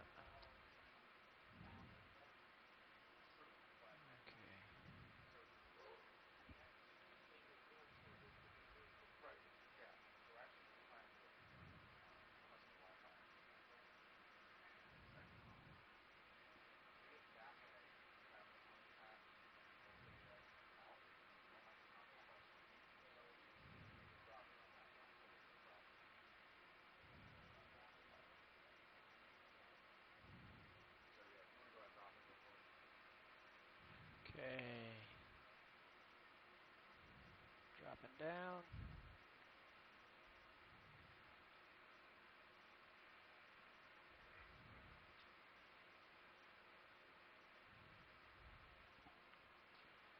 Okay, should be able to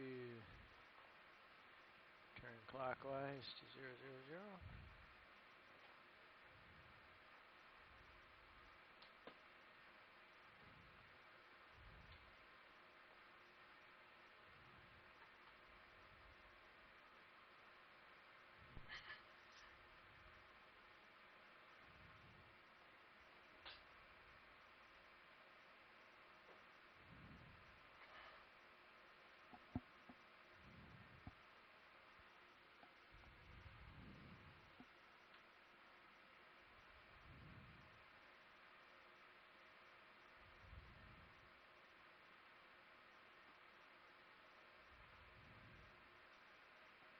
Pushing out.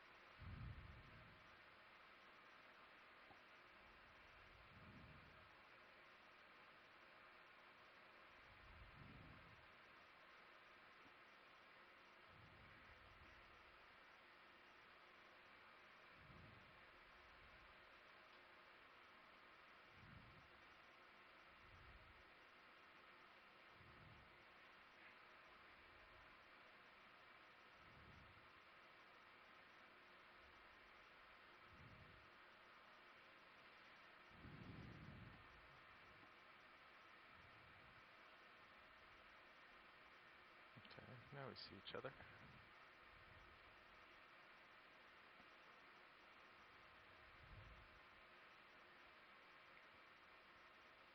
There's a lot of mud back there. Your tether cam. Yeah.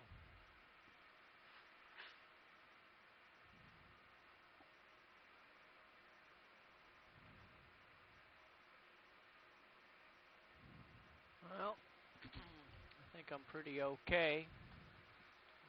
Carl, do you still have an auto head on? I do. take that off.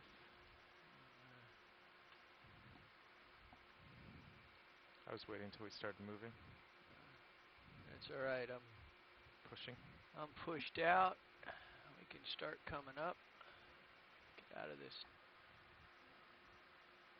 mud bath here.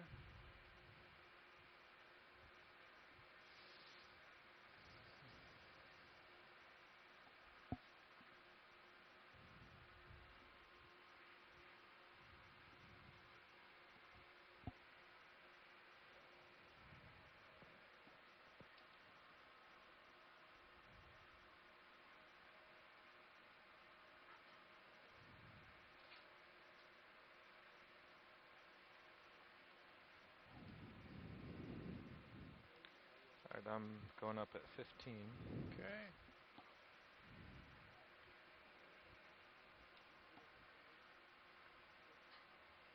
Think we can get the ship rolling.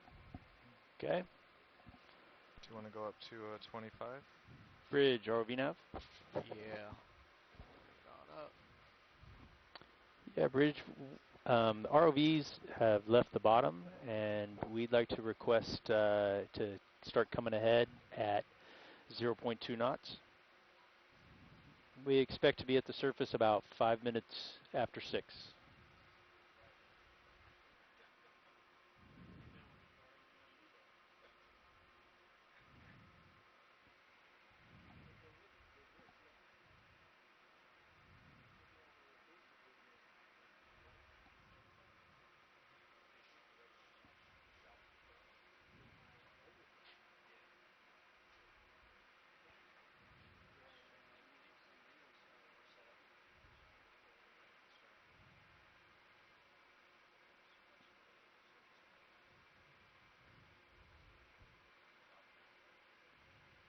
Yeah, definitely getting set to the east significantly here.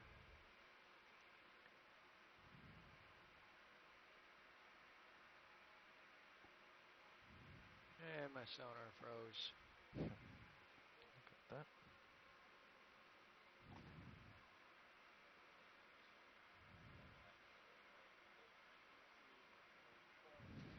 Copy that, Bridge.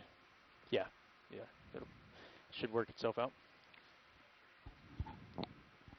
Our delta's up to 16. Do you want me to slow down a bit?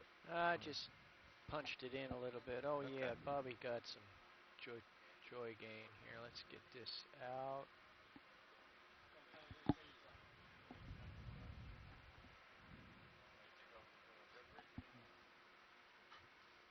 Sure. I'll go out on deck. I don't have to go to the science meeting.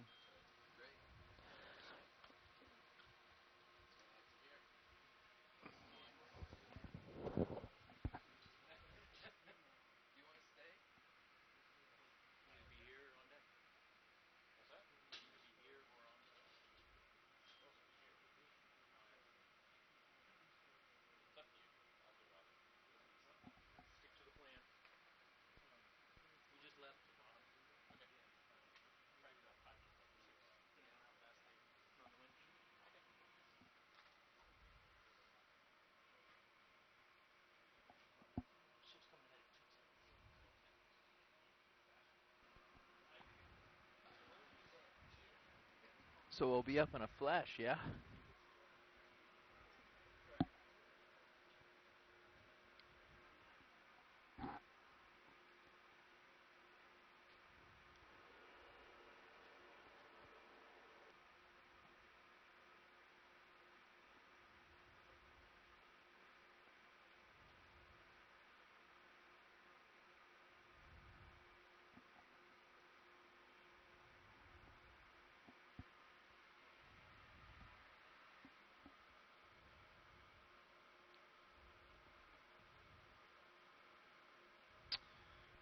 So what's our condition? Do we need to stow anything? We usually do all that before we leave. Yeah. But I guess it'd be good to take a look around and make double sure. The drawer looks in. Where is